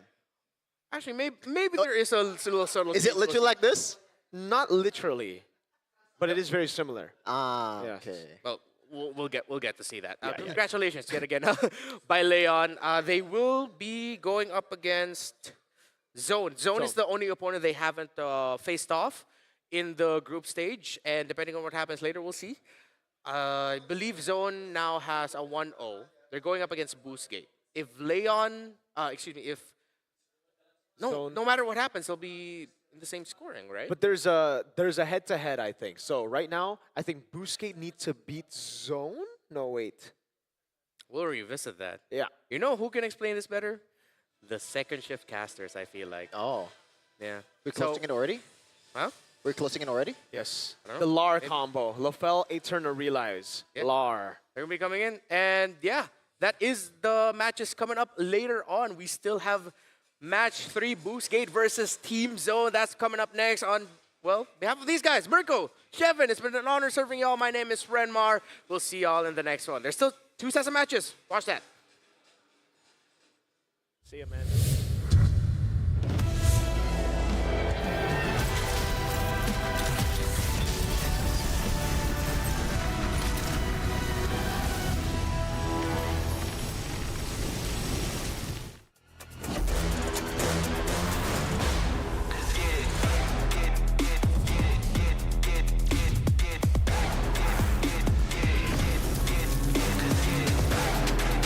He has been slain.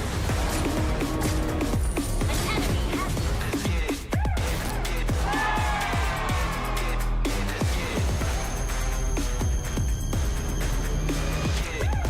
Realme 15 Pro M7 official gaming foam.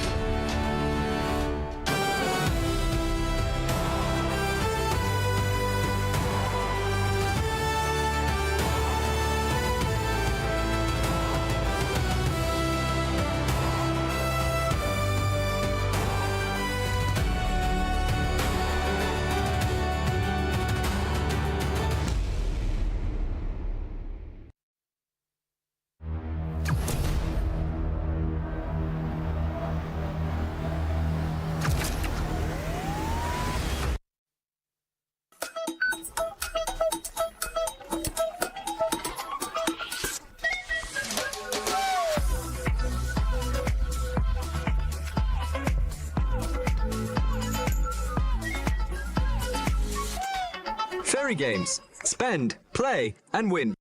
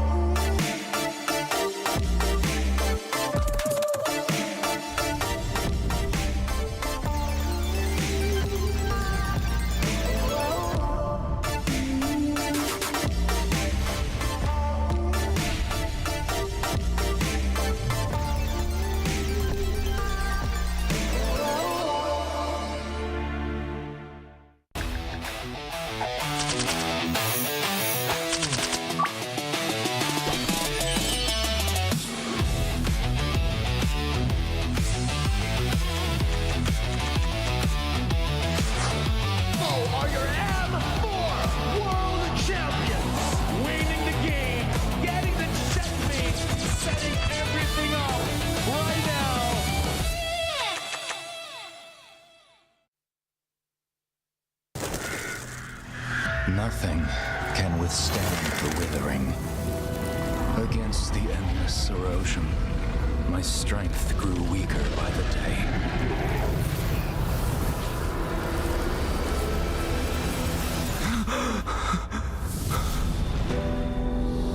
True power dwells within the spirit. Try to embrace all that you are.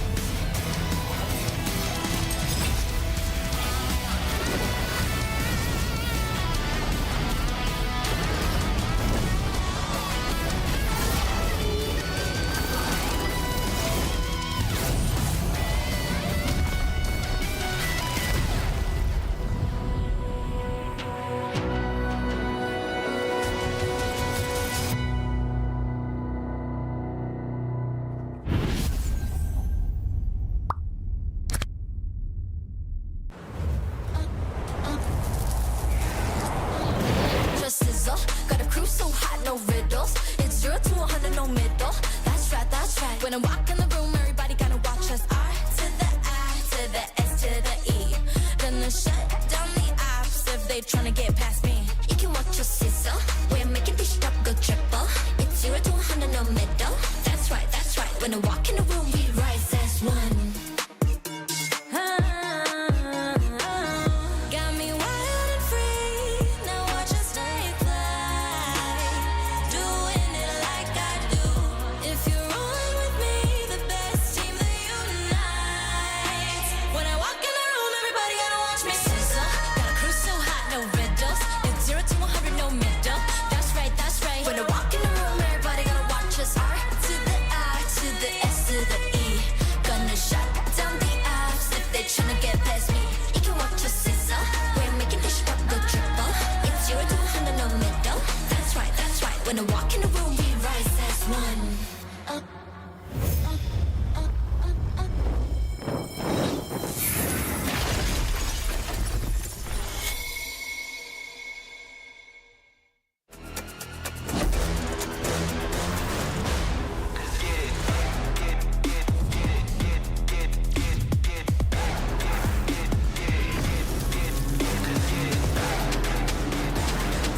He has been slain.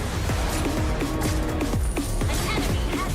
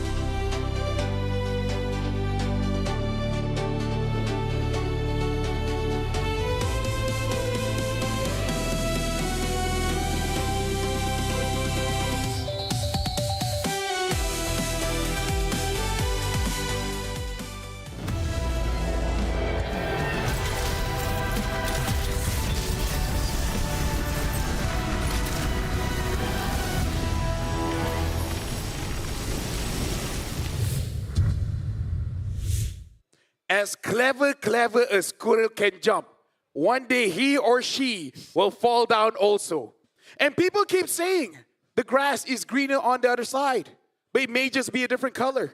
It could be jade green, it could be sage green, or you could just be colorblind. That's all the things that people have said in history. But this is not in history. We are insane. Speaking of insane, Eterna, an amazing friend, one of the best I've ever had to work with, part Indonesian, part Australian, and all women. How are you feeling?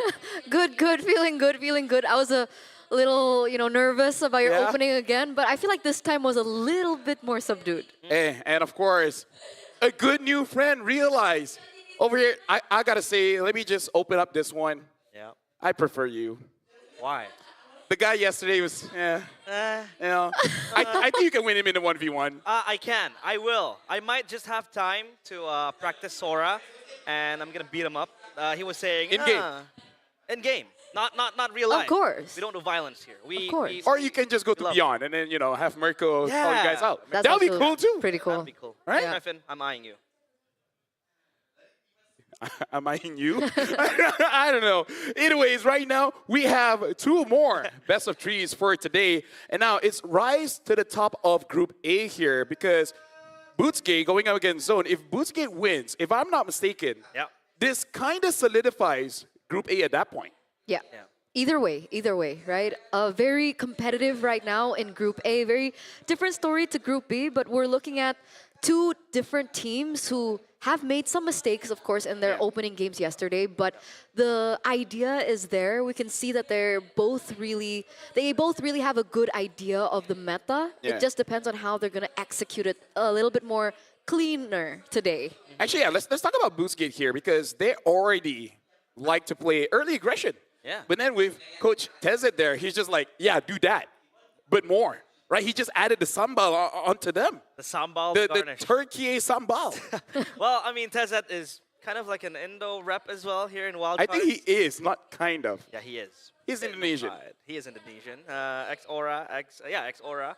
He used to play as well, and I think he adds the structure. Indonesian teams, we are notorious for being called the brawl server. You know, Yes, we very fight a notorious. lot. But I think Tezet has a lot of experience from the teams he's coached, the teams he's played in, and he instills structure into a chaotic Boostgate esports team because these Turkish teams, man, they like to fight a lot. And we got to talk about this story as well. Turkey going up against Mongolia. Both regions have made it out of wildcards, M5, M6. This time there will be two teams, Yeah. but I don't know. I feel like this game will really set it up to see like who will. And I don't know, based on the games we saw yesterday, I kind of feel like Boostgate might win this one. Who knows? Maybe they both don't. make it to wild card. Oh, Okay, bold claim. that's a hot take considering what we how call a crazy stretch. Virtus Pro has been Stretch. performing. But you know, nobody knows, right? Because as we get into the later stages of the wild card, it's not going to be a best of 3 anymore, but it's going to be a best of 5. So I think that could really change the landscape of things and how these teams would have to go about each game compared to 3 and 5. It does make sense. I Makes mean, sense. you guys are Yes, makes sense. blowing things up for Boostgate, but I think for me, I have a strong case for Team Zone. Oh, yeah? Because yesterday they did quite commit a few mistakes. We talked about their rookies being maybe a bit jittery on stage, and they were quite boiling with their own blood, but they were impeccable, to be honest. In the second game, it was much more cleaner. Well, we're going back to Boostgate here because we got to talk about XA, Kazooie, Identity, Wactor, as well as our X, where XA yesterday basically keeps on saying, I'm the better EXP. A lot of playmaking capabilities from this guy, basically playing Sora twice. Yeah, technically, right? He picked up the Sora, and then he also picked up the Valentina, who could technically copy the Sora, and people are arguing that the Valentina is the quote-unquote better Sora, so it's a little bit of like the similar story with the Lucas. But here's the next team. Yeah, it's Team Zone, obviously. Head-to-head with XC. Yep. It's going to be Bankai, and he played quite a shaky game. We discussed this yesterday. I casted them, and it seems like he kind of is the loophole beneath Team Zone. And again, XC performed amazingly. We got Bankai, Zexora, Kenny, Bright, as well as K. Zexora, of course, I would say is the face of Team Zone, performing very well. But we got to look at K and Kenny as well. Yeah. The double K combo here. You know, mid laner, goat laner, you're going to have to carry. And it's also important to note that they're the youngest right Yeah. now who's ever made it to an M series. I believe that Kay is only 15 years old. Uh-huh. So he's even younger than Zaur, who unfortunately at MSC was unable to attend because of like the regional differences of restrictions, right? He's 16, I think. So this team is founded on just dreams of these young kids who have that same goal, which is to make it to the M7 final stage. Yeah. Shout outs to all the 15-year-olds out there. Respect your parents. So now we got a quote here coming in from Kazooie. On confidence and focus, we believe we're stronger than Team Zone. We have better micro and macro. If we stay focused and fix our mistakes, we can beat anyone in the wild card, even VP. I like it. Virtus Pro, one of the stronger teams here in the wildcards, expected to qualify and make I'm it to scared the of Swiss League. Virtus Pro. Virtus Pro. You're what? I'm scared of them. Oh, you're scared of Because them. they're Yeah, bears. see. They have claws and all that. Let's go with that. But now, let's talk about Zexora here. Zexora targets the top spot. He said, I don't know how Boostgate will perform, but we're confident. We can finish as the top team in Group A. We're ready to win in wildcard and advance. Oh, I mean, that is possible because yesterday's Zexora showcased that even at such a young age, he's not that mature that much, but he's still able to kind of dictate the tempo that Team Zone wants to play. Here we go. Yep. Oh, we gotta okay. go. Can you explain, LaFell, what that is? Okay, LaFell? so you guys are going for zone, and me, I'm just chilling. Because you guys have lost the purpose of life. Okay. While I understand, is it really all about winning? You know what's important? Tomorrow. Tomorrow is important. It's about the friends you make along the way. I mean, I don't have that many friends, so I don't know about that, but the few that I have, I cherish. You know, like Eterna's my friend, Realize you're my friend, and then Miracle? Chefin? Your cat, No? your cat. friends though? It's kind of like a parasitic relationship. Ah, a Parasitic toxic one. relationship. I give them food, they give me headache. Well, it looks like it is going to be dangerous grass here. We've seen a lot of dangerous grass for today. Yeah. We saw the Hilda come through because That's of the true. dangerous grass. Yeah. We haven't seen the Khalid yet, though. Yeah, is Khalid just out of the meta right Wait, I now? think we saw one just now. Yes, I think it was yesterday too. Yeah, earlier No, today as early well. today. Yeah. Remember Khalid. the one with the chastised pauldron? The chastity pauldron. No, Wait, no, ew. chastise. Chastise, sorry. Chastise. Yeah. Chastise, That's what I said. chastise. I like your Thesaurus ability, but yeah, Boozgate here banning out the Kalia as well as the Yuzong.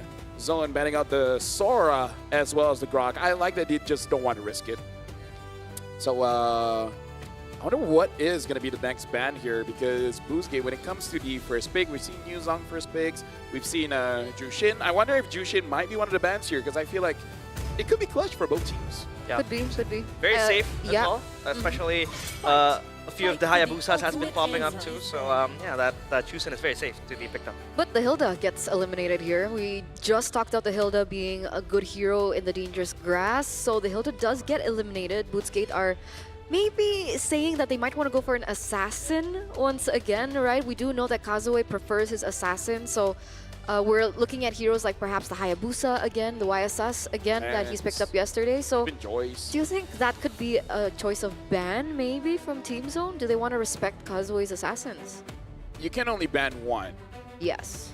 So the question really is which one? I think you don't risk it, you just let it go. Yeah. What else would be a prio ban here? I guess a mid. We've seen Eve first pick as well. What's your Fanny. command? Oh yeah, the fan. It has been consistently banned. Yeah, keep forgetting about the Fanny, man. Yeah, I think the Fanny hasn't seen the light of day in the Oh, I wild forgot card. to write the draft. Go get your Very papers. honest, very honest. There you go. But yeah, I think it's wise to let go of the assassins. I mean, Zexora also plays the assassin, so they can have that assassin matchup. You know, Kazue and Zexora, he is very adept with that. But they go for the Chusen first pick, so expecting an assassin to be picked up means that the Chusen pick is very valuable in the first phase. Also, something that LaFell noted earlier on as well, I think that was yesterday in one of the I did. first matches. Yes, you're Oh. brilliant like that. Keep forgetting The Lafayette. Jushin pick also allows the potential of an Arlet. Oh yeah, I did say You that. did. Yeah. That's Go how on. smart you are, right? I'm like a 5. But yeah, go on. With the Arlet being picked up here, it's a potential, especially now that the Yuzong has been banned away. It turns out Team Zone don't want to take it away. They have their own plan. Gatot Kacha and YSS is their choice instead. Seems like a pretty safe opener here. Just get one more mid. I'm thinking either a Farsa or an Eve, and that's a pretty good opening 3-man pick. And then later on, just keep on hiding what you want to have for the side lane, because especially you have maybe even the Kimi, right? Either or enables you to play double fighters if needed. That Kimi is a good shout as well. Yisun Shin Kimi would be very strong if you want to pick up a fighter. Oh. The gold lane, but that's gonna be the Guinevere and the Uranus. So sustain, escape, whatever you name it. I think for Boostgate, it's gonna be very good. Sheffen's favorite. Dude, Stefan every single time he sees the Guinevere, he loses some hair. He crashes out, man. Yeah. It was uncomfortable to watch, but you know. It's like, what? It is what is it, right? Yeah, exactly. It is what is it. And then for what it is to be will sometimes be tomorrow. So now with the Jushin again, Zone 1, very stable pickup here. I wonder if Boostgate, they will entertain maybe a double fighter, so maybe ban out something like a Ruby. Yeah, Ruby ban.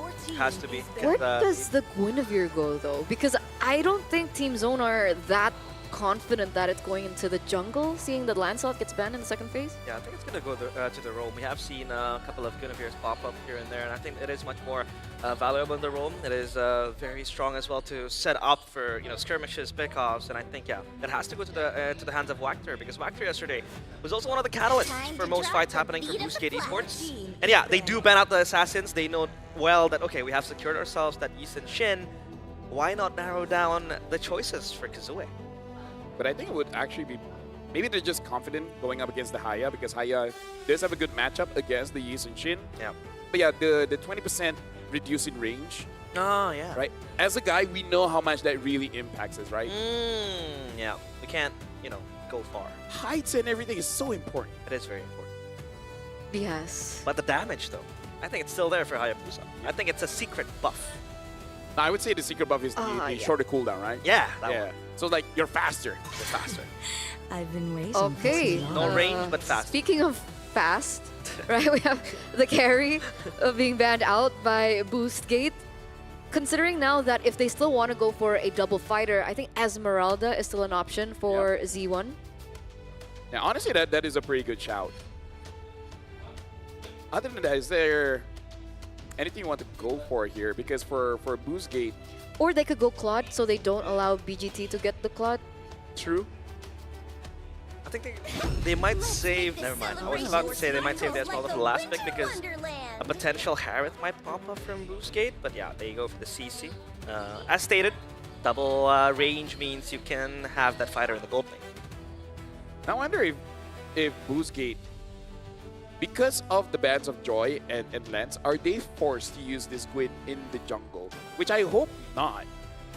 I think the Haya is okay, but it's definitely not optimal, right? You would prefer... Is a Ling usable here? Not really. I don't think Ling is usable, so scary. But they will get my respect. But if they pick up the Ling, wouldn't they need to have mid-prio? They do. But they just win? Yeah, they can get it as well with the Jushin too. No? But just Jushin, right now, that we're looking at? Oh, so it is going to be a Guinevere jungle, it seems like. Ranger and Cho. Which I feel like is still okay. It does seem like a very pick-off-ish kind of build, and the Esme does come true. Yep. So, looks like personally for me, Z1 has a pretty easier to execute draft. Everything makes sense. You have a clear A, B, C, what you're going to do. Whenever there's a Guinevere, there's always that question mark. Can you actually hit your target? And the thing that I don't like playing Guinevere Roam is that compared to other heroes, jungle, whatever, right? The second skill, the cooldown is actually quite long. Yeah. It's double digits, over 10 seconds. I really don't like it. I agree. I'm nervous about the Gwyn pick. I don't know if it will work out. Do they want to go for more pickoffs? If that's the case, that's not something that we have seen for the past few days. Well, it was with RLG, but I don't know. Can they do something different this time around? We'll have to see. Oh, it's my turn? Okay. Ladies and gentlemen, welcome to the first best of 3 for us 3 here. It's going to be Boost Gate going up against Zone 1. We got to see whether this Guinevere jungle can actually work out or not, because so far, Gwyn has not been having a good time here in wildcards. Definitely. This is the rise to the top as well in Group A. Will it be Zone 1 to be able to make it forward, have a little bit of a step in the right direction, or will Boost Gate be the ones to pick up that first point up first? We'll see how this all unravels. Yeah, looking at the movements around the map, it does seem like Boost Gate, they want to potentially stop Team Zone from moving around, because I think they want to keep it an honest 1v1, which I'm not so sure which team actually has a better honest 1v1. Yep.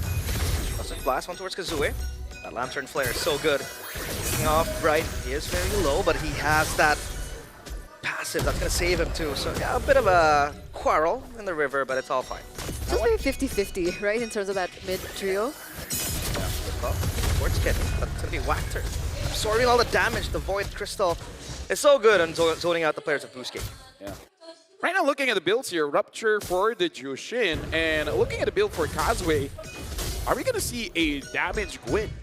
You know, something with concentrated energy into full defense. Maybe Genius 1 has been buffed up. Yep.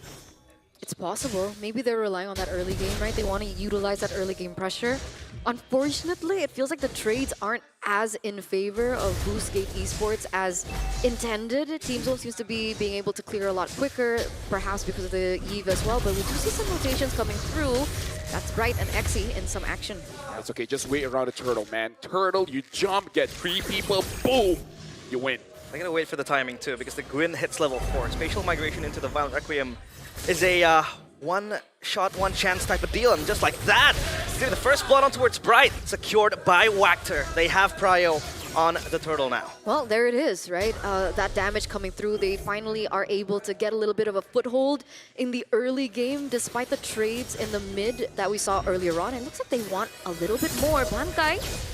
It's taken down so low. I think it's gonna be fine. That's just a zoning type of deal to deal with the turtle and not have Bankai disrupt their process of getting that objective. Yeah, I feel like it's more about emotional damage, you know, just making sure Emotional. that, you know, lower their confidence a bit, don't move too far up so that they have more forward momentum, you know, like Kaiba said in Yu-Gi-Oh! If you have 51% of the business, then you're better. That makes sense. Something like that. Something like that.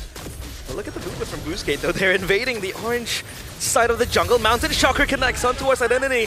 That's going to be the Juicin gun. The chessboard wide open for the Eve. Bright pops Revitalize. He's going to be fine with the sustain given. But that is an important kill for Zone. But that kill is given to K as well, the CC. Yeah, Identity was a little bit too forward there. Considering her sub-emblems, or his sub-emblems as well, the Rupture, right? You're not as fast, you're not as mobile, and you don't even have the tenacity as well to defend early game with that amount of aggression. But all in all, Boostgate Esports are still in the game. What? Violent Requiem to the Crimson Beacon as well. Gap closers galore in the purple buff jungle. And another pickoff for Boostgate Esports. I like that they didn't... Oh, hold on. Okay, XC takes a bit of damage, but I like that there's no hesitation, right? The moment the Violent Requiem hits, all right. Identity now with the changes of Jushin actually does quite enough damage. So I like that they did not hesitate, they just go for it. And speaking of, it looks like Kazui is going to build more defense. It's really just on that emblem setup where he makes a bit more damage. That's the first item Sky Piercer for RX, so I think Boostgate Esports kind of want to brawl it out quickly. He has a Fury Hammer to compensate for more damage. But yeah, that first item Sky Piercer is actually very ballsy, especially after the Granger nerfs that he received. They're banking on that, right? Because as we get to the late game, you see Kenny on the Eve, you know, scaling. You can see YSS as well, scaling. And in that 5v5, when things don't seem as messy, it seems like Team Zone has a little bit more to say, right? Because of the AoE options that they have in their build. That's another pickoff. Bankai, that's going to be the AOG to disrupt the players of Boostgate Esports, but the liftoff is good. XC gets Bankai. That is an important member to be taken out as this objective unrolls in front of our eyes. XC will try to zone out the players of Zone. However, Bright is close by. They're going to jump in from Wactor, misses the kick onto the back. The Mountain Shocker towards XC, but he buys time, and the eyes of the prize is going to be that turtle. Second one for Boostgate. Yeah, look at Wactor trying to get one. Right, able to get away, but gets pulled back in. Oh, the damage is good. Kazue, good traceless from Zexora. Now they're going to turn it around in the back. The engage coming in from Team Zone. Oh no, Boostgate, they might bit off more than they can chew. It's going to be K arriving just in the nick of time to try to take down XC. But so far, Boostgate, they will have to back off. That is a slight loss for them. Yep. Having the Malaysian playstyle after getting a major objective, you go for a fight. A little greedy. Just a little bit. But we can definitely see the idea from Boostgate here, which is basically to constant pressure everywhere. It doesn't matter, even down here. Yep, that Mountain Shocker will not quite be enough to take down XC. Yeah, so right now I really want to talk back here because RX does have the most amount of damage at this point, right? And I feel like even with the nerfs onto Granger, as long as Granger gets 40 stacks on that Sky Piercer, it's going to be good. Boostgate at this point really does seem like they just want to create as much space as they can, allowing Identity as well as RX to get those items. But again, it's really about controlling yourself. Yes, you get all this adrenaline, you're feeling good, the dopamine hit is there, you're moving forward. But sometimes, like a good friend of mine once said, pull it back in. You don't want to get fired. No, I agree. Because even earlier on, no, I was agreeing about something different. Wait a second. Unbreakable into the RWM. It's going to zone out the players of Boostgate Esports. Identity has to lift off. That's going to be a good Jeet Kundo, but no follow-up. So that's going to be it. Back to the earlier point. I agree, because even earlier in that match that we saw with Zeta, that was like a 7,000, 8,000 gold lead, and they completely threw it, right? So at this point, Boostgate Esports, despite how dominant and how aggressive they've been playing for the past 7 minutes, there's no gold lead yet. So it's still very 50-50. It's still anyone's game. This is going to be more important with how they execute it because there you go. That's a move. Oh, misses the foul. Requiem, the mounted shocker. On towards Wactor. He is gone and whacked. However, K gets the lead and now it's going to be Team Zone turning. The tides are around. They get 3 kills. All for themselves as the Traceless chases down XC. Zixora has to reach Traceless again. Back to a safer place. XC tanks and eats all the damage. But that is very worth it for Team Zone. And I think this just shows how simple of a draft Team Zone really had. They have very, like it's very hard for them to make a mistake. We saw Cho Wactor there basically botching the kick, not having a good angle. So, and then going back old school, right? The combo between Gato Kacha as well as the CC, the Gato CC, the CC Kacha. CC Kacha. I pull you in and then my guy jumps on you. It's a good and easy combo. So Boozgate at this point, having this 5v5 team fight is really not working out for them. They need some kind of pickoff. They're forcing the Lord as well. This is just going to be an invitation for Team Zone to crawl out, shrouded in secrecy. The Mountain Shocker again on towards XE. He has a consecration to reposition the RWM zones out. Team Zone as well. The left off is good. On towards Bankai. He's going to run around with the Purify as well, repositioning. Revitalize Pop. They're going to resustain to prepare themselves for a second round, but everyone backs off. So to talk on that note that Lafel just mentioned, I agree. It's either they don't go for a full 5v5 or they find a way to utilize the team's resources to bait the resources from Team Zone first, right? Maybe that's something similar as to what we saw earlier on, just right now happening.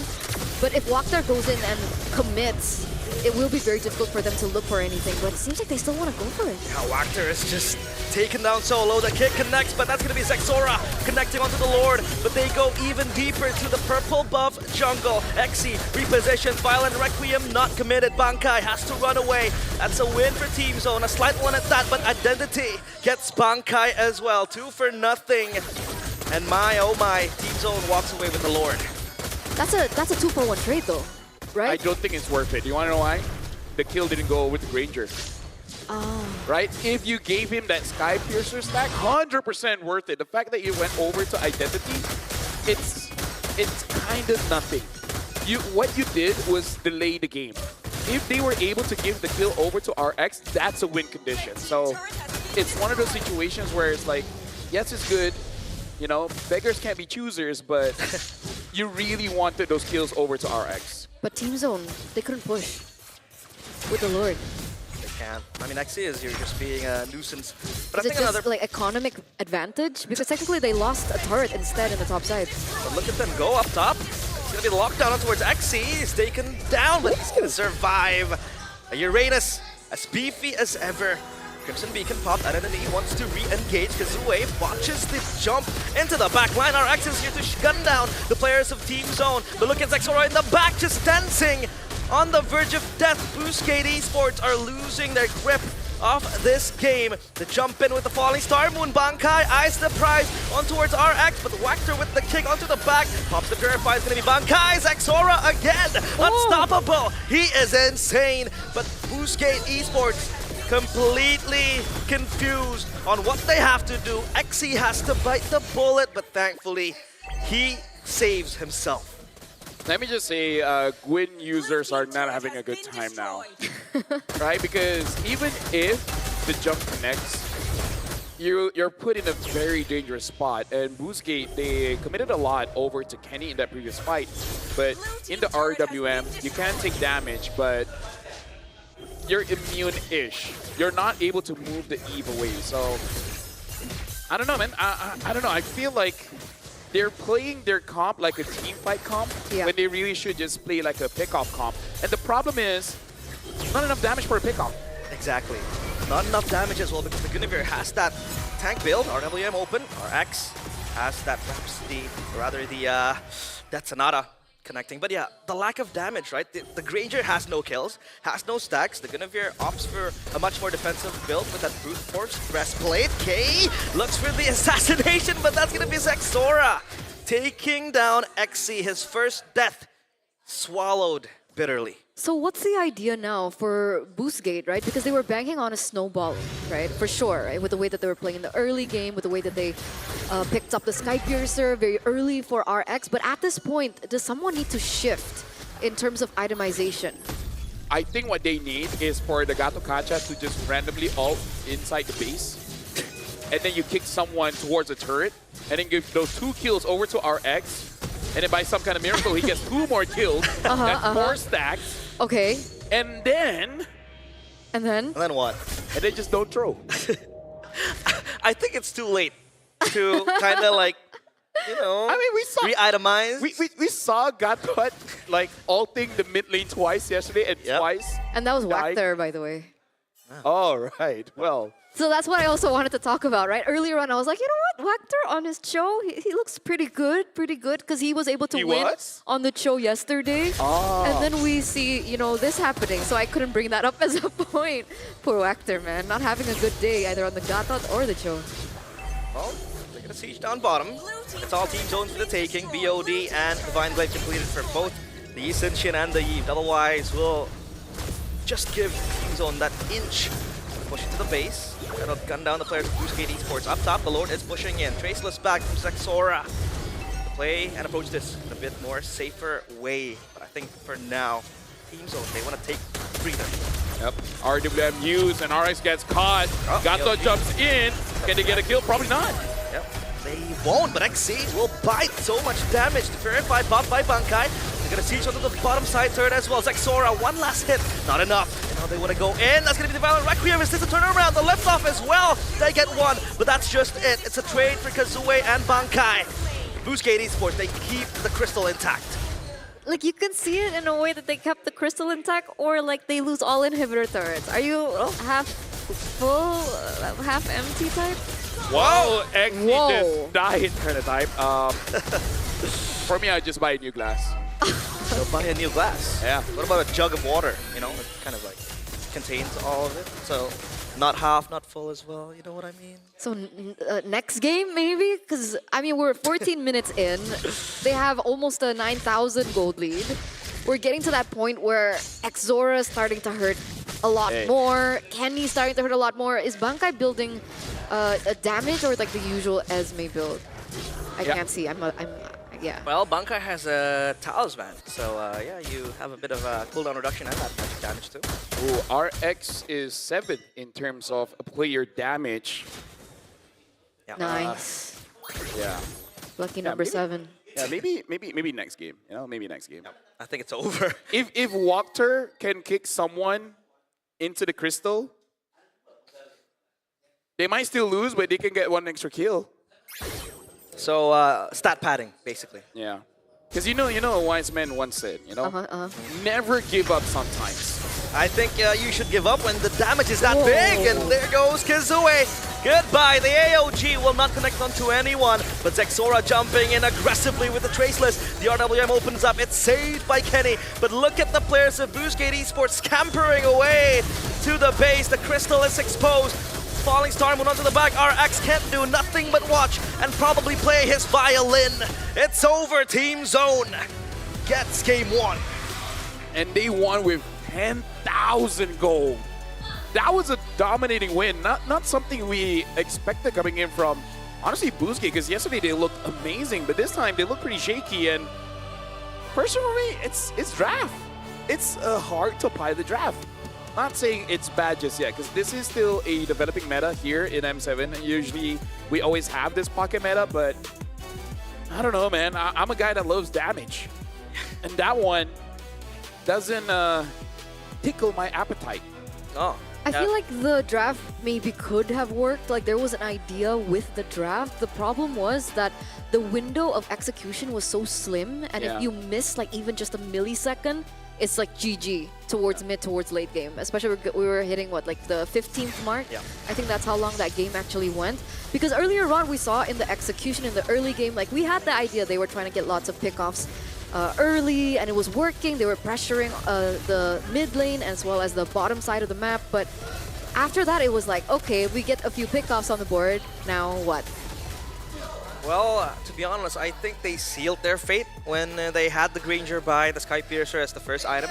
because it was very, very apparent that Boostgate was looking for a pickup. They completely was over-aggressive. I mean, they were invading left and right. They were forcing fights, but nothing really came to fruition. Nothing really worked for them. And the Guinevere also was building that defense item, so yeah, it could be the front line as well. But yeah, the lack of damage is certainly a problem too for Boostgate. I would say one of the mistakes was definitely an early Guinevere pick. Like, I'm okay-ish if it's like pick 4 or pick 5, but you're showing it pretty early on, and I don't think Guinevere is really all that contested just yet, right? They could have had something else, because if their idea was this Gwyn to potentially become a roamer, I think just show your pick, you know? Pick up the Joy or Lance or whatever was available. The Joy would have been I agree. quite better there. Yeah. Well, but hey, bygones be bygones, you know? Bygones be bygones, boys and girls. what By does the that way, mean? chat says you look like a good boy. Ah, Oh, thank No, you. you. No, him. Oh, Lafel. No, real life. Oh, me? oh. I'm not a boy, I'm a man. Oh, What do you mean? Oh. he's a man. I'm a man. What about you, Lafel? Are you a man or are you a boy? I'm insecure. Well, speaking of insecurities, this game, Walker has to step up for game number 2, man, because Yeah. the Cho was not it. The kick was just. Who is the MVP in your eyes? I voted for Zexora. You know what? Let's go with that. Yeah, Yeah, I'm okay. Zexora. I think Zexora deserves the MVP, man. he was very aggressive. You good with that? Yeah. All right. With that, seal the deal. Production, it's Deal sealed. Zexora. Yeah. Zexora.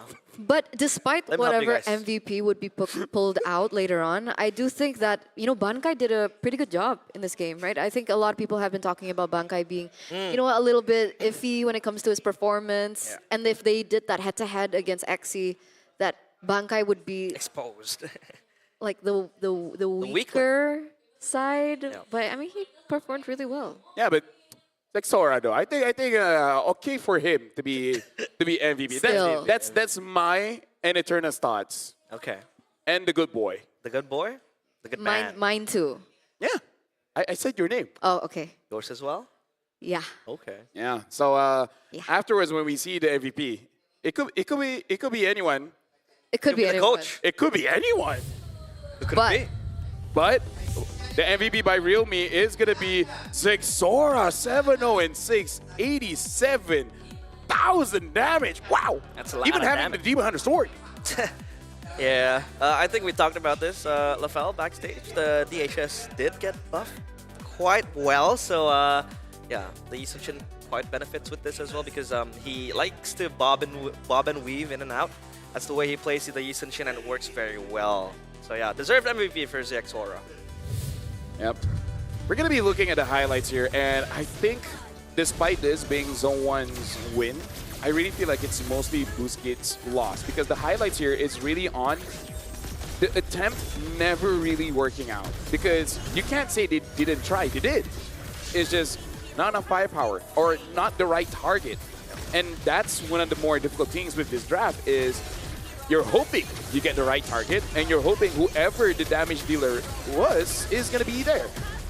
Like, let's even talk about the fact that the Granger did not get a kill.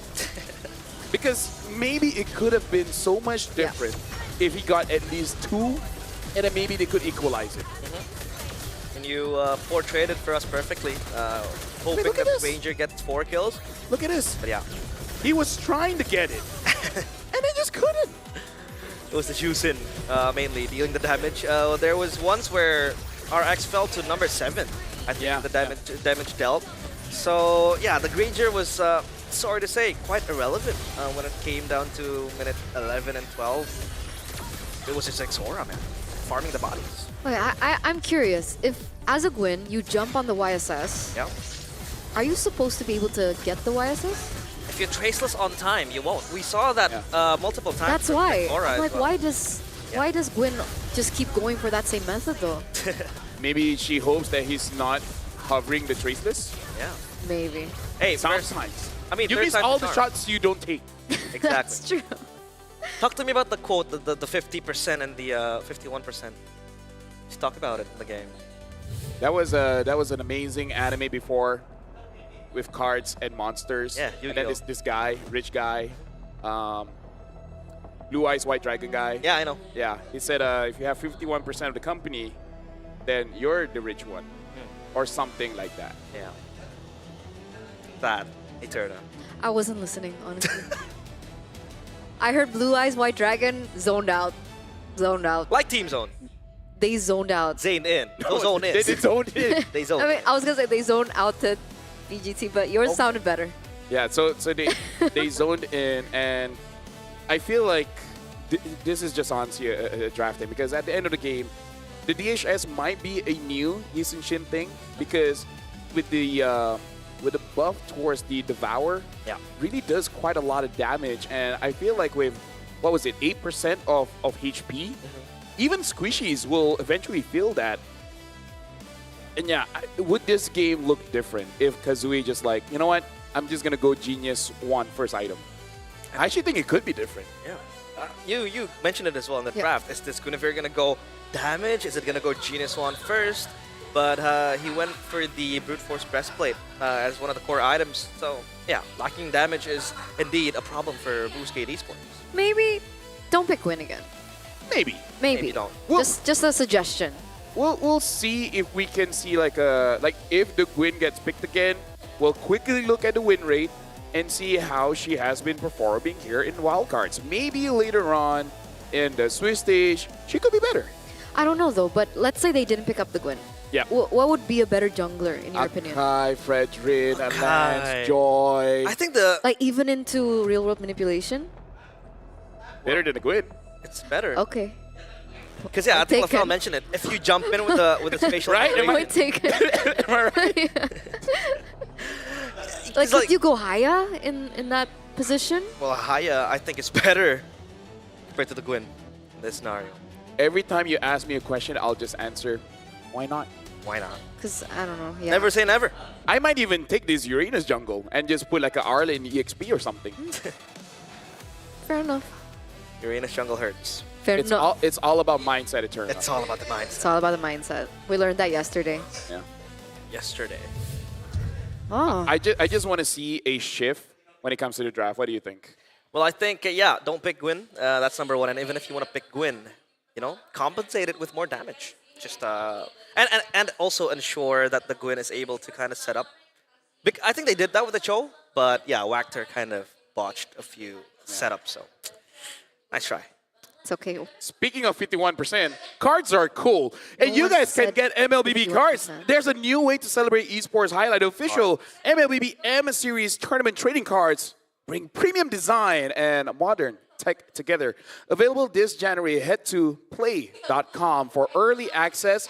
Grab yours and hold a real piece of the M Series legacy. And if you have 51 cards out of 100, I don't know how many cards they are, but you have more than half, then you know that you are more important than any of your other friends or family, whichever you want to compete against. Speaking of competing, Magic Chess Go Go. Go Go. I love that game, man, because the World Championship is coming. This is the first World Championship of Magic Chess Go Go, and it's happening on January 10 and 11.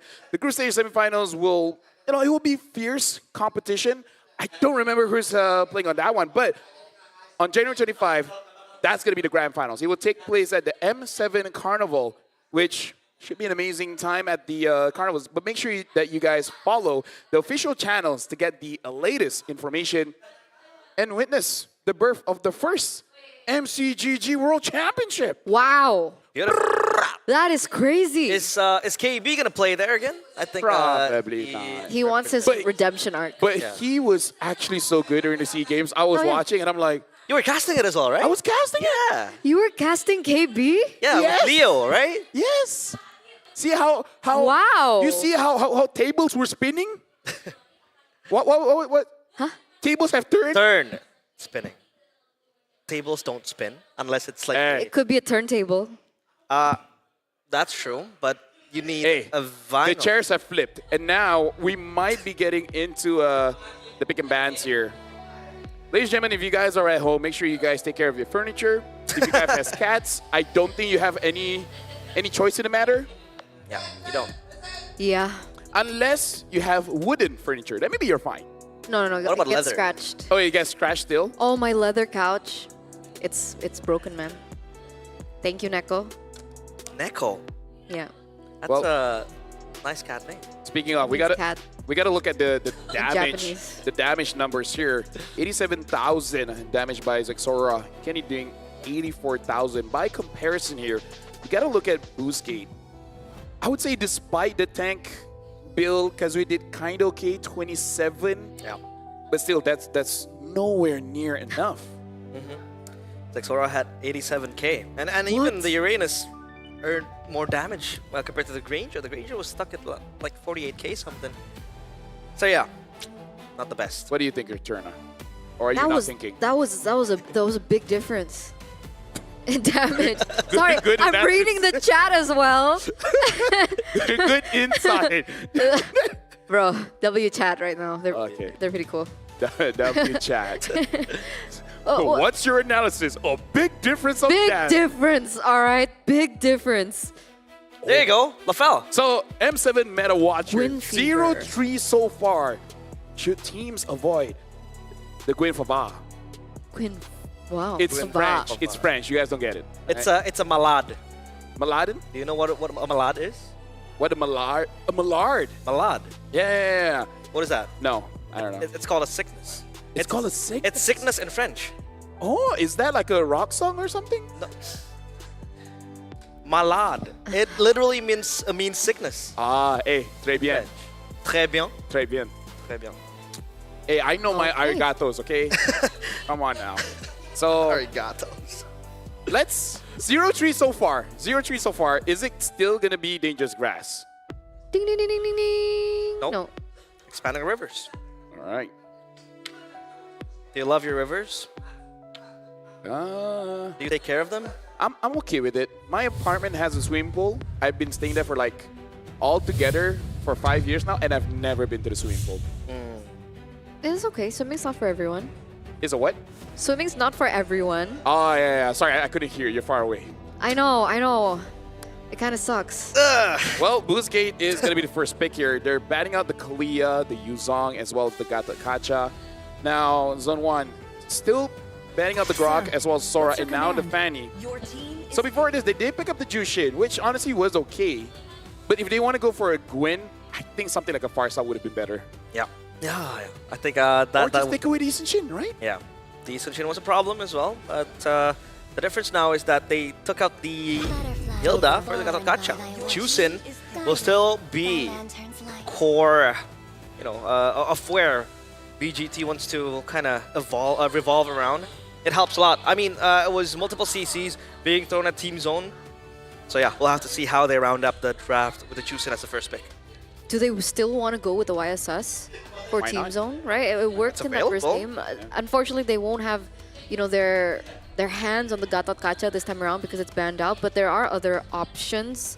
Again, Arlet is still something that we haven't seen yet. But okay, they I like that. go for the Hylos instead. I like it because if you actually get Jushin and Hylos, that would be dangerous. I swear, if you pick up a Guinevere here, What are you gonna do? What you gonna do about it, LaFell? I am gonna be so upset. I will X about it. I can't say tweet anymore. There you go. There you go. There you go. It's good because I don't have X anyways. All right, cool. So now, you can see that Kazuha is on a comfortable hero, right? He loves his assassins. We finally get to see the Hayabusa come into play. But how will this impact the rest of the game? They go for the Eve again. And remember, BGT, they love their pickoffs. Like, I don't know why, but they love this style. They love that pickoff style for Wachter. I don't know, will it be different though this time around? I think they need burst damage. Sure, you can kind of get it from the Hayabusa, but it's a little bit telegraphed. The Shadow Kill doesn't really instantly take you down, so if they want to go for that pick-off style as well, they need that as one of the prerequisites. Number one is the burst damage, and number two is someone that can really hard lock a member of Team Zone. Previously it was the Guinevere, obviously, but now I think they gotta look for more options. Ruby taken out, obviously, a counter to the Hayabusa as well makes the job even much more difficult. Honestly, the way that they played, like they use a pickoff comp, but they're playing zone, Yeah. right? Zone. So I feel like instead of trying for those pickoffs, something even like a Minotaur might be a bit better for BGT because with their lineup here, I think they have to go for a marksman. Because if they go for double fighters, I don't think that they will have enough damage. So I'm looking at the claw, I'm looking at the carry, maybe even the Harv, right? Either or, I think it will be okay against Zone 1. Even though Zone already has the counters towards most of the marksmen as well as the Harv, sometimes you just gotta bite the bullet. Sometimes you just gotta be better. Yeah, I think Claude's That's an what my option. dad always says. Well, bite the bullet? Just be better. Just be better. Oh. He expects a lot from you, Lafel. He demands a lot. I think it really depends on this next ban now for BGT. Yeah. I mean, the Claude, we talked about it. It's pretty good against the Eve. Misconceptions thrown away. Esmeralda. Yeah, it was quite okay. Not okay. It was quite decent going up against the Uranus. You know, the shielding and all that. So yeah, maybe that is something that they are scared of. But yeah, the Claude will be picked up for the Team Zone instead. So are they trying to put BGT in a position where they have to go for the carry, but Yes, it's like bad? sir. Yes, sir. It's a bad carry. Yes, man. Learn from the go. mistake. Oh man. Okay. Don't learn, just be better. Just be better. Trying to say that RX has to be better than Muminet. So we saw that he picked the carry earlier. Yeah, that's and why. It was hard. Like Piccolo said in the Breach series, just dodge. Just dodge. Okay. Oh, do you get that reference? Yeah. Hey, that's why you're a friend. Next pick though. Cho. Still the Cho. So yeah, at least 3 they, times in a row. Yeah, at least they have the setup for the carry, right? Cho carry makes the job easier for the carry. The Phobius is good, especially when you have a Cho, you know, reset for days. Yeah. The carry too with the Phantom Step. So yeah, this Phobius is gonna have a field day. So we're still looking at a pick-off comp versus a team fight comp, right? Unless, like honestly, Cho you can use as a zoner. You just save your kick to kick people away, or if someone overextends, then you kick towards your team. Like as long as the entire team understands that you don't fully commit on this Cho, I think it's okay. You just use your Jeet Kundo to impress your opponents with your flashy moves, and if they get too close, be like hiya, and then just push them away. Hiya. With a kick. Hayabusa. Well, ladies and gentlemen, we're about to jump into game number 2, and I believe the devs here feel like the draft has gotten better, but is it gonna be enough? Boostgate, can they actually get a win against Team Zone? They need to, right? If they still want to stay on top of their group, of Group A, they need to stay on top. They need to find an equalizer and force this to a game number 3. Otherwise, you know, Team Zone looking pretty good up there. But let's see, right? With the changes with the Hayabusa now in the jungle for Kazue, it seems like it's a more familiar territory for him to utilize. And as well as an addition of a marksman in the gold lane, they should be able to scale a lot better. So that window that we saw in game number 1 with the draft that they were, you know, set on, it's not going to be applicable here. A little bit more flexible when it comes down to execution. Yep. And we got to look at the movements of a Walker here because, again, as a Cho, you can use as a zoner. Just make sure that you don't overcommit because sometimes when you do have a good set, your team kind of got baited to think that it is a good fight to take, but might not be. Speaking of, we got to look at the spells here. Kenny is going for that Flicker, and Kate is having that Purify. For that damage. Good carry. It's a good lane for the carry. Obviously, you're gonna have a good time, but once it comes to the mid game where you have to fight a lot, it's hard to traverse your way into that backline of Team Zone. Jushin Emblem. Yeah. Oh, with the pull yourself together, thinking that you might get ganked quite a few times, so making sure that the Flicker is up more often. But there's one small thing that we do have to discuss here, which is the roam boots, where with the changes, especially for Conceal, we just saw that Walker had to go for the Encourage. And Encourage, you kind of have to be with your team to get the full benefits. Uh-oh, Shadow Kale on towards K. You cannot purify damage, and that's going to be Kazue getting the first blood. So you can see now that Boostgate, they're playing to their winning lane, right? They're giving a kill over. I don't think they should contest for this objective, but... Yep, they want to. Mountain Shocker and Kazue again!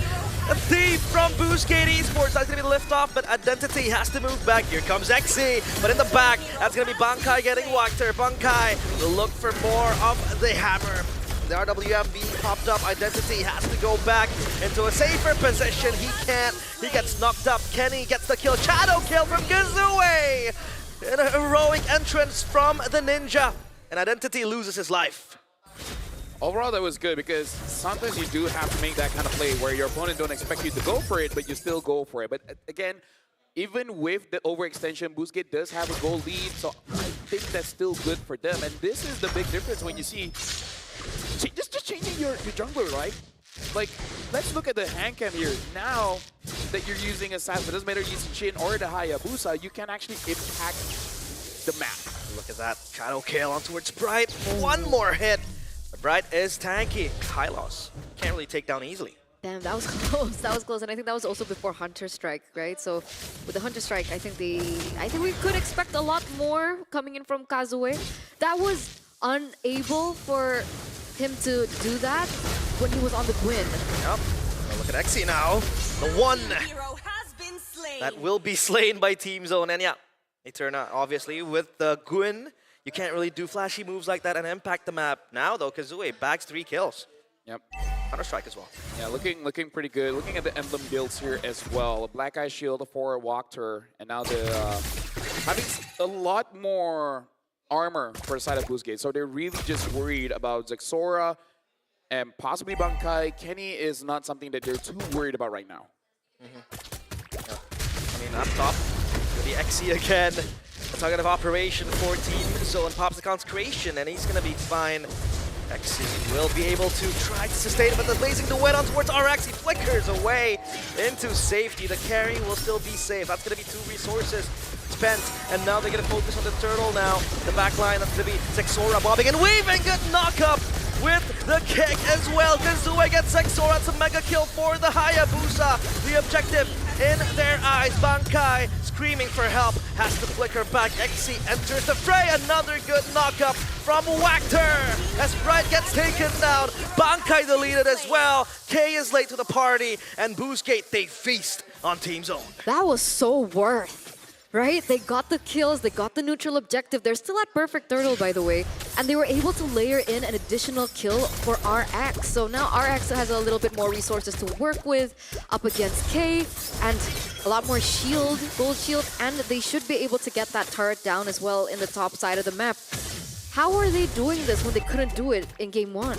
I would say they look much cleaner now because when they actually go for an engage, they can actually get a kill, enough damage there from Kazui as well as RX, which is different from the previous game. They can set it up, they just could not finish it. So I think this looks much better because there's balance in the draft. And I gotta say, shout out to Walker as well with the changes of the Joe using the Encourage. He's actually staying around his team just to make sure he gives the extra defenses to his team, because usually as a Joe, you want to chase after the back line, but this time, even if you do, you're still close enough to your team to have full value of the Encourage roam boots. So yeah, that's why they're playing in close proximity, especially for Wactor. Golden Staff completed for RX. That's going to be a Swift Trinity, I believe, not yet. One more. Lacking the DHS, excuse me. Well, still, it is very quick. And Kazue picks up the Sky Piercer. He is warranted to get that item. He didn't justify it because he has 4 kills to his name. Now the kick on towards Bright. Pops Revitalize. Goes to the back. XC trying to zone out Bright. Opens up the ultimate to run away, but that's going to be the Sky Piercer. Again, cutting down the high-lows. Check. 1 check, 2 check, 3 check. Like, even if Kazue gets killed out and he loses the stacks on the Sky Piercer, they still have RX to fall onto. Like you mentioned, only a little bit more away from that Swift Trinity. That's a flicker already burnt out there by Kenny. They're feeling the pressure, and I think Boostgate, they're gonna be on the way to that Perfect Turtle. Team Zone can't contest. Yeah, they're maximizing all that they have, the resources, and yeah, obviously Team Zone, they have to concede. This turtle will be 3. I think that's 2. That's 3 even. Perfect Turtle for Kazue and for Boostgate. Right now for Team Zone, they just got to play around K. And play around doesn't mean that he goes for the skills, but actually making sure that he gets the farm. That's the biggest problem. As long as his quad gets farm, and I feel like he needs... I'm hesitant to say Wind of Nature because yes, you can deal with the Haya, But true damage, man. True damage from the carry. Makes it quite difficult to itemize against. Yeah. That Winter Nature will quite possibly be in vain, especially with the passive that the carry Look at that goal difference. 2,000. Yeah. The goal difference is insane. Oh, Hexy again? Should be able to get out though. But yeah. Goes back in? No, no. Okay, it's fine. It's fine. Oh, Kazui goes in. Okay. No. Back there. He's taunting. He's taunting the players of Team Zone. Revitalized Pop as well. The lift off towards Bankai. That's just going to be it. Look at Boostgate Esports. Able to get all the resources from Team Zone in a very, very confident way. Zexora sent up top again to just clear the way. Yep. And this is one of those situations where you just got to talk to each other and say, Sheila, don't be extra, right? Because they're in a very good position here, Boostgate. They should not be forcing fights and possibly getting throws. So just do like this. Take easy, clean objectives. RX now with the Demon and the Sword. They should be very confident. And just play at their own pace. Don't force things out. Jangan maksa. Jangan maksa. Nice. Jangan paksa? Yes, paksa, maksa, okay. It's the same. It's the same. It's the same. But with an A. I know my Malaysian. Oh, cool. I know my Indonesians. Beautiful. Uh-oh. Gets away. Obviously with the shadow, quad shadow, excuse me. Very, very agile, very mobile too, but Zexora wants to lock into identity, has the Crimson Beacon popped in the back, placing duet, but where's the damage? XC will eat up from the inside, that's a kick on towards Bankai, one less to worry about. Shadow kill! Finally gets right only. I thought it was going to jump into the back too, but yeah, that's going to be it. Boostgate, 2 kills, and possibly the Lourdes. Well, I guess that's the timing that you're talking about, right? Because they're not forcing anything out. They're waiting for Team Zone to make their move, and then they completely harass them for making that move. 8,000 gold lead. They get a turret in the bottom side, another one. And I think, well, there you go. They're very quick to get that first Lord down. That, wow. That's some shred. That's going to be a 1v1. Good Mountain Shocker to bob and weave away from that shadow kill. But yeah, with the carry, your jungler doesn't even need to go and do the Lord. Yeah. Sure, Kazui really appreciates that. And XC just being a front line, providing vision, providing information, even letting Team Zone know that, hey, I'm here. Yeah. He is there. Picked up the Chastis. Baldwin. Chastise or Chastis? I don't know. If you're Australian, it could be Chastis. Chastis. Chastis. Anyway. Really depends on which hemisphere you're from. Southern. Beacon. Mountain Shocker to reveals vision. The lift off on towards Bankai, kicked in the back. That is going to be a very good kill, but the flicker away from him. K gets taken down so low. And look at the damage from Boostgate Esports. This carry is online, so is Kazue. 6-0-2. The Lord will try to march in. Yeah, and look at Kazui, RX, and I did it now with the Wishing Lantern. This is going to be so annoying for Team Zone because your backliners want to stay away, but might get zoned out or actually get targeted by Kazui. And then your front line's like, dude, I don't want to deal with the Jushin or the carry. It's a problem, for sure. It's a problem. And like the issues that we thought would surface with the carry pick is definitely not evident here. The spacing, the timing has been crazy. Oh, they're targeting Kazue. Kazue, oh, he's going in! Oh my god! That's gonna be Kenny taken down! From the realm of the shadows. Oh, he's still bobbing and weaving, just shadowing away. But RX gets Bankai. That is beautiful from Kazue, a cold-blooded killer. He does get taken down, but it is still very much worth it. And Boostgate, they want to go in for more. Sieging on the top side turret. Identity jumping in with the Crimson Beacon, shielding his team together. The left off will be cancelled. Pride will be safe, but RX still gunning down the members of Team Zone. Man, Kazue. That was one of those plays that deserves a instant replay here. But look at the damage that XC is taking. Not very much. Tickle my toes. Yeah. So I think at this point, K does have the Trinity. Maybe just needs any kind of penetration item, either the Malefic Roar or the Malefic Gun. Looking at the items here, might go for the Malefic Gun. I hope he goes for that because I feel like at this point it doesn't matter if you build more defense, right? The other option, he might go for Sea Halberd, which honestly, Ken as well. Either those 3 items, I think it would serve him very well. We'll have to see. I mean, the carry now has extra range from Malefic Gun too. Depleted. So, safety, somehow, to a certain extent for the carry. Lord spawns and Boostgate. They might want to get this, especially when they have a wave up top pushing. And yeah, they're playing their far lanes perfectly from Boostgate. At this point, it feels quite long drawn already, but man, Exora is still level 13. Yeah, it's only 12 minutes. You're right. He's level 13, so there's no opportunity for them to go for the contest either way. They need to figure out to find a proper defense, but even then, I don't think that Kenny was, you know, placed in a way that he was too forward. He was just targeted. Yeah. So what does the Yve do? Because technically, they're banking on the Yve to properly defend and for the wave clear. Yeah, you kind of have to use a front line at this point and hope that Boostgate just use all... Oh, hold on, that's not Shadow kill. That's going to be Kenny gets taken down so low. He has the kick on toward Wactor, but that's going to be the Blazing Duet. Is this the defense that Team Zone is looking for? Kazue and Wactor gone, and now Team Zone eyeing an opportunity to possibly equalize the conditions. Actually gets taken down quite a bit, half HP.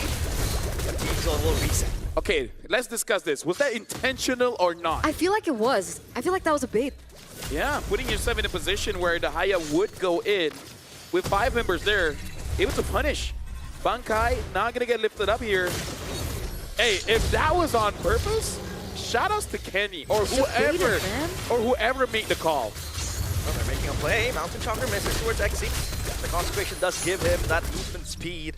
So yeah, Team Zone, they will back away. So what's Kazue's stack on, right? Because he got killed twice. Can't really see it, but... I wish we could see how many Skypiercer stacks that he lost because of those a lot. two moments. A lot. Ask and you shall receive. Later on. I have a feeling 28. 28? Left or lost? Left. Ooh. Either 28 or like 30, 34. Is that significant?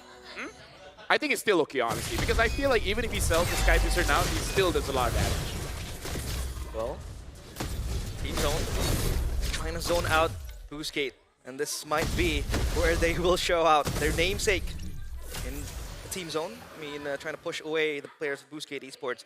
And I think the only way that Boostgate Esports might want to commit is the fact that they will wait for the Lord and then re-engage, re-siege towards players of Team Zone, because now Team Zone slowly but surely getting their items, getting the gold, especially with the kills towards Kazue too. That's somehow quite a strong bounty as well. Now with the BOD, I feel like Kazue, it doesn't matter how much Skypius stack he has. And at this point, Exora's caught up in levels, and now K Wind of Nature instead. So he didn't go for that penetration item that you were talking about. But would this mean that he's ready for a team fight? Like maybe they want to go for a contest on Lord? I would say he's safe against the Haya, but he still just has to be careful of RX. Carry. RX is the only problem. Other than that, I think he should be fine. I think Kazue, yeah, he can just jump in and jump out, and the shadow kill can be tanked by multiple members, right?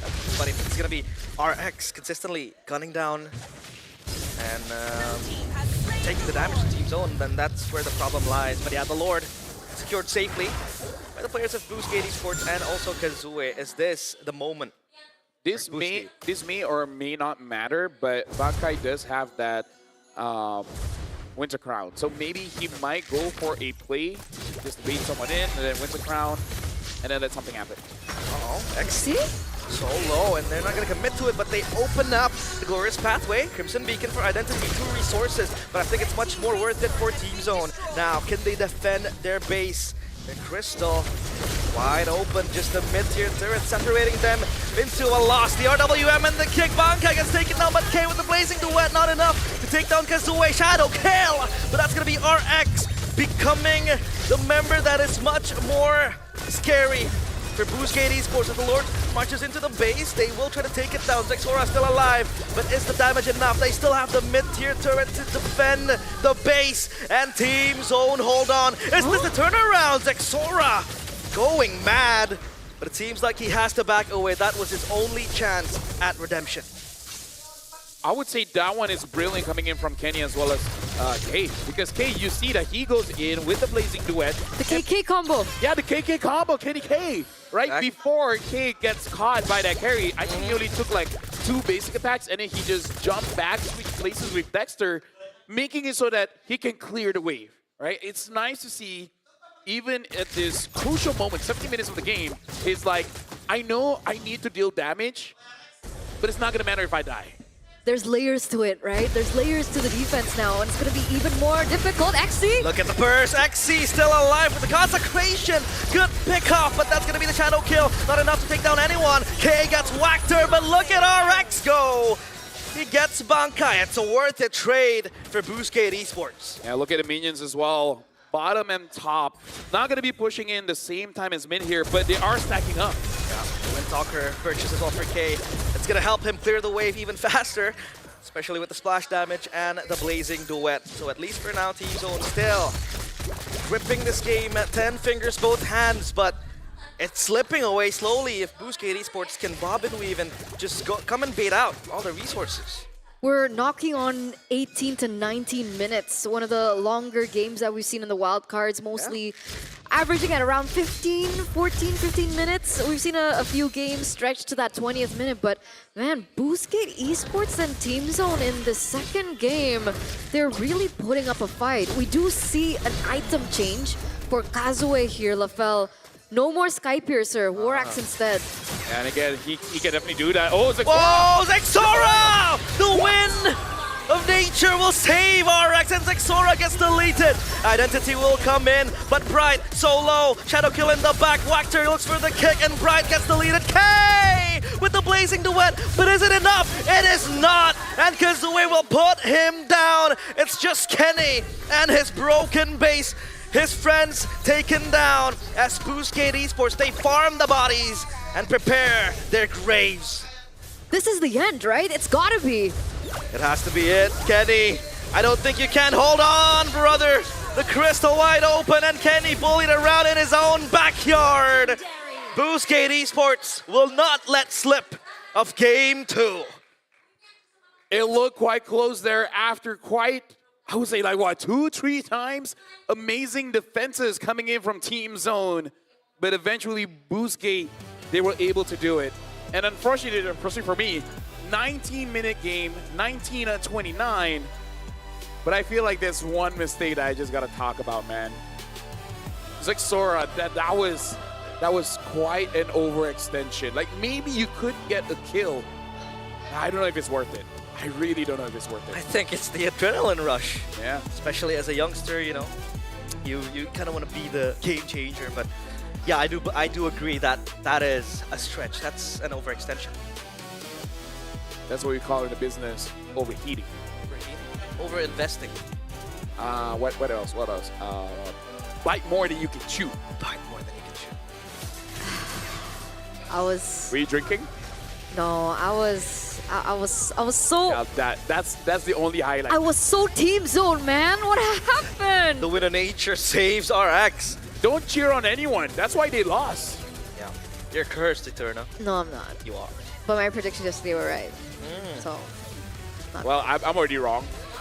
I said I mean, yeah, that's true. Either way, I'm wrong. All right, but big shout outs to both teams because really, I feel like for Boostgate and Zone, doesn't matter who they're going up against, they know how to make it interesting. And I would say, yeah, I can understand why you're more for Team Zone in that one because it looked like it was over by 10 minutes. And yet they're able to add another 9. Yeah. And honestly, if it wasn't for that one mistake, it could have been longer. I agree. They were so close for a comeback. Oh, man. But yeah, it's good that we get to go to full best of 3. We love 3 games. 3 games is where it's at. What are you looking at, Lafel? I wouldn't mind going to Madrid, but you know, we'll see. It's okay. We'll see how it goes. We'll see how it goes. But yeah, going back to that game, do you guys feel like if Zexora didn't overextend there, that there would be a chance that Kenny gets a good RWM, K goes in, they could get a few kills, and maybe eventually win the game? Well, I think well, this is obviously not guaranteed, but if RX did not have the win in nature there, that would have been a very good play from Zexora, and that would probably orchestrate a comeback right there and then, right? And then they would just go for one final push, clear the waves. But I think if he did not overextend and they have to kind of like turn around and fight again, well, I think they could still hold the base. My only issue is that you know how to go in, but you know how to get out, right? Because I feel like he used every single thing in his kit just to make sure that he's able to get RX. But you're the jungler, you know? Yeah. Comes to a point where you might be contesting for the Lord, and maybe your team really needs you there. And you also provide vision, right? So there's just a lot, you know. It feels a little naive that he would think that he didn't hold the Wind of Nature. Was it like a miscall that they thought that the Wind of Nature was down? Or honestly, maybe, yeah. But now we got to look at the MVP by Realme here. And it looks like it is going to be RX. 9-0-5, 103,000 damage. RX ever since yesterday, man. Doesn't matter if it's carry. We might even see an X-Borg later on. He's popping off. He is.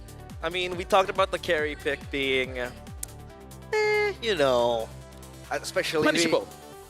What? Punishable. Punishable, yeah, that is the word. Yeah. Especially what we saw at Muminet on that match that Zeta Division played. But he did not have any problems. I mean, the Eve problem that we talked about was apparently non-existent. He was able to space himself quite well. And I think, shout out to Wactor as well. He landed quite a few good sets to kind of give space for RX as well. That, and also the way that the carry played it was passive enough that he doesn't get caught in the real-world manipulation, and you can even see in this particular highlight the way that he waits for someone to cancel it, and usually Xzora's damage is enough to cancel the real-world manipulation. So it's everything that goes to plan, like step 1, do this, step 2, do this, step 3, and like that the way that they channel those steps into the game and execute it properly is what makes the carry actually work in this particular game. It's kind of like playing passive-aggressively, right? Yeah. Right? I mean, that's what you're saying. Like, he's passive, but he's aggressive. Also aggressive. Passive-aggressive? Right. Passive-aggressive. I thought this was a bunch fight, to be honest, for Team Zone. Okay, let's look at this. Able to get out of it? Yeah. Zexora Tora. Oh man. Good cover too by Wactor. Yeah. Maybe if Wactor was not there, maybe he could get the kill and maybe get out as well. But you can also see his teammates a few units behind him, and I think even they were questioning, like, are you sure, bro? I feel like that's definitely something that they're going to be discussing as a team quite aggressively more than passively. Aggressively? Yeah. It's like shouting and slamming at tables. So like shouting and slamming at tables. Throwing bottles. Taking snacks. Okay. Looking at the items here, Bankai did not have a good game here. Having the War Axe makes it so that you do want to move in front and just keep on jumping on people. But I would say I want to shout out Identity as well, because he plays this Jushin like a fighter. He keeps on Crimson beaconing in front, right? He's more in front than Exy or Wactor. Yeah. But to be fair, he did catch the necessary targets and deal quite a lot of damage. Yeah, multiple times I thought that the Crimson Beacon was premature, you know, expended quite early, but it still works because when he is in front, he can look for the zone, you know, he can zone out the players of Team Zone and get a few liftoffs. And the damage was also there, especially with the Wishing Lantern and the Glowing Mon. Divine Glaive is also existent, so it helped BGT quite a lot. Yeah, I agree. I think the last minute item swaps was something that we did point out as well in the game. It was really good for Kazue to have the... Where did that accent come from? Kazue. Where do these random accents come from? Kazue. Kazue with the Sky Piercer earlier on, it was really valuable for them to look for that snowball, but as soon as he saw that it wasn't as valuable, he switched it for something that would give him a little bit more value in the later stages of the game. So that's something that we looked at. Pull yourself together again is still such an interesting choice. It's not something that we see because it's usually tenacity or rupture or the other boots movement speed one. But the way that Identity played it really makes sense because with, I think at like what, 8 assists, you're already at maximum stacks off that pull yourself together. And Identity using that Crimson Beacon very, very aggressively. Yeah. I really feel like maybe that's why he's like, okay, I need this flicker basically all the time. So I think it's more of a playstyle thing. And this Which is might cool. be adopted by other players, other teams. And speaking of adopted, you're not as Indonesian, right? Huh? Remember we discussed this backstage, you know, to test how Indonesian everyone is. With, Yeah, all your accents, you're more Miss International. Miss International. I That's think so she's weird. helped us. All right, Aren't you? your accent, mate, is lovely. Lovely. No. Nar? No. Oh. No, it's not. But Oh, it's not? Oh, it's not. Oh, crikey. Oh, Well, crikey. what do you think the next game is going to be? I think it will still be close. I don't think it'll be one-sided. Yeah. And for you guys at home, these players here, they're using the new Realme Pro. And the thing is, they even have the AI coach as well, giving you actually real-time information on your screen to kind of let you know what is the best way to use the zeros and etc. Yeah. I think we need that to figure out how to use Guinevere. absolutely. Shout outs to Realme Pro. Make sure you guys grab it for yourselves because, hey, the players are looking good, especially this best of three. We're going all 3 games. Yeah. And if you know you have like skill issues, Skill issues. apparently. I don't have that. You can use that for your 1v1 later on. Ah, the one that I won. Apparently. I can't. The phone carries your game. It carries. You play, they carry. Ah. Yep. And now make sure you guys go for, I mean, like, it's the weekend. It's still a Sunday here. So make sure you Sunday. guys, it is Sunday, right? Imagine working on a Sunday. I think so. It is. It is Sunday, yeah. Yeah. It is Sunday also. It's Sunday. So it's MLBB Rising Open Day. So make sure you guys grab your friends, preferably for other people. And if you don't have 4 other friends, you ask that one friend to find 2 friends. And then those 2 friends find other friends. And then eventually, you have more than 5, but you only need 5. So you kick the rest that you don't want to play with, and you go with the best 4 and try to win. Good luck for the Rising Open. So, a friend. Beautiful. My friend. Beautifully done. Thank you My very much. friend. Thank you very much. Of my friend. So, a friend of my friend. That's a friend of my friend's friend. You might even eventually meet your cousin. Ah, okay. It's a far way ahead. Not for Malaysia. The country is smaller than Indonesia, so it's plausible. It is. It's plausible for sure. Singapore, forget about it. You walk around, you meet all your family I members. was about to. yeah. I gotta ask Abstract now. Like, does that actually happen to him? Abstract, does that happen to you? You know what came on top of my head? I thought Came on top of your I mean, head? like on top of my head, like popped on top of my head. Oh, okay. Oh, right. That's it, that's it. That sounds Yeah. strong, guys. I'm sorry. I always thought Husky was Singaporean. People always thought Gideon was Singaporean. Because Gideon is Malaysian, I can confirm. He could be both. He can be whatever he wants to be. That's true. Cool. Could be whatever he wants to be. W Tezet. Oh, cool. Talk He to looks guy really once. happy. Yeah, he Good spirits. He does. Good Oh, aura. Good aura. Good. Ah. Understandable, understandable. Pretty good. Pretty good. It's nice that Eternal is not that hard to please. Yeah. Not like that, but you know what I mean. So the drafts were good in the Yeah. other game. I don't even know if Zone really has to adjust that much. Maybe they might respect the carry this time. But other than that, I'm not sure what other adjustments that they should make. I'm wondering about Wakter's hero pool. Okay, let me hear it. Let me hear 'Cause the he's- wondering. I mean, technically, like on paper, he's used heroes like the Kaja, and then what else? The Cho. Kaja. But like his significant hero, like his thing Cho. hero is Kaja. The So Cho. yeah, but And got taught. yeah. Yeah. Yeah. Tapi, wait, But but what Very happens if you Indonesian. take out the Cho? Because his Gatot performance was kind of, it was not as great as when he played the Cho. If I was a coach, easy. I'll give you the God thought, but But don't use your ult. you can't do Only that. only use it when they're not moving. or defensively. Yeah, there you go. There you go. Okay. Because I think Gatot is kind of hit or miss. Because like I think he overthought his ult. No, because legit, I play Gata and you really don't need to use your ult all the time. Like, of course, if you hit your unbreakable, especially with max range, so you're locking them down for like, what, 1.5 seconds, then yeah, you can use your ult. That's a continuous lockdown where you lay it by yourself. You don't need anyone else. But if you're jumping in blind, it's really not all that worth it. Just play more macro. People tend to be very trigger happy when they play Gatot because they think, I need to land a 4-man AOG. Unless you're playing with an Alice, yeah, then you have to be actively looking for a 5-man, 4-man AOG. But other than that, yeah, just use your Unbreakable. Plus, it's a cool ult. You know, the superhero landing. Superhero landing. You kind of want to use it just so that you can see the animation. Makes sense. I use the Sentinel skill and I like it. I'm pretty sure it likes you back. Does it? I hope it does. If not, But it would be an awkward relationship. Dangerous grass, by the way. Yeah, there you go. Hilda ban? How dangerous. Well, Kalia as well as Yuzong just get banned out here. So in terms of the ban, not much different. So is it going to be Gatot? Is it going to be Hilda?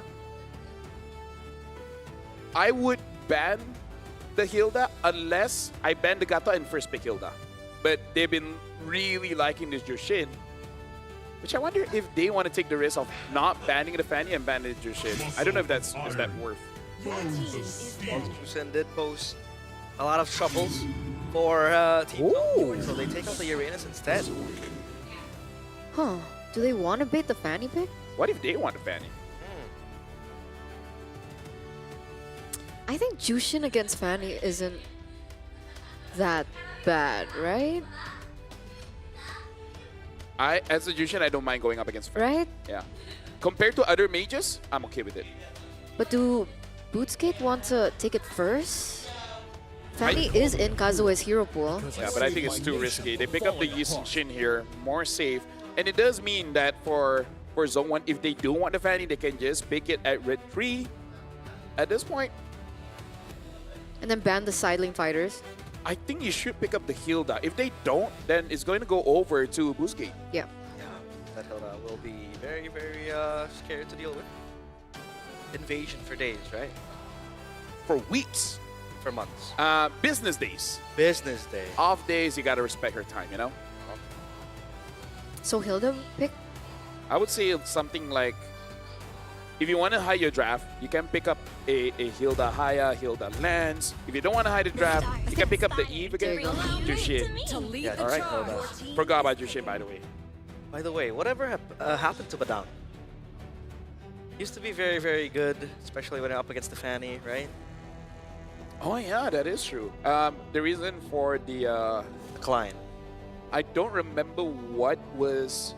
Oh, it wasn't really much of the nerf. It's just that now there's quite a few heroes that can get out of the wall because there's more dashing heroes now compared to the previous meta, where once you get that lockdown in, it almost feels like you can't get out unless you have a flicker.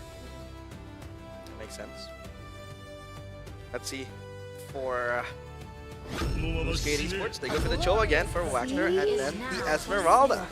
Hey, it's the Cho. Exactly. It's not a problem if you still get it. I mean, he was landing a few stuns and kicks here and there, so... Yeah. A few. We've seen him also utilize it to like bait resources, so okay. Well, they let go of the Fanny and they pick up Lancelot. Look, you know what they say, right? If it's not broken, don't pay fix for it. it. Oh. Okay. Right? Yeah. That's So- Pluto. That's what? It's Pluto. There's Pluto. He just sat down. Pluto. In terms of the bans, banning on the Eve, good ban. Maybe they will ban out a Farsa as well. That'd be a good ban. Yeah. Farsa. Or maybe... Oh, yeah. It was banned out already. My bad. The Eve, right? Yeah. The Chusin. It helps a lot. Or Kimi. I feel like Farsa or Kimi, either or would be a good ban. You don't want to ban Lunox here? I've been waiting for too Wait, long. Boostgate is the one banning Terry. Oh, they But yeah, banned no, Ruby? They banned the Ruby. Very interesting. Ruby ban. Oh, Yeah, I think you don't have to pick up a Lunox if you're going to pick up a X-Borg. Because there's not a lot of bursts here, and our X did have an MVP game with the X-Borg yesterday. That's true. So X-Borg is definitely a potential Yeah. pick for them to utilize. Come on, Dexter. Claude. And they eliminate Claude and the carry. Yeah. I mean, What if Zone 1, they themselves pick up the... That's why I'm thinking. But they might go for a Granger instead, or a Harif. Maybe not higher because of the SB. Yeah. Yeah. Moscow. What is he offering for? They're still deciding see? too. They think about it. Oh, TC? I guess CC's not bad. Yeah. It is not. But, I mean, they do have... But loses to Xborg. You're right. I feel like it's an Xborg game, but they need a Kimi. Kimi Xborg. Kimi Xborg is... I mean, they already have the YSS, right? Yeah. But, you know, what if the Yusun Shin's not good? Then you have a Kimi. They have a backup plan. Yeah. Okay. 2 range obviously will very much help the Xborg, but we'll have to see if RX want to pull that out. Will be reporting for duty. Oh, It is nice. Xborg. Xborg and the Kimi. Kimi. Damn. Good read, LaFell. Spot on. How are you so So smart? smart. How are you so smart? I live in tomorrow. That's why he's the GOAT. A man of vision. Yeah. And I'm colorblind. And I actually have to wear glasses, but I want to look cool, you know? It's okay, LaFell. Best caster in the world. He is. Team Zone. Last pick. What to pick up to deal with the Esmeralda? They can still go for the Granger. Probably not the best if they want to go for an other fighter here. Honestly, the Lapu is not bad. If they want to go double fight, I don't think they should, but that's an option. Flow of times Harlan. So CC Gold. I guess it's fine because they do have the Jushin and the Hilda, so there are stacking of crowd control there. And I would say it's a very forced fight kind of draft coming in from Team Zone. Well, with the Hilda, with the Arle, with the Jushin. It's kind of like you can fight at any time. Yeah. Does make sense. I mean, the Arlet obviously good setup. We did see a few Arlet games in the wildcards where it was kind of like the main catalyst for most team fights happening. And on top of that, you have the Jushin, the Hilda, like LaFell mentioned. So yeah, it does work. But man, the freedom that I think Boostgate has with this composition is quite scary, to be honest. Well, ladies and gentlemen, Boostgate as well as Zone has proven to us this wildcard. This matchup is quite intense. But here's the thing. Who's going to come up with the W? Yeah, whoever goes down did not go down seamlessly, right? They had to lose a point there as we get into the wild cards, but only one will be up on top of Group A. Once again, that name, that question echoes for Group A as we get into the Land of Dawn, the final game here in this best of 3.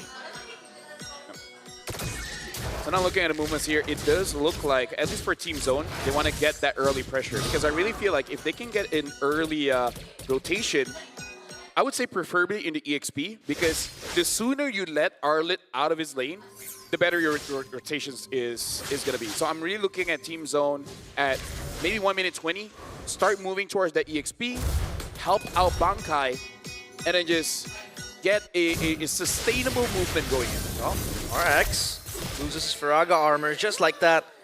Yeah, obviously it's still the early game, so he is going to be fine as of now. And if that goes according to what you mentioned there, LaFell, then we should be expecting Team Zone to have a little bit more control over the neutral objectives. Granted that they do have the Lancelot as well to aid in that venture. Because it looks like now Boostgate Esports, they're caught in their own jungle. You can see Bright being as aggressive as ever. Very, very difficult for Boostgate Esports to look for anything or any opportunity on the map like they were able to in game number 2. Yeah, I really feel like they should. And if I were them, punish Walker as many times as I can. Make sure that for a good 6 minutes of the game, he doesn't get his items. So there's no one to really open up the map unless Yusushin has his ult. Yeah. Now we can talk about the Jushin as well. I think it'll be quite different. The playstyle compared to Identity last game, right? Because no pull yourself together, it's a rupture, extra damage, and you also have to go for the Purified too, because yeah, the choke kick will always be available. So that is a threat for Kenny. They want to go for the turtle. Mountain Shocker opened. Division also expanded. However, Team Zone still dancing in the pit. Final slash, I think, is committed quite early there. Yeah, I think this is just a mistake coming in from Team Zone because they did not help Bankai out at all. And he's kind of crucial for them to win this fight. Whoa! Zexora, beautiful retribution. You thief in the night, and he gets out. with that, Phantom Execution, Retribution. So that was revenge, right? It was? In game number 1, it was actually Kazue that was able to steal it, right? He did. He stole a turtle that was skirmished over, but that one was like, that looked free for Boostgate Esports. Beautiful, beautiful. The beauty of Lancelot in these neutral objectives. Gorgeous. Flamboyant. Exquisite. Exquisite. Yeah. Uh-oh. Wactor so low, good final slash, but it's just gonna be onto Wactor. First blood for Bankai. XC still dancing around.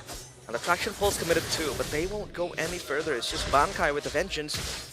Ins and outs. I would say Team Zone right now, they're not getting punished at all because despite them not letting Bankai go out of that EXP lane, they still got a turtle. And then over there, we can see the prowess of when they're moving as 4. It is quite a deadly combo. It's the kind of team fight composition of when you go in, you really don't go out. It's kind of like going to an annoying friend's house when they're partying and they never let you go home. Oh. It's only 3 a.m. It's early. Yeah. Essay, depending on where you're at. But all in all, Team Zone doing quite a good job. But I'm thinking about like timings now, right? Because great, Team Zone has a good composition. You can see the power spike hit as well, especially in the mid game, because we're looking at Bankai, we're looking at Bright as well as K on top of that. But if it gets to the late game, if Boostgate Esports can relay that onto the late game, does Boostgate have a better comp in the late game? Yeah. They do. I mean, that's it. So timings. So is that what they're playing for now? They just need to buy time? If Team Zone does minimize nothing for damage? 80 minutes, they will lose, yeah. that's a long time, LaFell. Well, we'd be here all night, but Boostgate Esports, they want to stay around the turtle. It's going to be Team Zone testing this. It's going to be the Crimson Beacon on towards Attraction Pulse 2. They want to run around, but Zexora gets the turtle, and now it is their time to re-engage on towards the players of Boostgate Esports. XC left alone, final slash purified, but Bankai has blood in his eyes. Zexora wants to dive in. The Thorn Rose won't connect as much, but XC still tanking so much damage that the Phantom Execution will put him down. This is the kind of aggression that Team Zone really needs to maintain. Because I feel like if they can keep this up for another 6 minutes, maintaining between 3,000 to 7,000 gold lead, then they're at a very good advantage where they can get at least one inhibitor. In case something goes wrong, you can go for a backdoor. Vengeance will not save K. That is the ultimate from the X-Borg. However, Wactor is able to get right. Still, won't be good enough. Zexora looking for an assassination, RX. Oh no! Zexora has to puncture away and RX saves himself. He is still A-okay, but Identity will lose himself in the very hands of Bright. Okay, this got messy real quick. Very messy. Right? We're seeing skirmish in the top side, we're seeing skirmishes in the river. But all in all, Boostgate Esports, especially for RX, did a great job enough to not just save himself, but also the turret from falling. So keeping their anchors in this early game, making sure they don't lose too much, making sure that Team Zone doesn't snowball out of control. Now, the question is, what is the next step after that? Do they maintain this level? Oh, wait a second. Let's gonna jump in with a kick two towards Kenny, but he will be okay. Now, Bankai Vengeance to the back. Identity still relatively untouched. Wactor is low, though. This fight is split into 2. Here comes Exora. Here comes the monster. The cold-blooded killer won't be able to feast on anyone just yet, but XE gets lifted up. I don't think they have enough damage, but K is hitting like a truck, so XE has to reposition himself far away. Right now, Boostgate, they're doing what they really need to do. So step number 1, stop the bleeding, right? You stop the bleeding, wait for Identity, Kazue, as well as RX. RX, after he gets 2 items, he can really start to influence the game a little bit. But before that, it really is all about staying safe. I would say especially Identity. As long as Identity survives, it's okay. They're gonna go in. That's gonna be Bright in the back. Final slash kind of misses, but the traction pulse and the mountain shocker combo gets Bright. Here comes Exora with the Phantom Execution, the puncture away. And that's gonna be a loss, slightly, to Team Zone. That is reflexes, right? Identity got caught in the final slash, no? Yeah, but also this shows that Boostgate is reading Team Zone because they understand that Identity is the clear target, not really Kazue. And that's why we see Walker just hovering around Identity, knowing that someone will commit and then he can use the way to drag it to punish. Yeah, Purify, Crimson Beacon, safe passage for Kenny as he gets taken down slightly. Low HP, but he's gonna recall back to the base. So now it's gonna be resets for Team Zone. Looking to clear out the lanes up top and down bottom. Because Kazuha is also doing a very good job at catching up, right? Despite the 4,000 gold difference, Kazuha is only one level below of Zesara. So if it gets to that point, there it is. Oh, nice. Wow. Beautiful. He knew he was spotted. Final slash, dashes towards the final minion, and then flickers away. Beautiful. Yep, but RX though in the mid lane, he might meet his demise. However, he has the Viraga armor. What? Bankai, after a beautiful play, gets himself killed in that process, and now it's gonna be evacuation for the players of Boostgate Esports. Identity gets spotted out. He recalls just in time. Bright loses vision of him. So close. If only he didn't hesitate. If only he just went in. I think it was face checking the push. You know, Identity was holding his breath there. Yeah, he was. I mean, we were too, a little. I was clenching a bit. Yeah. I was holding my breath as well. So about 4,000 gold here. XE jumps forward. And again, it's all about just stopping the bleeding, wait for... Because I think the Kimi only has one item, only having the glowing wand. So definitely not enough damage at this point. Yep. Well, let's just see. This has been a brawly game from the mid game. So far, the Lord will be prio for Team Zone as they have a wave pushing down bottom. However, up top, Boostgate kind of have that opportunity. Action Pulse misses. Won't land on anyone. It's going to be Zexora in the pit. As XC hides for him. Torrent Rose finishes itself, and that's going to be Zexora securing the Lord. Scot-free for Team Zone, and now they want to get this mid-side turret. It's a Sky Piercer purchase for Kenny. What item is that? Sky Piercer? Yeah, Second item. Yeah. Glowing one, Elegant Gem, glowing one, and then the Sky Piercer. All right, they're thinking that, okay, maybe we might not be able to close this out in the late game, right? So they need a plan B. They don't have necessarily a scaling hero towards the late game, so they're banking that if it gets to that point, Kenny will have enough Sky Piercer stacks to be able to be that finisher for Team Zone. Actually, Team Zone, they just figure out that we got to go all in, because even if you look at K went from a War Axe to a Hunter Strike, not going for a Brute Force. So it looks like from all sides, maybe even Bright eventually just go full damage. Kenny locked down, has the Crimson Beacon, pops the Purify too. But look at Zexora doing heavy work down bottom, just gonna cut the wave and ensure that that minion push will be good enough for them. Ooh, Rose into the yo-yo by K, kicked into the back from Wactor. Mountain Shocker locks K in place, but he has the Vengeance. Bankai forces the Flicker away, has the Dauntless Strike to zone out the players of Boostgate Esports. They will reset. And that is a slight win for Team Zone because they're able to usher in their waves. This is what in Indonesia we would call alot. Alot. You know? Like the hero? Okay, say that again. How do you explain it? Alot. Alot is very... it's tough. It's tough, hard.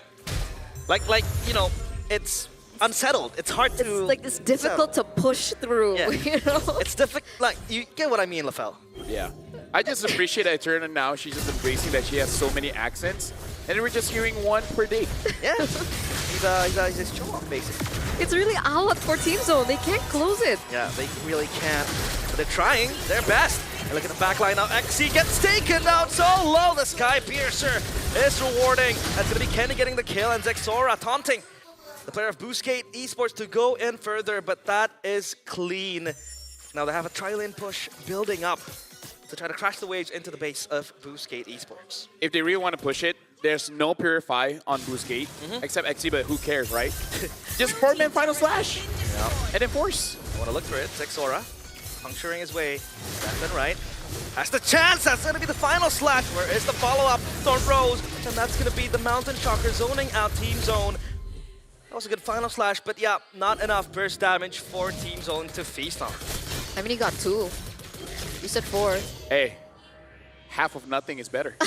Wait, Yeah, it's no. half of 4, 2, so, you know, Half is better than mathematically- nothing. Yeah, there you go. Well, Lord Timer, 10 seconds. Seems like they want to contest this. Bright is sent on far lane duty. As a slow wave, or slow push rather, builds up for Team Zone. So now let's see, Boostgate Esports, I think they need to contest this, Lord? They don't even have to win, but if they do, ooh, that's going to be sad for Team Zone. If a steal happens, ooh. I don't think it'll happen because Kazue is so far away, but maybe someone else can take it. Someone else might want it, but Zexora clean as Daylight, and now RX gets final slash onto the back. Last Sanity will give him that anti-CC. RX will move away, still has the immortality too. So it's all fine and dandy for Boostgate Esports, but they lose that Lord. Yeah, at that point, I think it was a little too risky. If we're talking about firepower, essentially the Kimmy has only 2 items, glowing one, as well as the Blood Wings, I believe, just defense. There's no damage in it, only from the glowing one. Yeah, not enough. Yeah, I think they need a bit more time here. Yeah. Despite her having space guns, if it doesn't hurt, it doesn't hurt. Space guns. Like balloons come out. Yeah. Bubbles even. Oh. But bubbles can like get into your eye and like irritate. Close your eyes. I mean, you shower every day. It gets into your eyes anyway. I guess I've been showering wrongly. Or you've been showering wrongly. Maybe, but the traction pulls right inside, and now they have the Lord together into the mid lane. I don't think they will commit this. This is quite questionable from Team Zone because they don't have a wave. Yeah. Up top and down bottom, it's all... They don't set it up, they try to force it. Yeah, they were forcing it. Easy clear for Boostgate. This is their fault. Did you see the final slash? By Bankai? Oh! You called it. Am I like... Bankai! Come on, man. That was pretty crazy. Hey, turn out we're both leaving in tomorrow. Yeah. I need that moment for myself. Hey. I need a premonition. Dude, just say something that's so crazy it won't happen, and it will. Trust. Team Zone is gonna lose. No, that's too like abstract. Ah, okay. Say something like Zexora's gonna overcommit by dashing through all the minions and then get caught and die. Something like that, you know? Like Sora's gonna kill all 5 and get a Savage. Maybe. Guess we'll see. Well, item build. Oh, concealed play. Wagter looks for a kick. Beautiful! As K gets locked down, but there goes the traction pulls as well. Zexora bobbing and weaving inside. Kenny with the Crimson Beacon will save his team with the shielding. And Zexora battling it out with Kazue. 1v1 up top. But the immortality from RX will pop as he will get taken down. Not quite yet. K! It's gonna be Kenny taking down RX. It's Exi, Kazue, and Identity as the 3 last players to defend this base. A singular minion, or rather a wave behind it too, will force a way into the crystal, but they can end it right here, right now. Bankai misses the final slash. Zexora gets taken down as the immortality. Crystal is exposed, but they're still fighting for their lives. It's gonna be Team Zone cleaning house, but the minions are spawning. They have backup now. It's Wagter coming in. Kazue is here as well, joining the party. As Kenny gets the kill, there's gonna be Zexora with the Phantom Execution.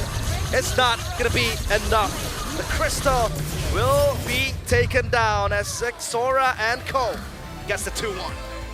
Not a Savage, but we can definitely see the vision there. Zexora at the end there really dealt a lot of damage and chased after the right target. So I like the attempt, going for a kick, getting the CC, but the follow-up from Team Zone was just too much. There were two, and I think Boostgate was quite, they had a gap between them.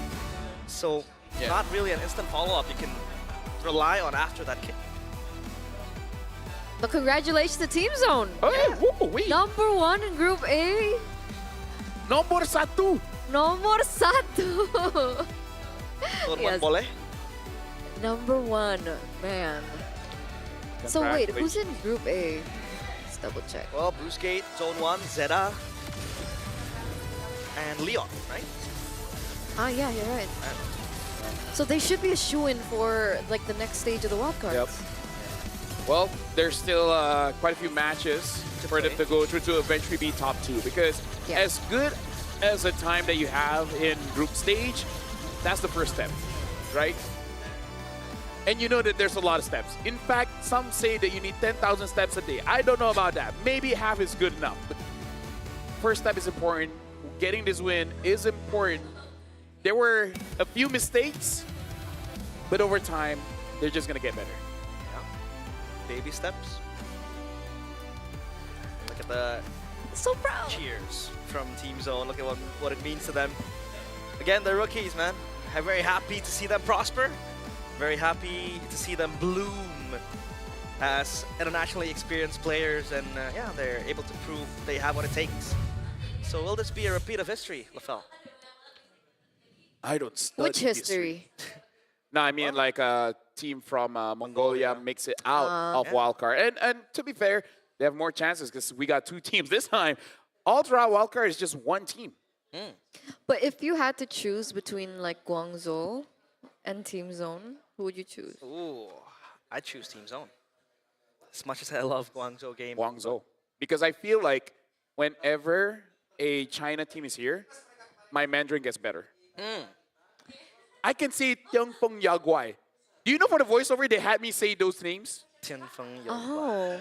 Like with the correct pronunciation too. Because out of all you guys, I say the best Mandarin. That's true No, though. I have a better one. What the hell, Peng Yo? Yeah, Toy. Toy? Toy. Toy. It's supposed to be Toy, no? No. It's Toy. 我不知道. Toy. 我不知道. What the hell, Peng Yo? Tai Qian.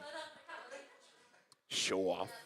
Well, we got to talk about this game because I would say Zone 1 going for this very heavy skirmish kind of lineup. Yeah. It works well because they know that Boostgate, they want to fight as well. So fight, fire, fire, and then whoever has fiery fire wins. Speaking of the MVP, we're going to be checking out the MVP by Real Me here, which is going to be one of the players. Yeah. I think I'm it's saying Sora. Kenny. It has to. Oh. Yeah, I think it's Kenny too. Was Kenny? Shing, shing, shing, shing. That was useful.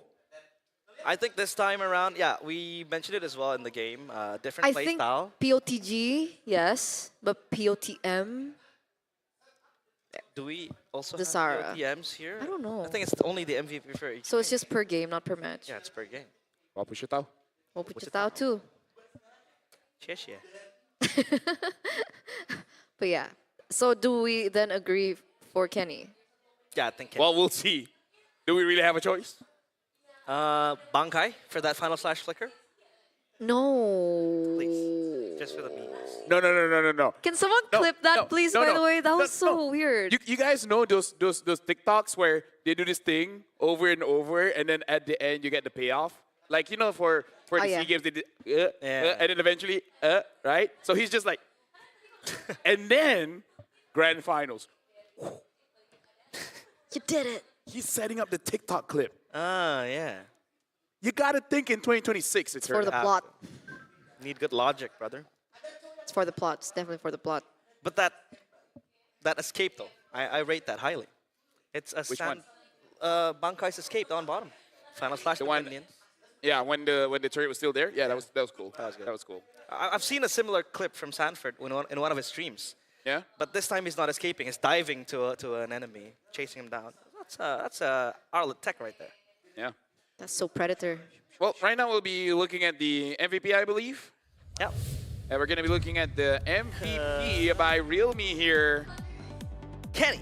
And it's Kenny. Shing, shing, shing, shing, shing. So which Xing Xing? Well, actually, yeah, it does sound like two. a landslide. But Yeah. I really feel like despite people looking at the patch note and thinking it's over for Jushin, Jushin persists, saying like, hey, if I don't do utility, I just do damage. This is what it means to be a true gamer. You don't care what happens. Nope. You adapt. You evolve. You overcome. You just play the game and you win. Now that's a gamer. Gamer. That was so inspirational. Are you a gamer, Eterna? I guess I will be after this. Well, highlights though. Yeah, so far, I think a few win cons that Lafel mentioned, like, you know, I was hitting to the XP lane, helping out Bankai to get out, did not really show for Team Zone, and that was some sort of a concern that we had, but I think they were winning most of the objective fights, right? They were making plays in the other side of the map, getting pickoffs, and getting that turtle. I think Zixora stealing that objective in the very first place kind of shifted the tempo for Team Zone, and they were the ones dictating it as far as the game goes. I really believe that was huge momentum, right? Because That was. you could see that it wasn't set up in that way. It looked like rather BGT had a better foothold on that first neutral objective, but at the end of the day, it was actually Exora and was able to get that perfect throw, right? I think it was perfect throw. Yeah, it was. Yeah. All three.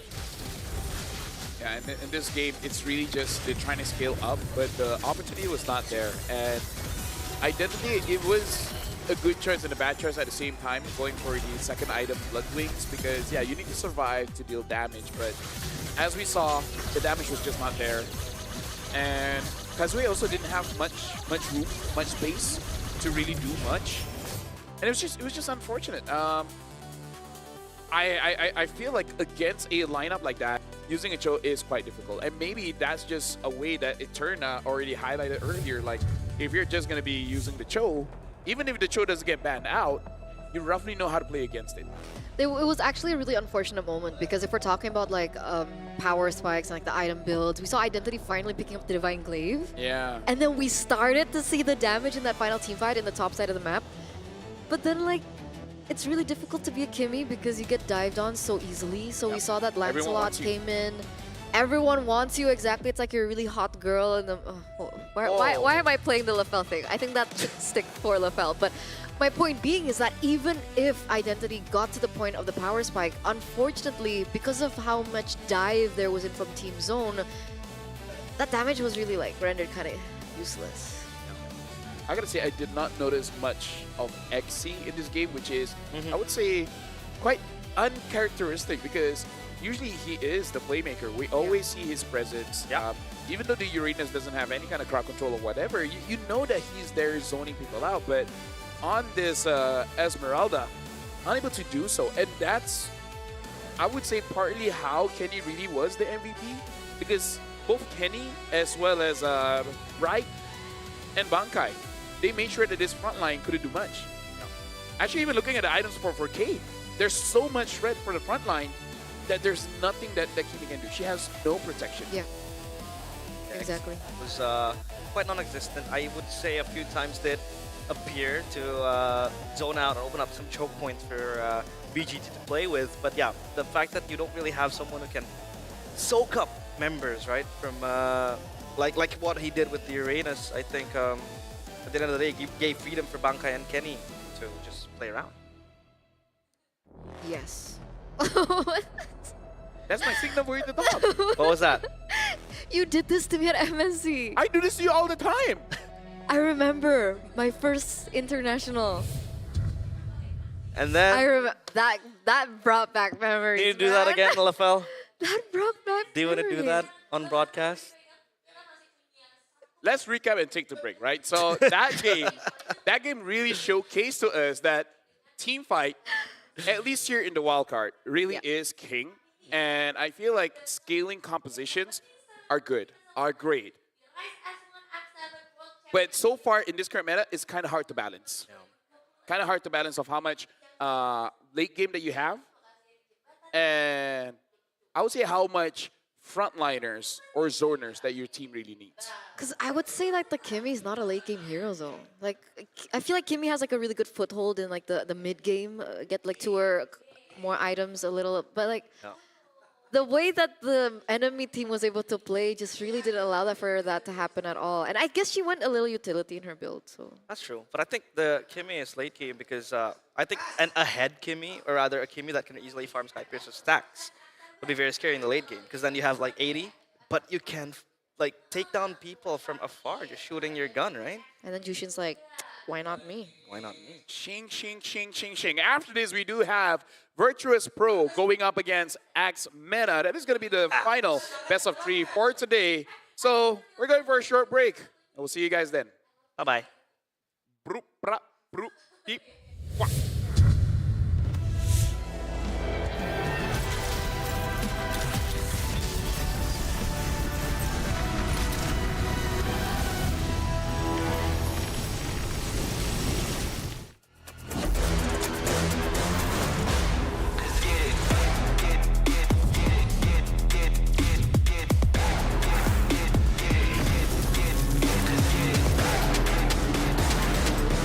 has slain.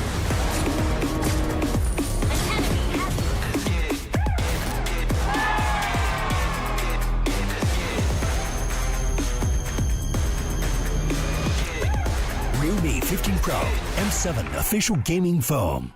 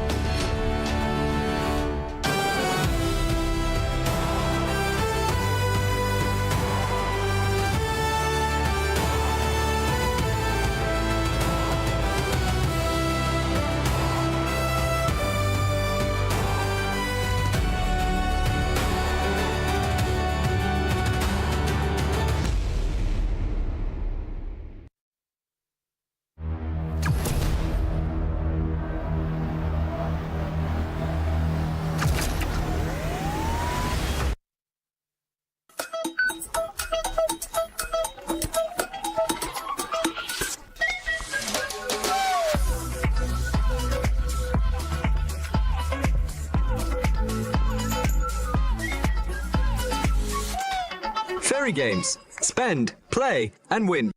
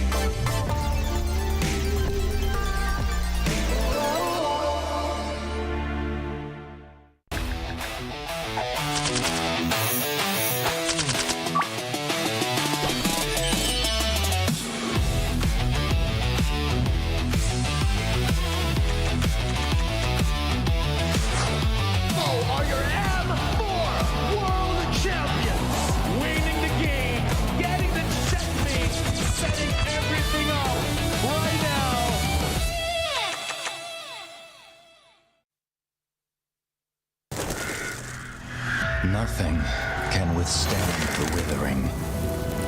Against the endless erosion, my strength grew weaker by the day.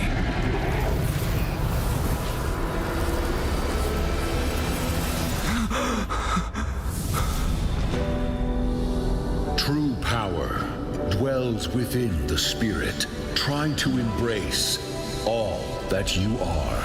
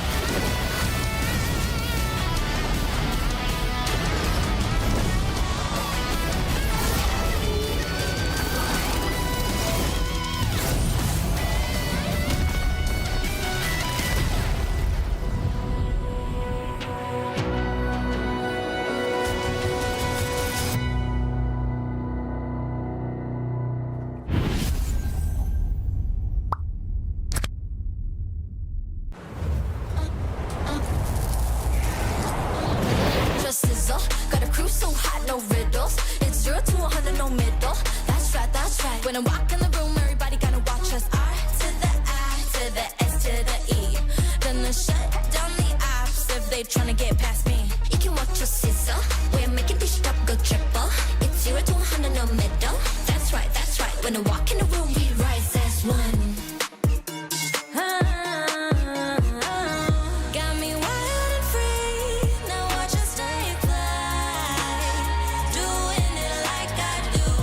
If you're rolling with me, the best team that unites. When I walk in the room, everybody gotta watch me sizzle. Got a cruise so hot, no riddles. It's 0 to 100, no middle. That's right, that's right. When I walk in the room, everybody gotta watch us. R to the I to the S to the E. Gonna shut down the apps if they tryna get past me. You can watch us sizzle. We're making this up go triple. It's 0 to 100, no middle. That's right, that's right. When I walk in the room, we rise as one.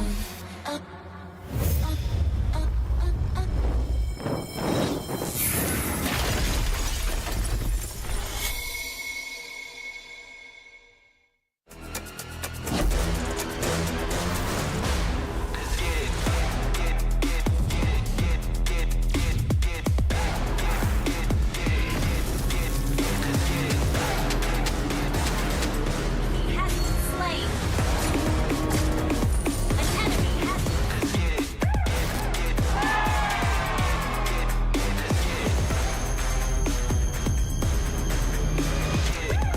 Realme 15 Pro M7 official gaming foam.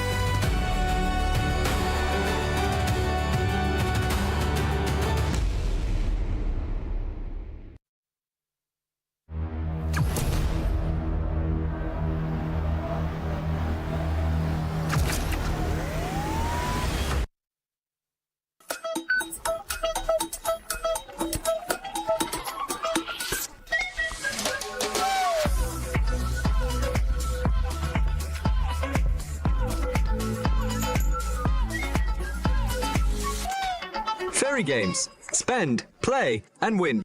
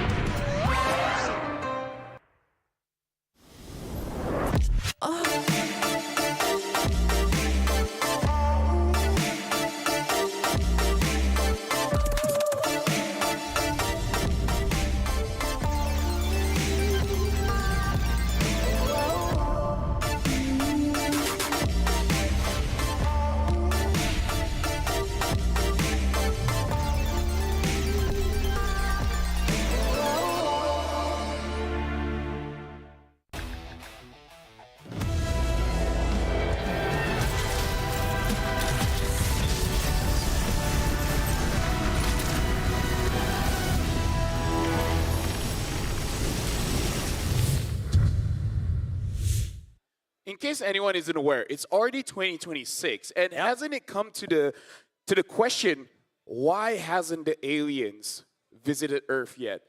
And the answer is very simple, because if you look at reviews, the reviews for Earth is not good. Yeah. We only have 1 star.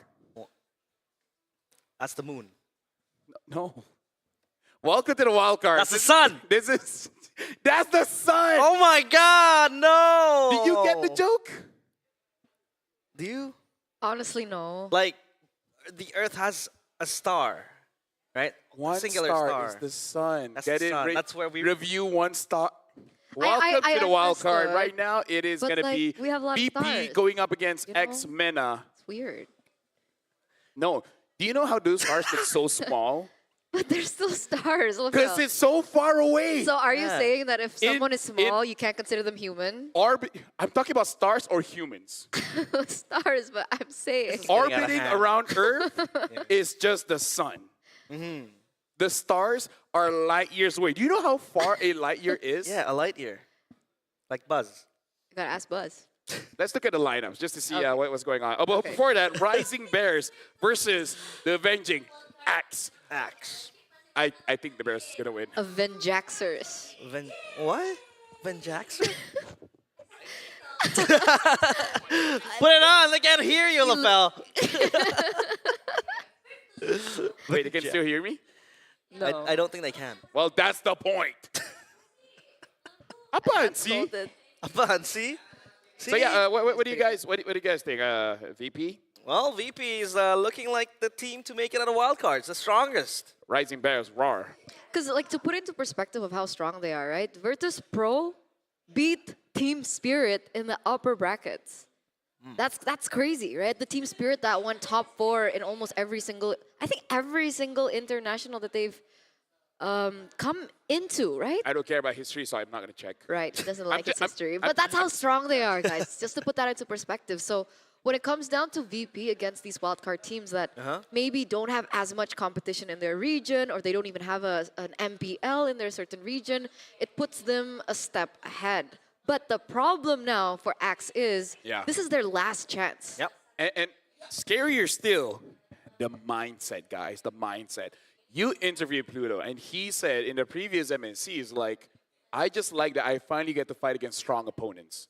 You're fighting against a guy that's thinking that I want someone to make it hard. Not like a pause, but you know what I mean. You want a tough competition. Yeah, to make it difficult. Sounds weird. That's why I said Difficult. pause. If you say pause, it's okay. Ah, yes, sir. So will Axe be able to actually take down VP? Probably not. The favorites here. Because if they go 0-2, and considering that GZG won earlier, that means that if that happens, unfortunately, this will be the end of the Avenjax.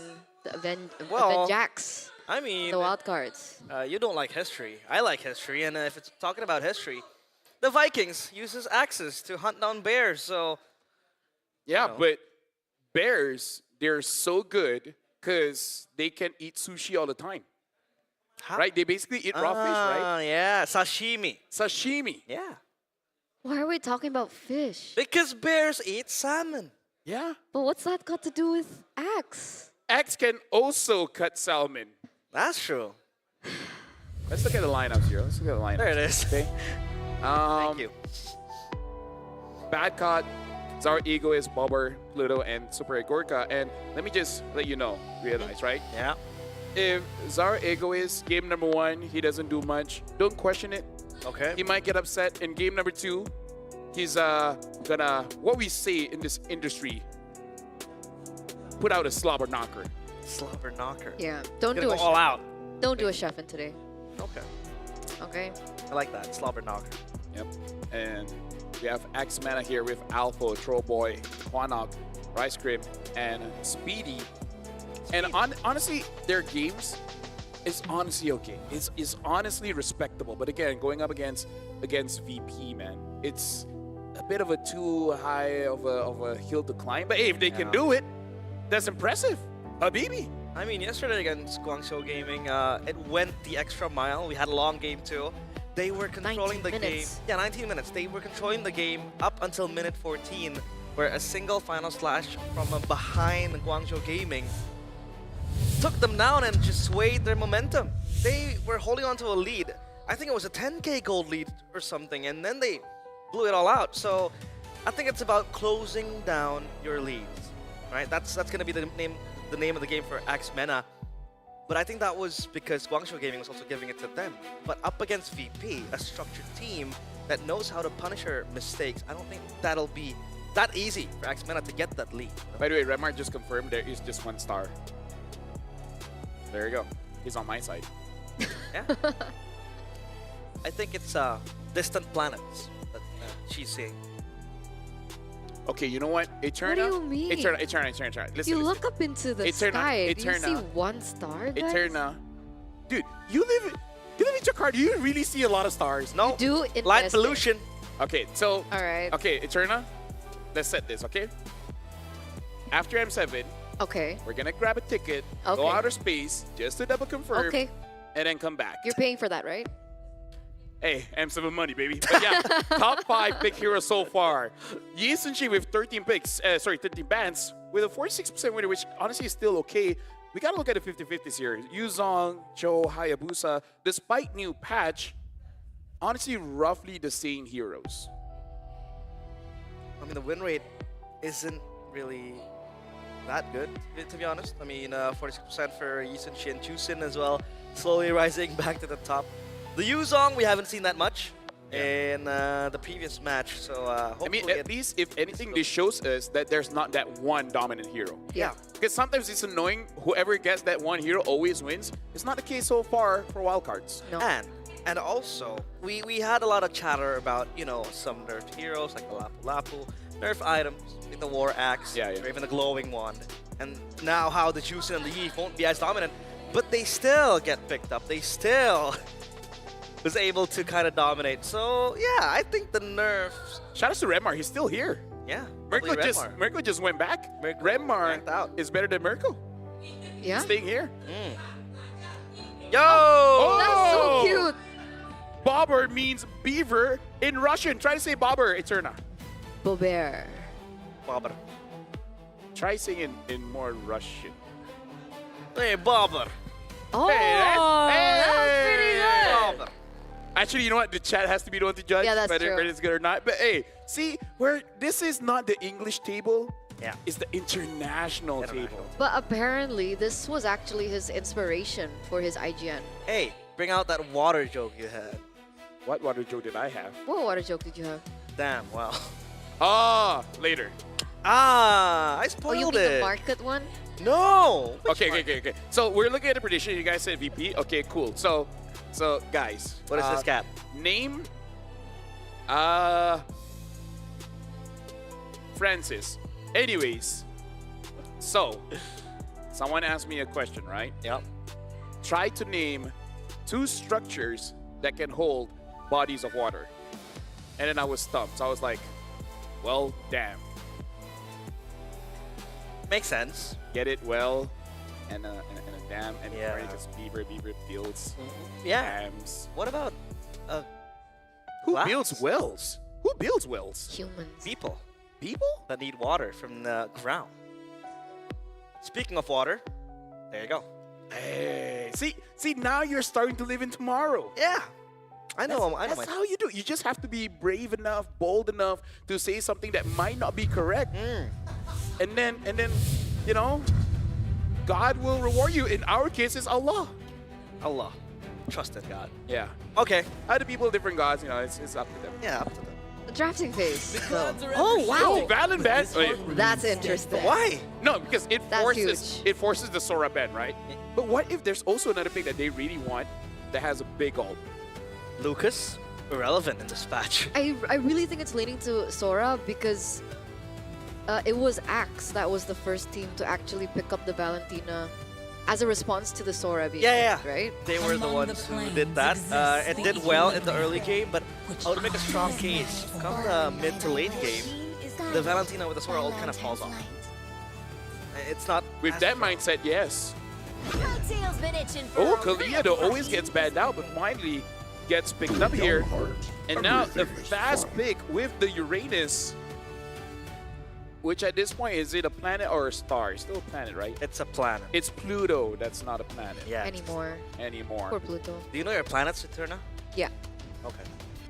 Just making See, sure. guys, this is why you guys need to watch World Championships. You get to play the game. Trivias. Learn astronomy, some history. Yeah. Mathematics, too. Mathematics. Yeah. And language. Language and accents. And accents. Oh, Kimmy. Really quick, guys. Good pick. With even the Valentina and the Jushin being banned out, Kimmy remains to be a good pick. YSS, Lunox gets picked up. We see the Lancelot immediately from Axe. It really does look like these players have somewhere to be, you know?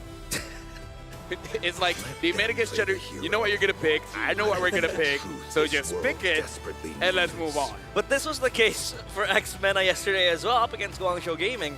The picks were super fast. Under 15 seconds, they picked up what they wanted to play, and yeah, kind of called it a day. So I'm surprised that the Yuzong didn't get picked in the first that's place, true. right? It I guess went through. for VP, they saw the Uranus on the other side and maybe thinking that they need some reliable sources of damage to be able to shred through how beefy the boy Uranus is, right? So the Lunox gets secured. They needed a proper jungler as well. They don't want to take the risk with maybe a Guinevere in the jungle. Oh, I like the way you say that. But yeah. they have the Lunox. So also maybe the reason why they don't have to think about their EXP right now because they already have the answer towards the Uranus, especially this Kalia.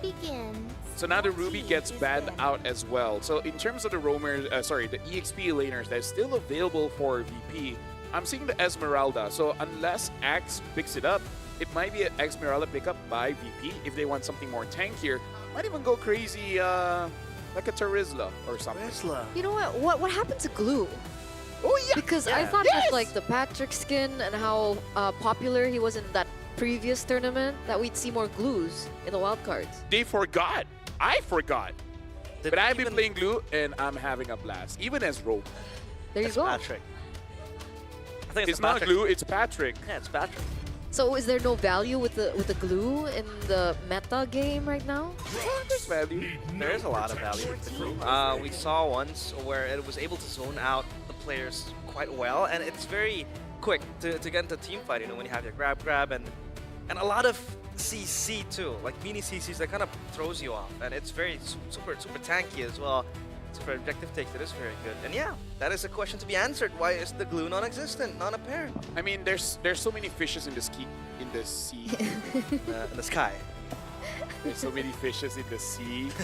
But you can only eat one at a time. So if there's a Yuzong open, we can pick up a Glue. Probably not. It's our showtime. Claude. I wonder why the Claude pick here. Yeah. Is it because they can bring Purify? Is that the only reason? Yeah. But I mean, Carrie can pick up Purify. I don't. Could be comfort. Could be comfort. Carry kind of needs that flicker. Yeah, that forces a carry pick as well for VP. The last pick they need to run out their XP. VP has a lot of combo, right? Yeah. They can combo with the Lunox, Lunox Kalea, Kalea Carry. If you want damage, they can have CC. Oh, Alice! Forgot about the Alice. It's been a while. Tig. This is, by the way, a comfort pick for Ice Cream. Ah, I see, I see. Multiple times in MPL Mena and yesterday as well. That Tigreal is, it's scary. Yeah, in theory, you can counter the Kalia. Like, Kalia tries to jump in, either you push her towards like a turret, or if she catches someone, use the implosion to make sure that the follow-up is not there. So, you know, I can see it work against this Kalia. Ideas. What happens if the opposite? Hey, then you lost. What's yeah. That's it. So maybe it's like a timing thing between these two teams? Oh, you mean like Kalia catches the Tigreal into her team and then that's bad. That's beautiful. That's bad. Yeah. Actually, yeah. So that's why you don't want to go for the Tigreal. All right. So, ladies and gentlemen, we'll see between Kalia and Tigreal who will make the mistake.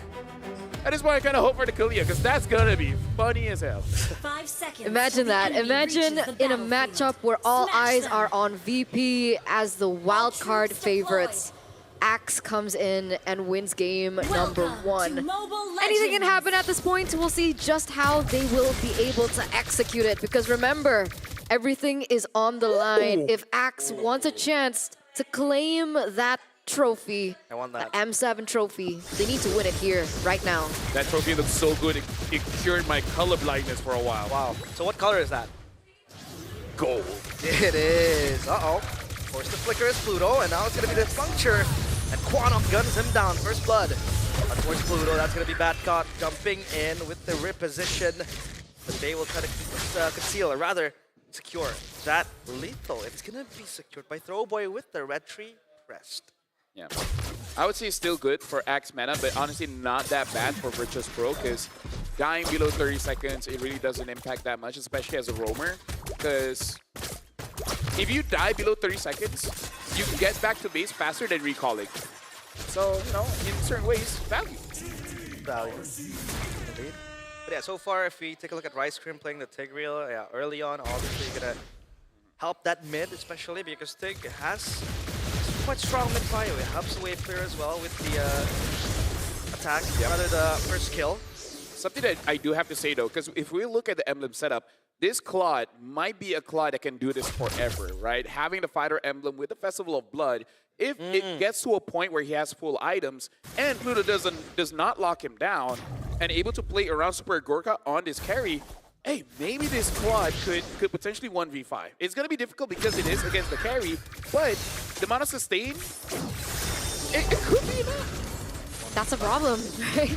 That's a problem because they're banking on that damage from the carry as well, and for the carry to win the lane right now. But very quick to the next neutral objective. Yep, there's going to be the sort of ruin onto the backline. Good lockdown on towards Throwboy, making sure he goes down and under. And now it's going to be Alpha in the middle of the fight, having to toss back. It's going to be the Tsunami Slam connecting on towards Alpha. Zorigoist gets the kill too, and Bobber will get another kill. It's going to be Quadoc.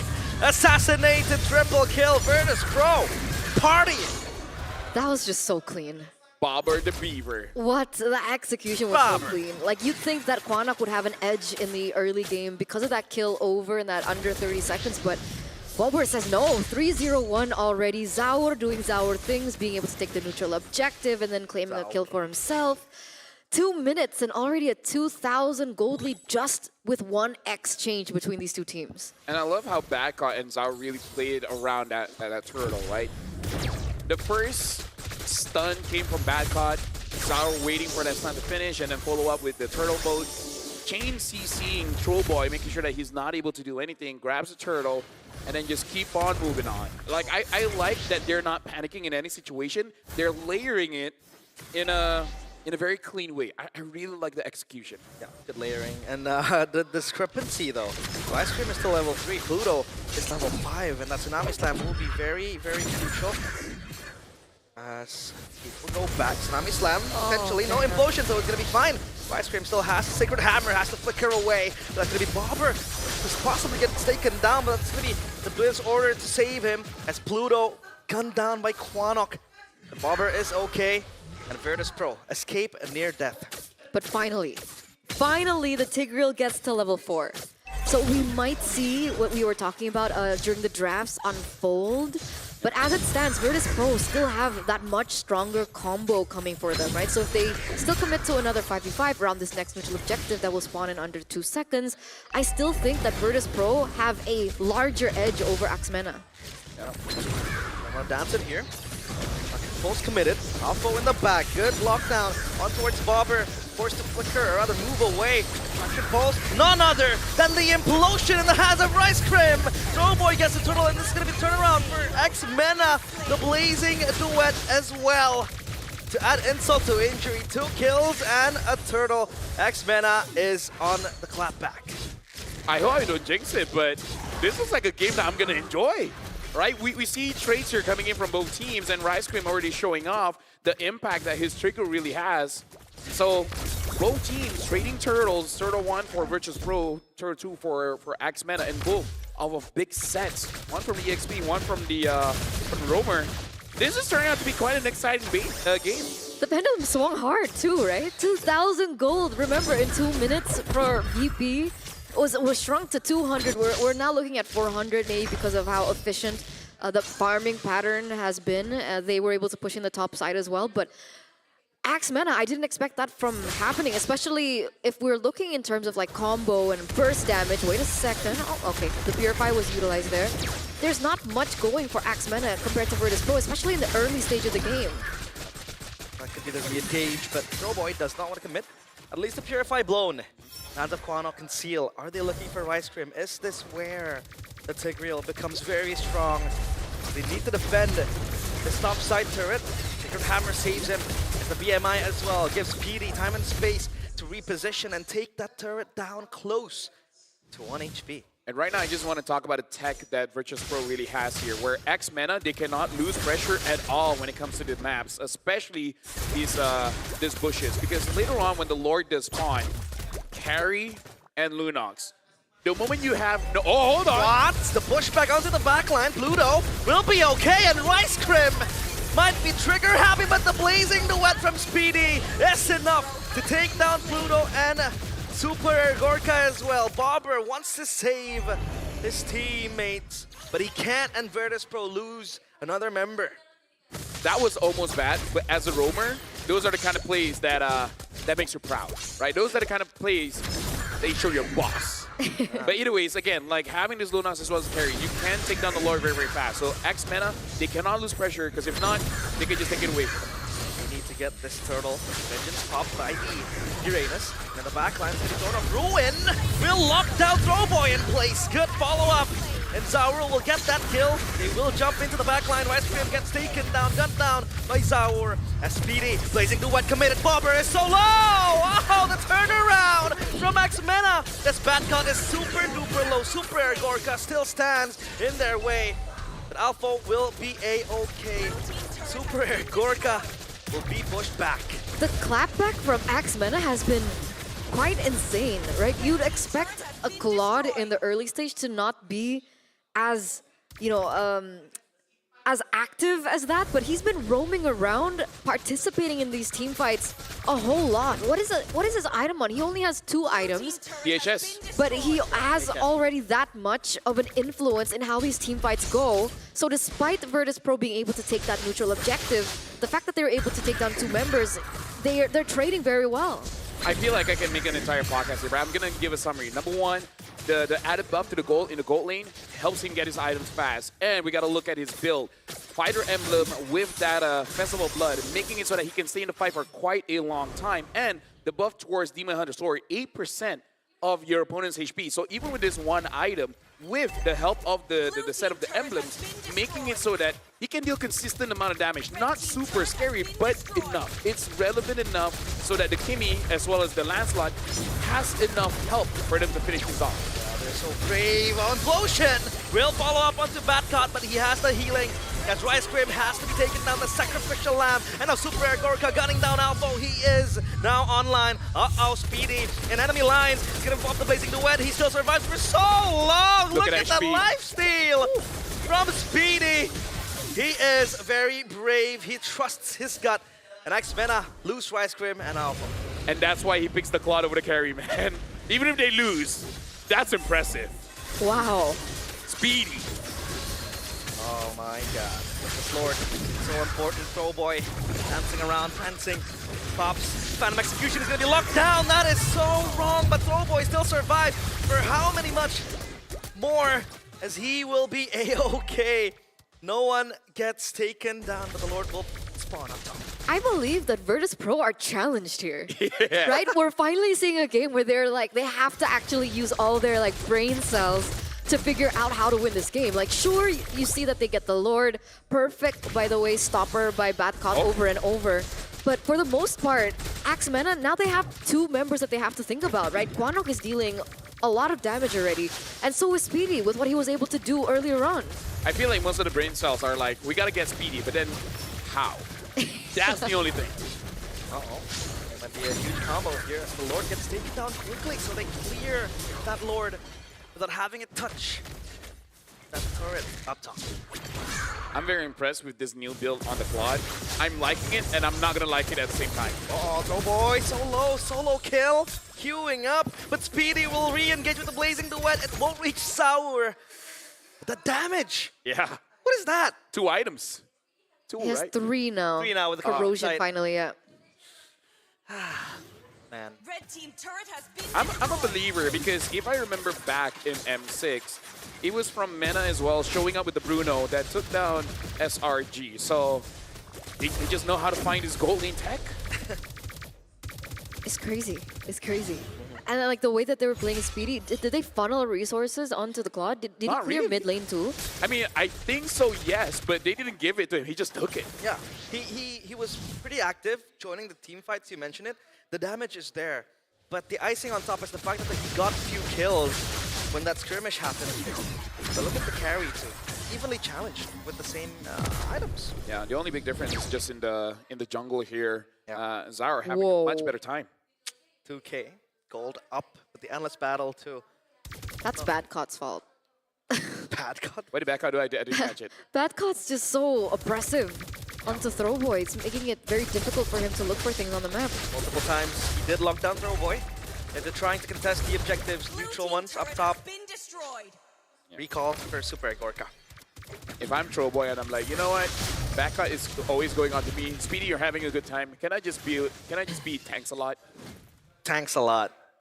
What's he building now?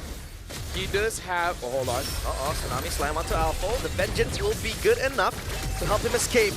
Look at the back line! Oh, Badcot with the Throne of Ruin, but Speedy gets deleted instantly. And now they want to re-engage, but no way. X-Mena is able to do just that. Throwboy, this is the puncture. He has no resets. And X-Mena, this is the first loss in a few team fights they've had. Well, he answered the question, right? How do they take Speedy down? It turns out it was as simple as Badcot looking for a proper setup and everyone else being able to dish out the damage afterwards, right? Super Gorka got him, and now Speedy won't be here for this neutral objective thing. Whoa, Bobber almost gets taken down, and now it's VP moving forward. Good Tsunami slam onto Alpha. That's gonna be the frontliner gone. Throwboy repositions with the puncture, and now their focus is shifted onto the Lord. Zaur will get that for free, but Badcot is taken down. Throwboy goes in, goes out safely. Rice Cream is jumping in! A 3-man implosion for Rice Cream, but Bobber will be able to bob and weave out. Zaur gets Quanok. X-Mena, an axe to their head, it seems like, after what was a heroic play from Rice Cream. If Speedy was there, they might have gotten 2 more kills. Hey, I didn't thought I would get hyped for this game. This is amazing. X-Mena really showing up, going up against Virtus Pro. But we can also see the weaknesses if Speedy does get caught. Because you can imagine in that Lord fight, if Speedy was there, even if Virtus Pro does get the Lord, they might have gotten way more than that. Yep. Zaur also wouldn't have stood a chance there, and we can see how comfortable Rice Cream is on the Tigreal. And you were the one to mention it, right? In the drafts, it popped up. It's not something that we see too often, a Tigreal as a roamer, but the moment that he was able to get that 3-man implosion, now, that was huge. Luckily, Bober still had ult, still able to get out of that, but if they were able to follow up properly, no resources, that would have been disaster for VP. Yeah, he was also the one to make the plays in the previous game and the match they had up against Guangzhou Gaming.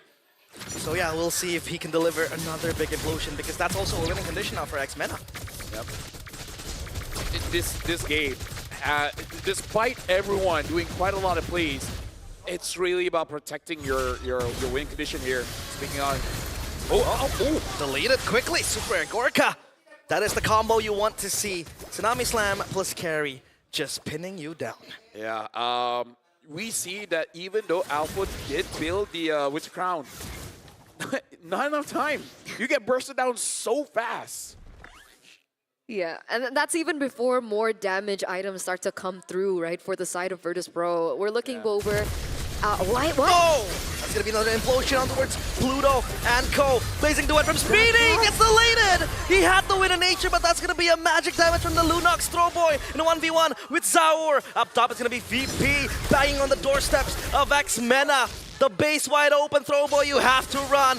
Lord Rose won't save you. It's just Alpha and Rice Cream.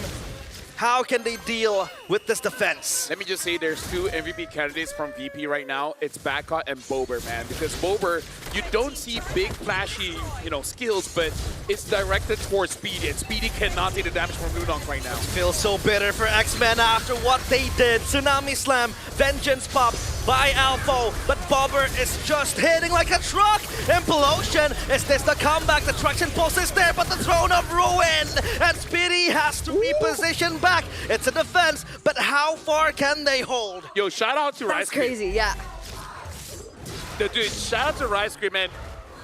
We kind of memed on it, but that was the one instance where the buff of the damage of the implosion actually helped out, dealt enough damage to kind of ward out Virtuous Pro and actually killing some minions, giving time.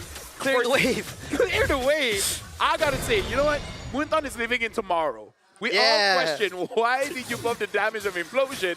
And then they're like, and that's why. It's for Rice Cream. We've missed the days. It's for Rice Cream. We've missed the days of game-changing roamers like Tigreal. A one-moment type of hero. Also, imagine if Speedy got back into the game just like a few more seconds earlier, right? That would have been a complete turnaround for Axmena.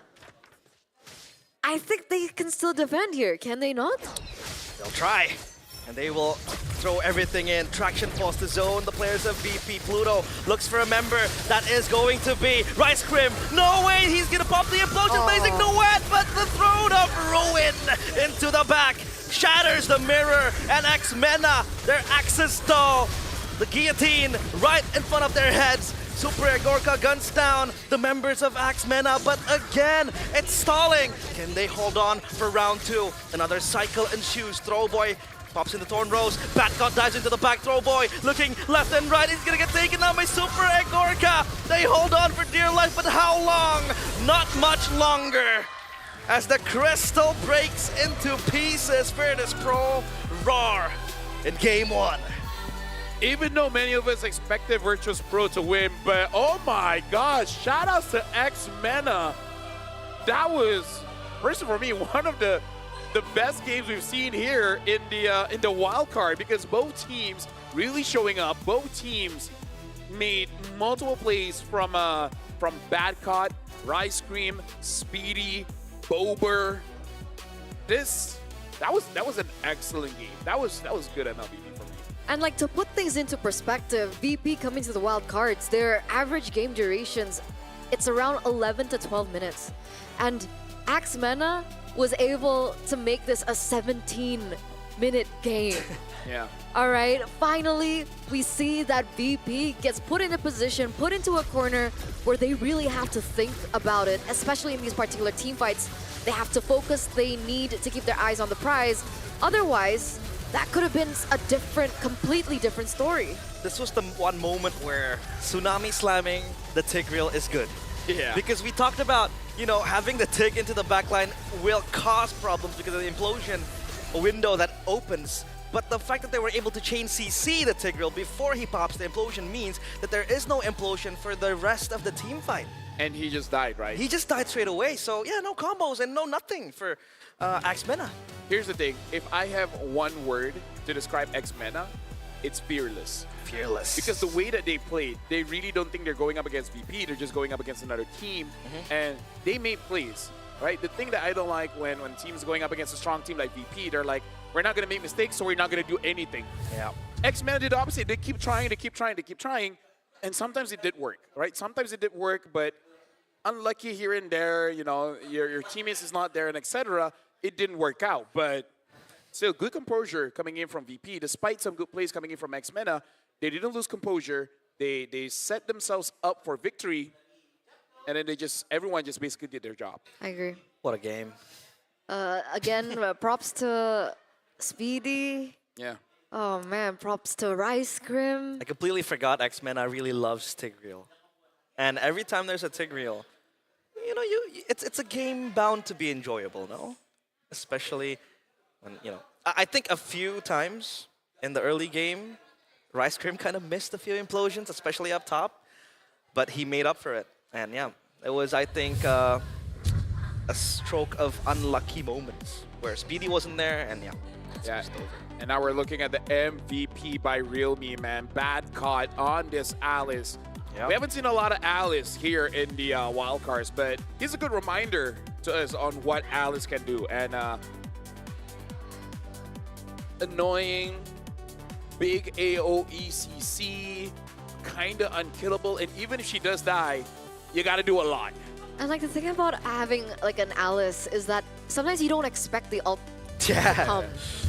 Because of like the orb is so small and then you don't really like think about it and then suddenly you're just like, wait, why am I, I'm dead, I'm dead. And unfortunately Throwboy had to feel the bad end of that stick there, unable to get any neutral objectives even though they were able to set up a lot quicker. We saw it even from first turtle up until the very end. Just poor Throwboy, man.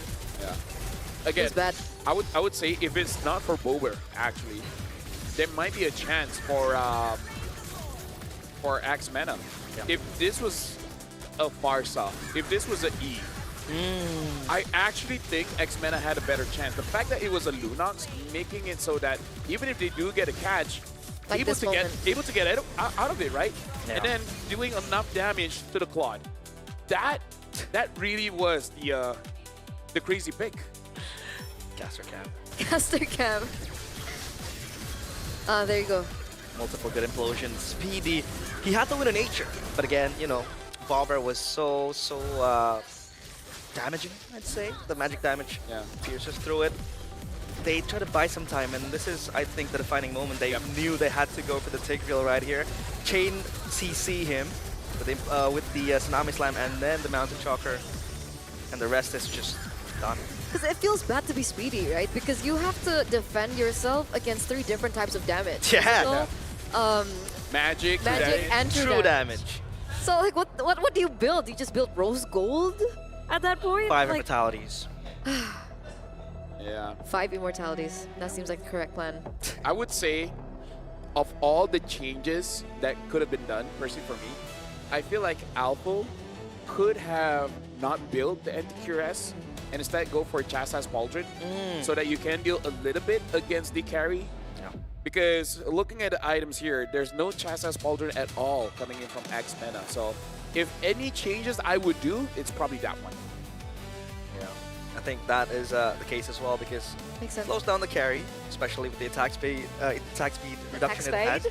Attack speed, mate. Attack speed, mate. Attack speed, mate. Nice. Yeah, I'm just trying to crack my Australian accent. Nice. Nice. Sounds a bit Scottish. Or Irish. Can't tell it anymore. Irish or Scottish. But yeah. Attack speed, mate. It's very hard for the carry to hit forward. I'm optimistic. It'll be a 3-game match. No, you're patriarchal. Something that we do have to highlight for Bobber here, actually getting that pull yourself together makes it so that it's almost impossible to catch him. Bobber the Beaver is starting to become a real threat here in the wildcards. Like VP is strong, yes, and Backup was the MVP, but Bobber is really the one that teams gotta start paying attention to. Yeah, I agree. It's not even Bobber the Beaver anymore. It's Bobber the Eel because he's so elusive. He I feel like Bobber the Beaver sounds cooler, but yes, go ahead. Bobber the Eel. Bobber the Eel. Because he's able to move around freely, you know? Like his name, Bob. Bob and Weave. He's Bob. I'm just gonna call him Bob right now.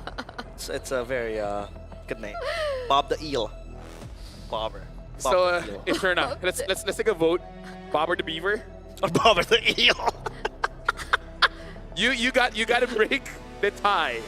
Okay. Is it Bobber the Eel or Bobber the Beaver? I think you know what? Everyone, hey, you guys decide. You know what? All right. Naisu, Renmar, Gideon, if you guys are watching, we got a WhatsApp group. Let us know. Bobber the Eel. And here's the thing. I would say that game is amazing to watch because of all the details, right? Yeah. How they set up their emblems, the Claude, the sustainable Claude. Yes. And then with the with pull yourself together from Bobber, all these small details really leads up for them to get a lot of profit. And that's what Visa can really do for you because Visa also pays attention to those details. And really helps us out a lot, especially me as a Malaysian coming into Indonesia. I'm able to spend my money happily. I'm going to snatch that from you, Eterna. Where's the card? Visa. Here you go. Oh, he has a number behind. What is this? Security code? I don't know. Read it out, maybe? Read it out. I'm not supposed to say this one, right? I don't know. Well, anyways, we just have to say all of this is brought to you by the official payment partner of the M7 World Championship, Visa. Visa. They pay attention to the details, just like how our players pay attention to all the details when it comes to items, the emblem setup, and it can really help you guys out. Again, official payment partner. And we gotta talk about Acecraft. Hold on. Gotta make sure that the lighting is all good. Check out Acecraft. I just showed Eterna how to play, and it was cool, right? Yeah. Are you gonna demonstrate it to us? I can't because it's on the other side. Is it safe for me to? Let's try it out. You can try. Yeah, you can try. Whack it. Oh! It flew. Acecraft. There you go. Random skills, bullet deflection mechanics, retro cartoon style, amazing game. Jump into Acecraft now for some nostalgic fun. Hey, I love the is it the graphic? Yeah. Yeah, you can Like say the art style. Yeah, the art style exactly. It's Pretty cool. I like just showed Eterna my Tom. Tom. It's a pretty strong Tom. She asked me to use the ult. I didn't have time to use the ult. The boss just died. It's too overpowered. Acecraft. It was 15 waves, and I try to show you as much as I can, but Could have Tom's used it on the big boss, but he's like, save it until I die, and then he never died. By the way, people are saying Bobber the Eel is crazy. What do you mean crazy? Like crazy, like bad crazy, I think. Bobber the eel. Bobber the Eel is crazy. Remar said beaver, so Bob the beaver. Bobber the beaver. Bob the beaver. Bobber the eel. I'm Bob the team beaver. Bob the Builder. What? Hey, beaver builds dam. Exactly. Makes sense. Bob the Bob the builder. Will we have IP issues? I think we I will think have. we're not supposed to say that, but like We'll check with our lawyers. we But will. We will. Lawyers. I don't have money. hey, shout out to chat. You guys can say whatever you want. Yeah. Here for us, we're gonna talk about what changes do they really have to make. I almost feel like not really, because I feel like that Lunox, there's nothing they can do because it is third pick, right? The only other change, maybe ban out that carry if you're second pick and then you can pick up that Claude. Other than that, I think for both teams, they drafted well. Yeah, they did. And I think what I like as well from X-Mena is the fact that they are not afraid to give comfort picks, right, to their players. And it worked out well. The Tigreal in the hands of ice cream. Do you see something good in chat? What are you laughing at, Eterna? Apparently we're zesty. Zesty? I mean, yes, we are. Zesty casters. Like- That's the comment. Like lemon zest? Like, we'll explain it later. But I know what Like- zesty means. I know. Guys, it's the zesty combos, man. the zesty combos. Zesty combos. Yeah. But no, I agree. So yesterday we were Muslim bros and today we're zesty. We're going all around the spectrum here, Eterna. 180 degrees. Hey, Eterna, later on we'll be sharing a desk with Mirko. Oh. That is. That's wild. That is. Now that's just a desk that's meant to be challenged. It is. Wait, what? Oh, okay. I thought you said. No, it is what you think I said. Yeah, okay. Meant to be challenged. Yep. All right. Well, Bad Cod here had an amazing game. Oh, so annoying. Why? No, like in a good way, but like for Yeah. Axe, it's like, stop. I thought you were rooting for Axe-Mena and you're like, oh, Bad Cod, you're annoying. Yeah, but it's like that's the biggest compliment you can give an EXP. You're annoying. Yes. It's like Sanford. Yeah. So annoying. So annoying. Yeah. Erg.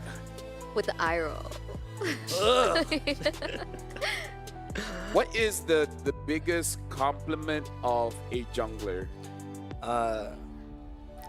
What, like So fast? No? I think in that realm, just something else. Because annoying is for EXP.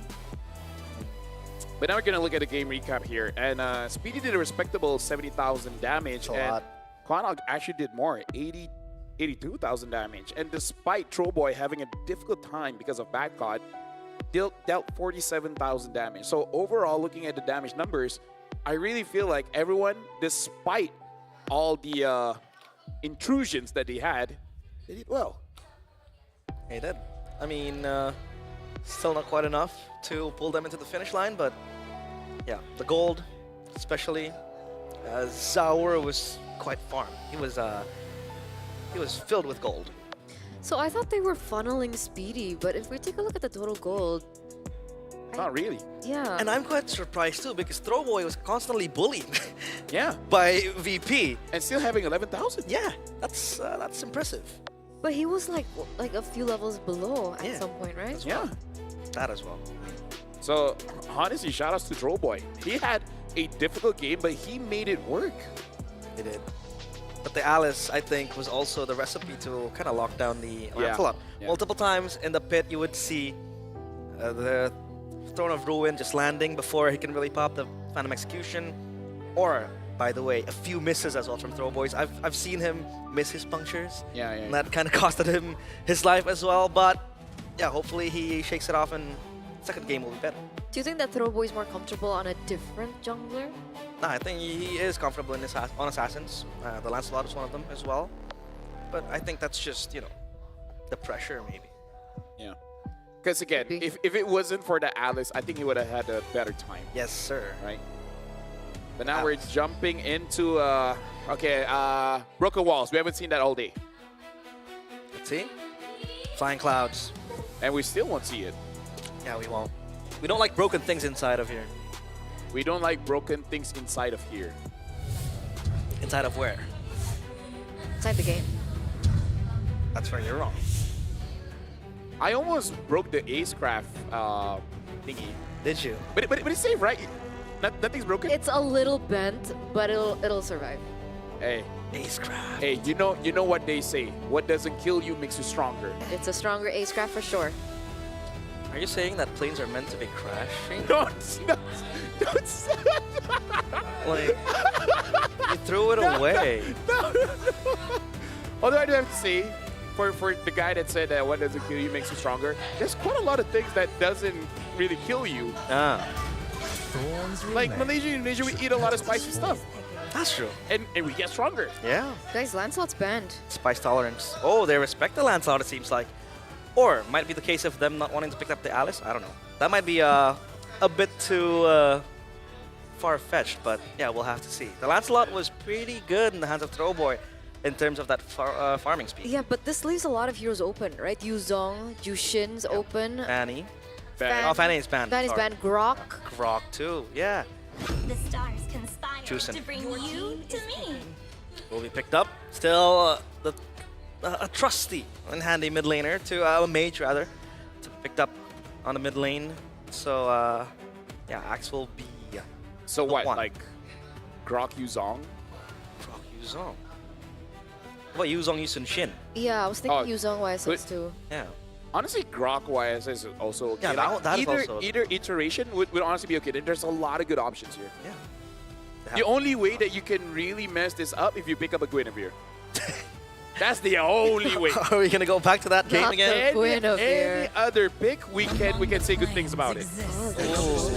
Yeah, Yuzong, they want a quick counter to the Juicin, and by them picking They up the didn't Yuzong. have to go for Eve yet though. Like they can't.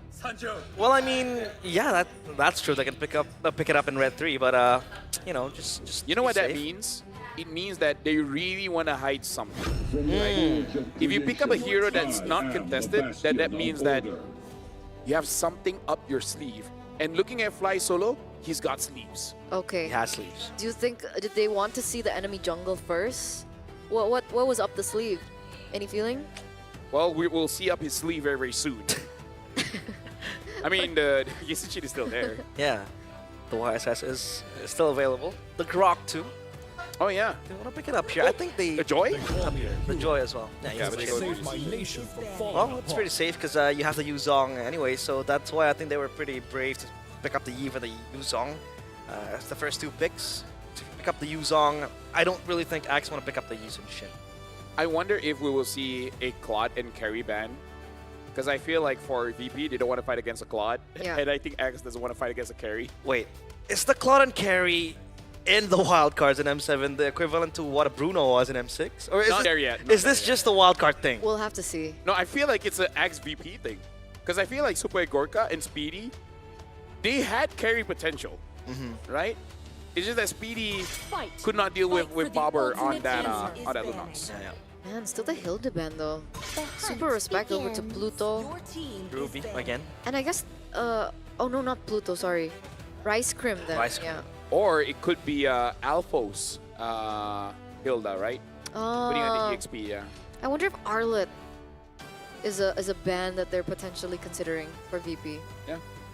Good call. Good call. Good comp, especially when you have the Kacha as well, who is prevalent on just jumping on towards the Eve. God thought Arlet, Zushin. Beautiful. The Eve will have a hard time to play. And then you add a Claude in there, oh my god. Or they just take the Claude. Yeah, that could be the case.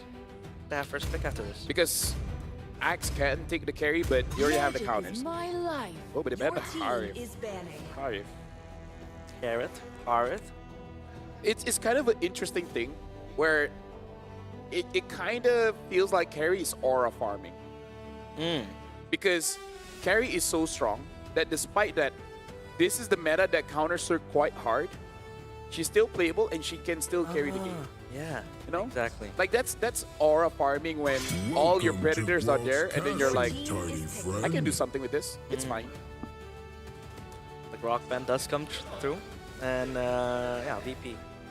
What do they look for here? Does Pluto play Cho? Is that something that they could consider if they want Prio in the mid lane? I feel like if they take Claude here, it would be pretty solid. So Claude first, yeah. Personally first. Oh yeah, for sure, because Eve. And Speedy was kind of good with it. Yeah, you don't want to have Speedy play with the Claude again. Playing with the Claude again, excuse me. If he goes the same route, I think the Claude will be very scary. You have quite a couple of AoEs to combo it with. They just need a good last pick on the roam if they want to really make it work into their favor. So let's see if the Claude comes in. My mission it's high loss. I was thinking high loss because it is Pluto's kind of hero, but against Jushin, it's not that great. It's not a fun time. The end of one thing is the beginning of another. Is that gonna be on XP? I believe it'll be on XP. Yeah, They don't really have extra range. So now they can go Claude. Claude to carry. Oh no. Prefer Claude, of course, but you know. It's a recurring theme now. Claude carry. I mean, like, why not? What's VP have right now that makes you feel like I should not pick a Claude here? Yeah, exactly. Like, they counter-ish, but you can just play around that. What's the decision? I mean, they're taking their sweet time there. Moskov. Is picking. Moskov. Okay. Interesting, we haven't seen it so far. Maybe with the emblem setup, same as the Claude just now, fighter emblem with the Festival of Blood. Maybe, okay, I can kind of see something. Two things. Number one, fighting against a high loss and Eve, higher chances is a front to back. So with the penetration, you can actually heal up much more. And you need some kind of way to protect yourself from the Yuzong. I feel like Claude can do that too. You know, Moskov can as well. And you kind of unlock the side lanes as well as Moskov. It's very, very fun to play a Moskov when you're split pushing up top or down bottom, and you get the waves going. So yeah, that Moskov is surely for front to back, and it's going to be mainly a front to back composition for VP. Yeah. For Axe, it could be anything. It could be a front to back too. It can be a dive as well if they want to commit to that. So yeah, multiple options for Axe to play with. I see the reaction in your face, and I do agree. I would have just taken the Claude because the Claude has proven that it can work. So this Moskov is going to be a question mark because this is his debut here in the wildcard. So good or bad, this Moskov will be 100% win rate or 0%. 0% and also 0% for Axe Mena to make it forward out of the wildcards if they lose this game against VP. This was a risky choice. Well, ladies and gentlemen, that's kind of how you got to win the game. Sometimes you just got to take that risk. And maybe this is something that they've been training and they say, this is our secret weapon. This is our secret sauce. This is us. Secret sauce. Are they overthinking though? I've been asking the question. Is X-Men overthinking with the Moskov? Brilliant players. They're training in medicine. That's true. Yeah. There's a doctor. Uh-oh. Alpha! That's the shield! The Soul Grip is very scary for Bad Cop. It heals him up and oppresses Alpha, pull back Pluto with the lift off as well. He has time to heal. The Revitalize will save him. The throw boy will not be able to get the kill. Okay, where's the little? Show us. I think it's No, on that screen. Oh yeah, that's true. You don't see it. Mine's blocked. Mine is blocked too. 6. Look at this. Oh, yeah. You are really blocked. Yeah. Well, slight win for Super Gorka with that gold crab. Good time. Interesting as well for both the Moskov as well as the Claw. They go for Master Assassin instead of going for more sustain with the Festival of Blood. Kobe. So it feels like a little bit more standard marksman lane, no? Yeah. Oh, Speedy flickers away with the step away as well, the TP. So that Moskov is going to be fine, but still susceptible to ganks. Okay. I'm going full reset. I really do hope to be proven wrong here by Axmena. So far, it looks okay. And the fact that, again, like you mentioned, oh, there we go. Kwanak is on the Jushin. It is making Pluto's life a little bit harder. You can see him setting up a lot more difficult. Pluto's not level 4 yet here as we get to the neutral objective.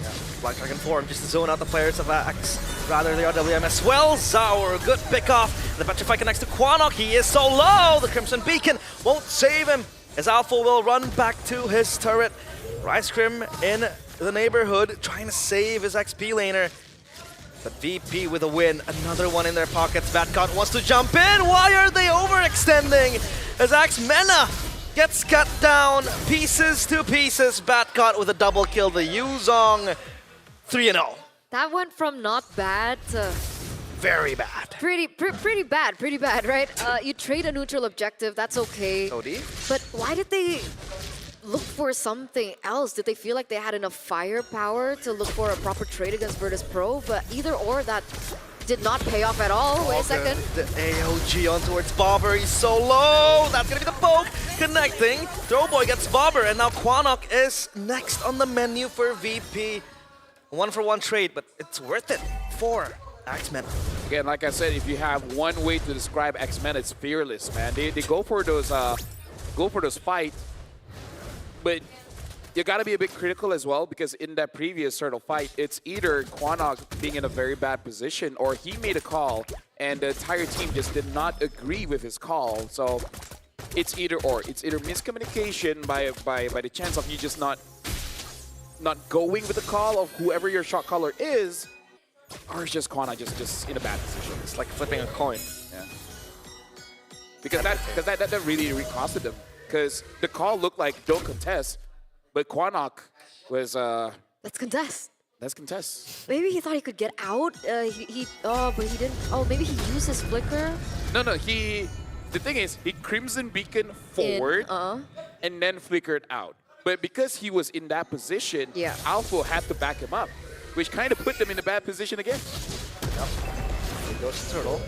Zaur's close by as well. The lift off on towards Pluto. Hunter Strike for Zaur. So that's going to be extra damage. Look at the rotations coming from the XP lane. Batcot has to Petrify. First pathway all popped up as well. RWM and Quanok evaporates in the middle of the team fight. Rice Cream goes in with the Unbreakable, but in the backline, Alpha gunned down, pinned down. Zaur with the double kill. The SOD lands, but Rice Cream also gets sent to Purgatory. Turtle will be secured by VP. 2,000 gold lead, 2 neutral objectives taken. Throwboy going back in. Okay, he's just going for the clear, not wanting to overcommit. And this time it feels a little bit different. See, I don't know if it's because of the difference in the hero or not, but the Moscow's been quite, individualistic, right? Sticking to the lane, that's normally what we do see the Moskov do, right? He sticks to the far lane, jumps in when he has his items or when he's able to get that ult down. But because of that difference maker, can Axe come back in this mid game? No, I'm actually 100% with you here because Blazing Duet and Throwboy deleted quickly. Good layer of CC. Pluto, glorious pathway. He's not gonna kill the Esmeralda. I think they overthought it. Like, it's one thing with the Moscow, but you look at the entire composition, it's much different. There's no Tigreal, there's no Kimi. I guess Jushin and Kimi can be interchangeable They got thought kind of interchangeable as well, but even though the hero kind of works the same, it does the same job. But you were talking about comfort. Yeah. This does not look comfortable for them. Yeah, exactly. This video look very much comfortable with the Claude and as well as Quanok here with the Chusin. Heavy questions to be thrown at the players of X-Mana. Throwboy, I don't like that. He's gonna try to run away with the quad shadow. He gets stuck in the Mountain Shocker, and now the AOG on top. RWM as well as the second layer of damage for VP. Alpha looking for a Hail Mary play, but it won't happen as Batcot jumps in, looks for the Soul Grip and the Dragon's Tail. But VP, they run rampant.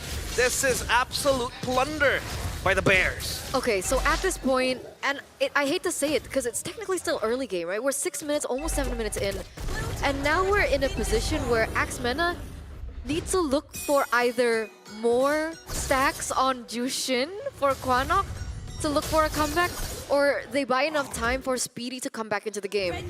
Now, we were talking about the item builds for the Claude in that previous game where the DHS was a big item for him. Is that the same case for a Moscow now that he has that corrosion scythe? I feel like if it was a Demon Hunter, maybe it would be okay, but I doubt it because the big difference between a Moskov as well as a Claude is that it's easier to deal damage as a Claude. Yep, first pathway onto the backline. RWM stuck in a rock and a hard place. X-Mena as the Black Dragon form flies into the base. Oh boy! Oh. What was that? He TPs back to the shadow. Looks for something, finds his own death, the maker of his own doom. As Quanok with the Crimson Beacon gets the lead, it got like is Zaur. X-Mena, I don't understand. Was that panic? Did he think he could shadow kill? I don't think he could shadow kill anyone. I think he misclicked. Oh man. Flat fingers. Like, let me just say, I believe that names kind of shape your future. And hey! No, I've been saying this for a long time. I really want him to change his name. Throwboy. Throwboy. It's a cool name in rank, but in tournaments, man, with casters keep saying throw, it's just bound to happen. All right, I'll say it. Throwboy throwed. The last fight. First pathway again. Look at the chain CC. The RWM purified away by Alpha. 1v1. Shadow kill onto Zaur, but that's going to be food for him. And that's going to be X-Mena again losing Throwboy. At this point, I think X-Mena is completely tilted. Hey, Turna, you want to know how bad this is?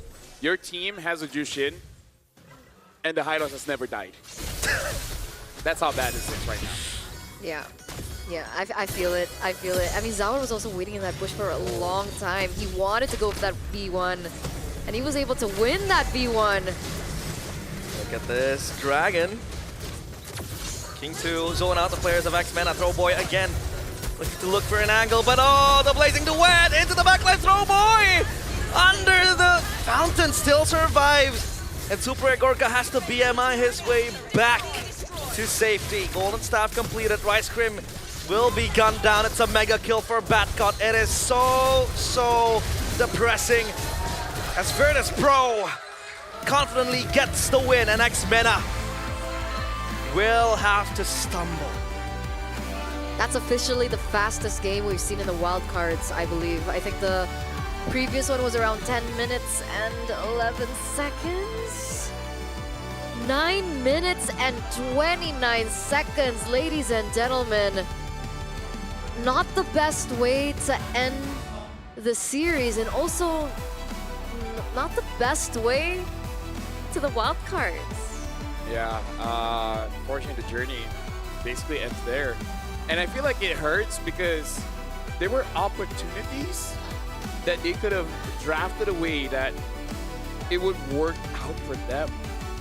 After an amazing game with a Claude, I don't know why they didn't pick it up again. Like, if you think it didn't win game number 1, so you're not going to be picking up game number 2, I don't think that's the right direction, because you gotta look at the game objectively and saying, like, why didn't it work?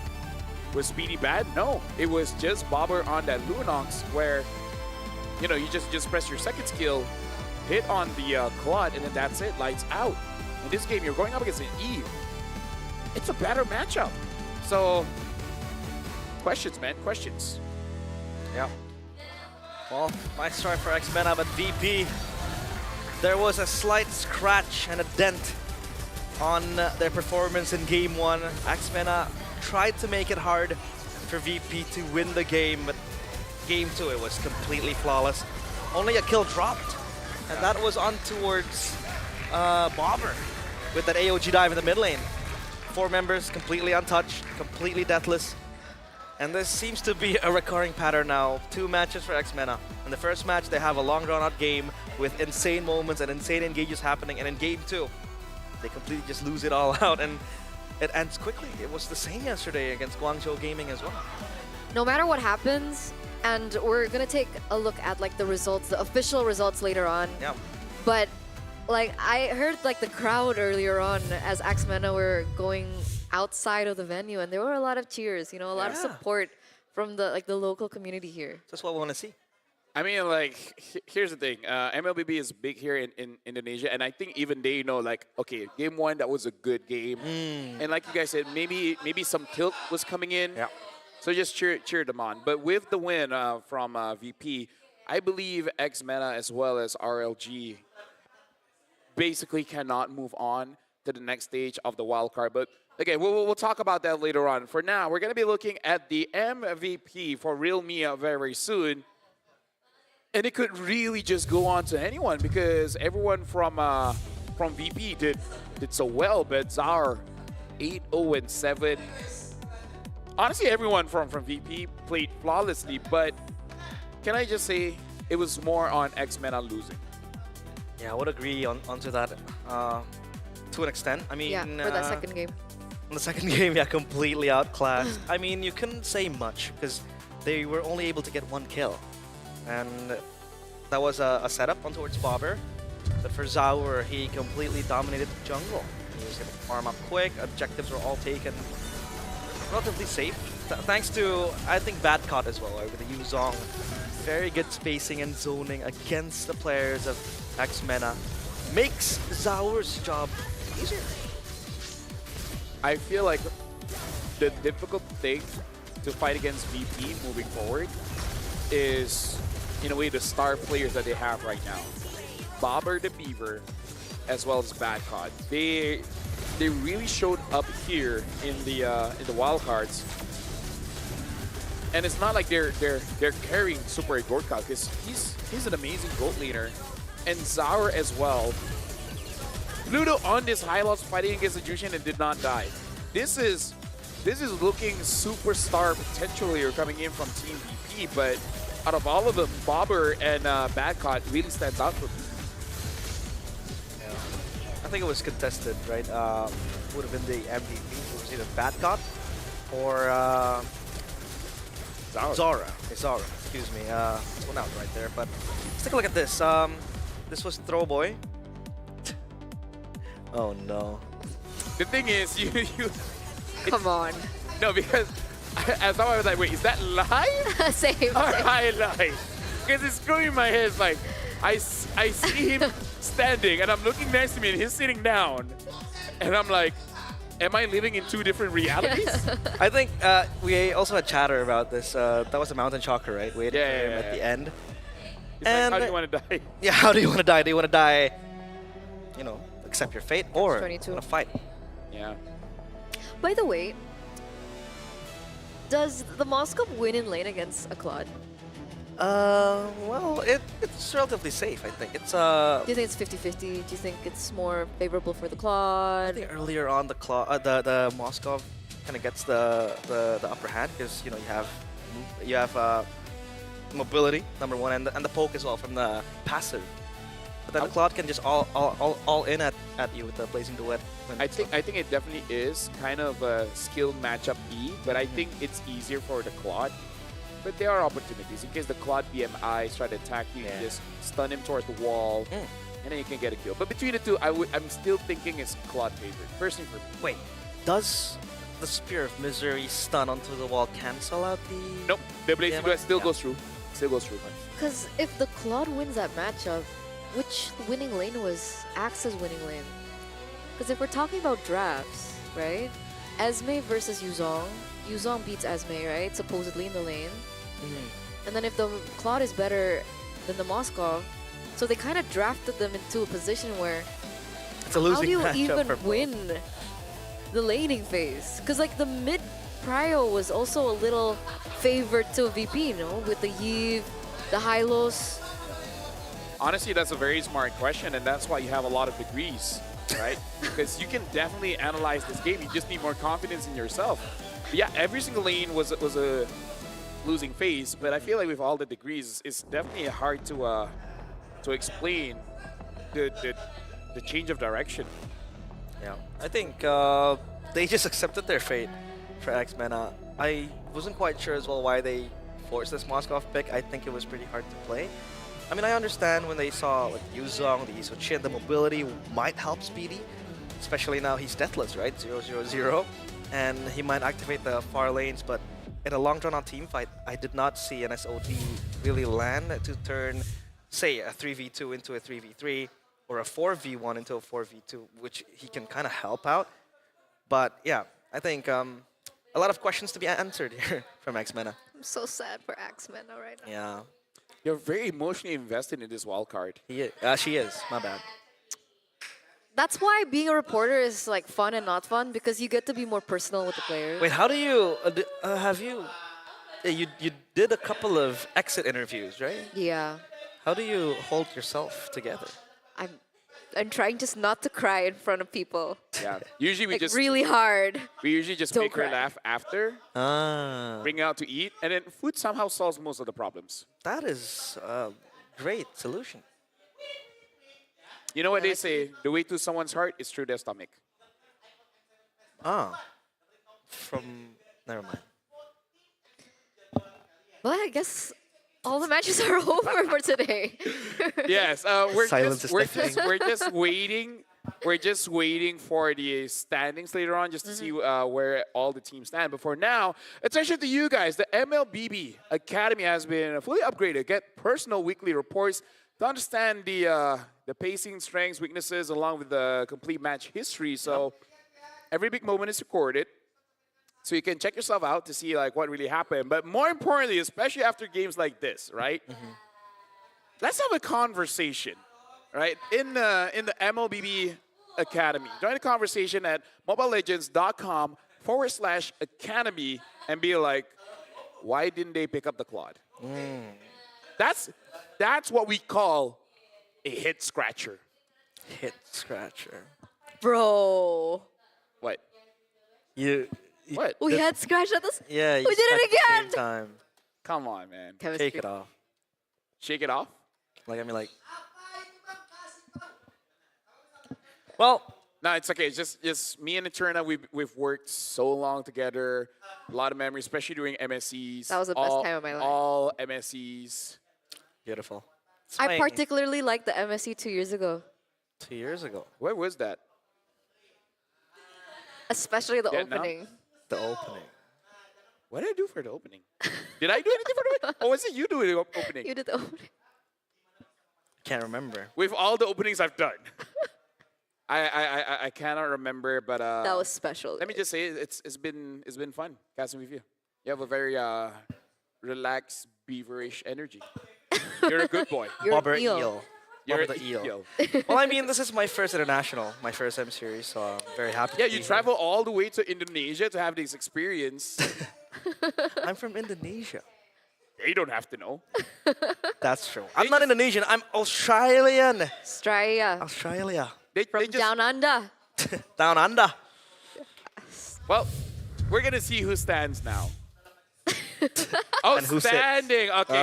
So we're looking at Group A here, a bit more contested, I would say, for Leon Esports as well as Boostgate. 1-1, same. Team Zone looking pretty good with a 2-0 victory, but for Group B, it's kind of set and done. It's really just seeing between Guangzhou Gaming as well as Virtus Pro. Which of the two is stronger? But all in all, for Group B, it's kind of settled. We just want to know who's number one, number two. For Group A, we're still waiting for the second one. Well, X-Mena and Radiance Legend Gaming officially eliminated from M7 wildcard. So yeah, nice try. It was fun having them around, especially the games we watched, we thought it was going to be a quick 2-0 from VP today, but game 1 was so entertaining. I agree. So, yeah. I am impressed by Team Zone. Team Zone. I did not expect them to do that good. Let's go Team Zone. Amazing. Yeah. Amazing. Amazing. Amazing. Well, here's the thing. For tomorrow, we do have more games to be played. Look at the schedule here. It's going to be Zone going up against Leon. Axe against RLG to see which one can actually get a point here. Point. In the wild card. And then Boostgate against Zeta. And then the Boostgate. final one, that's the one that we do want to check out. Check out. Guangzhou against VP. Tough matches around in the wild card, so tune in.